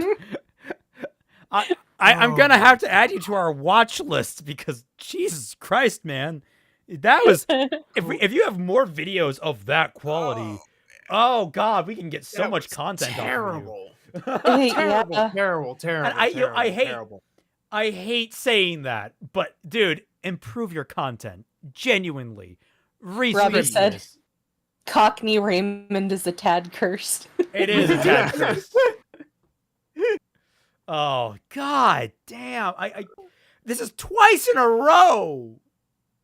It is insane. Oh, well, I guess not in a row. Really we had a break in between. Just like tweaking some things, like titling the video differently, focusing. That's the biggest thing. Like, you look at your script and you feel like you're like really getting off point. There's so many times where I just like cut out a bunch of stuff from my scripts. I'll even like record the audio, sometimes even like edit parts of it, but I'll be sit there and like, this isn't adding anything. I should get rid of this part. Look at your scripts. Now back to me. Look back at your scripts. Now back to me. I am not your script. Thank God. I don't like people writing on my skin. Yeah, like, dude, would it be really stupid if in my freaking video about the racism conversation surrounding Freerin, that like after barely even addressing the arguments that people are making about it, I just say, "Oh, but what does Freerin mean, guys? Let's talk about what Freerin means, okay? We should talk about that." It's like, bro, no, this is not how you handle this. This is not It's the cash money. condescending and pretentious. How did I like the referencing of the fairy tales? It wasn't as bad as what you kind of made me believe it might be. I thought that he was going to say something like really bad about fairy tales and I was going to go off on a rant, but it was like, no, it wasn't that bad. Like I added some nuance to what he was saying because like he was technically right in the fact that the Brothers Grimm meddled with the stories that they set out to collect. And I talked about that and how that ended up like destroying the story of Little Red Riding Hood from a story about a girl becoming a woman and coming into her own and triumphing over something that was going on in her life into just being an idiot and having to be saved because she is a big dumb, and girls need to just stop being girls and just sit there and be worthless. You know, I'm thinking... Well, the video's great, right? I was gonna say, I'm thinking now. I don't know if I've ever watched a video with a sappy outro like that ever work. I'm trying to think of a single one. I think the one that comes closest to it is Shammy, the guy that uses an owl for his avatar all the time. He had a Mother's Day video that I think ended on a very sweet, like, because like his video was all about him trying to explain, what was it? What's that horror? It's the one that. Oh, it's the one with the video camera and the Outlast. He's trying to explain Outlast 2 to his mother, which is a really bizarre, like, merging of things. He's trying to explore this violent horror game with her, or explain it to her through this video.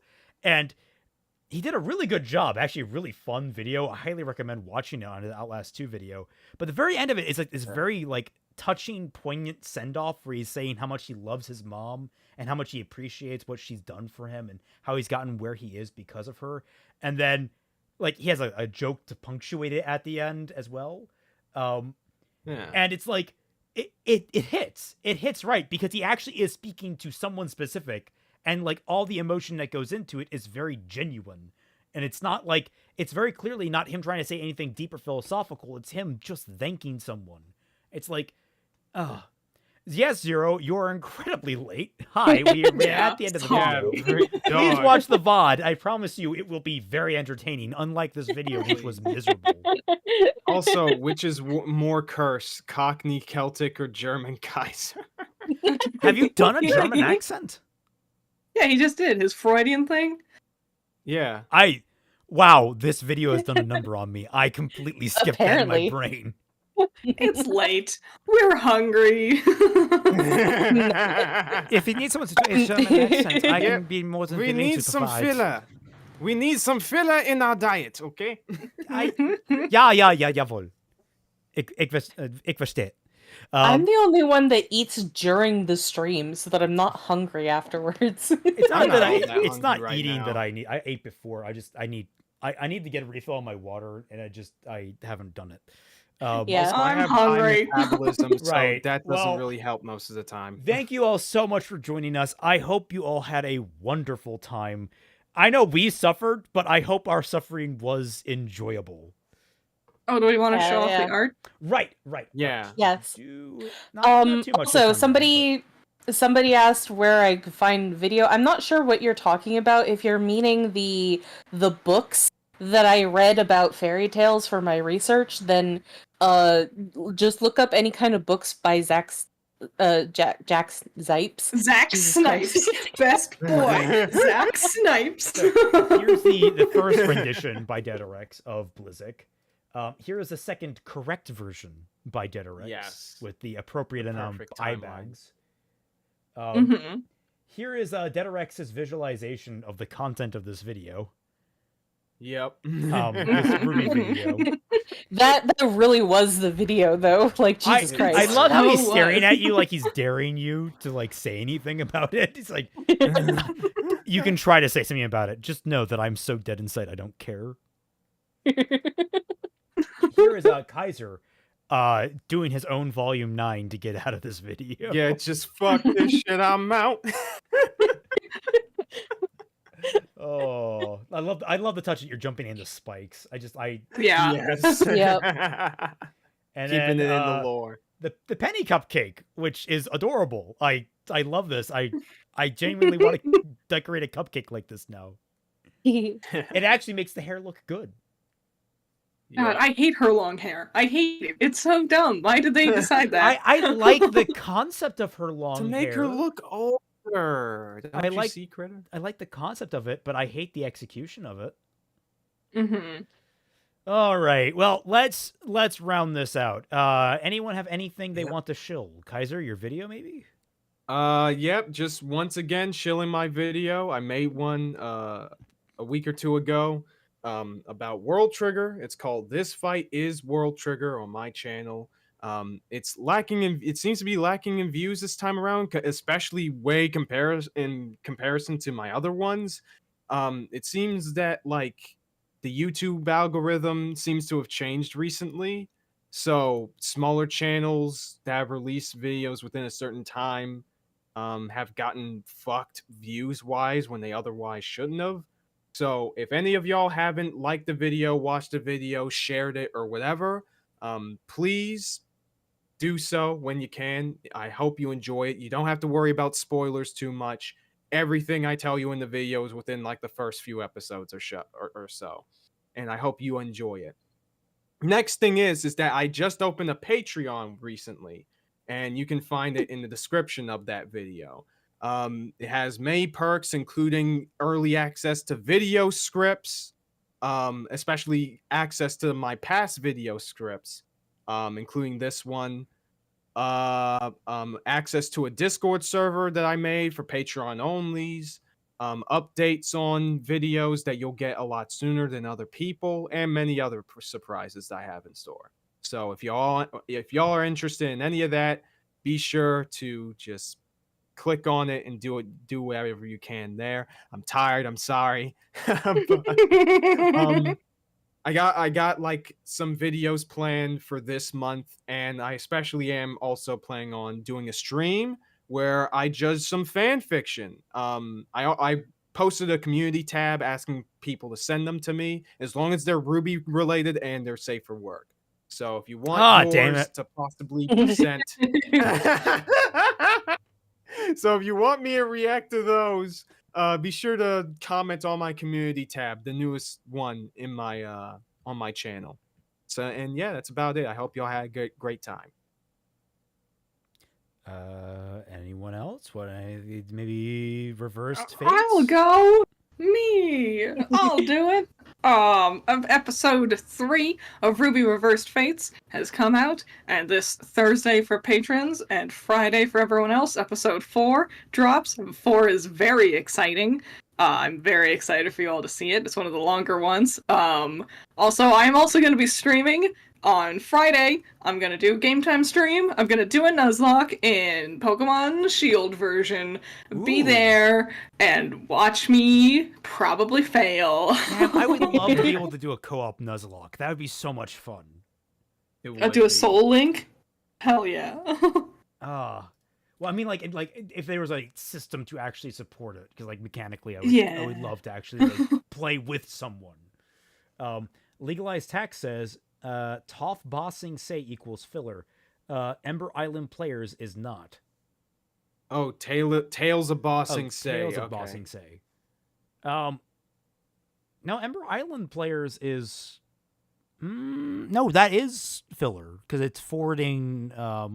It's filler in the sense that I defined filler, in that it's still forwarding things about characters and such. It's just not, directly related to stuff. It was an episode recap It was a recap episode, but done in a really unique way And that was fun, really and, interesting. like, all the characters were like, their relationships were developing.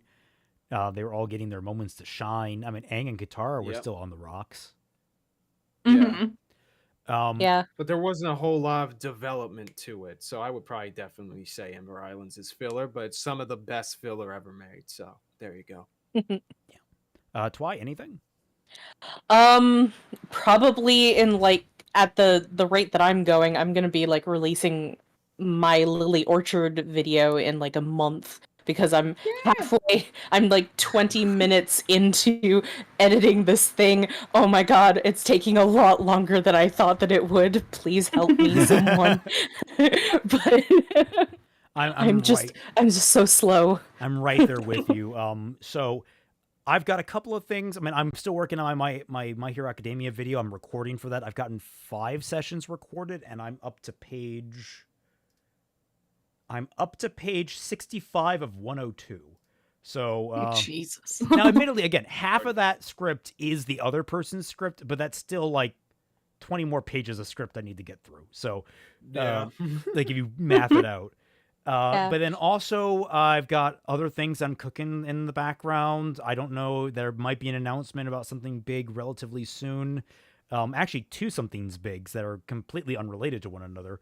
But the biggest thing that's coming up is on July 13th, over on the Summer of RWBY YouTube channel, I will be hosting a panel discussing the development of Fixing RWBY. And who knows, there's going to be all sorts of fun things we talk about with the history of the development of the series. And it's, I think, going to be the last live stream of the entire Summer of RWBY.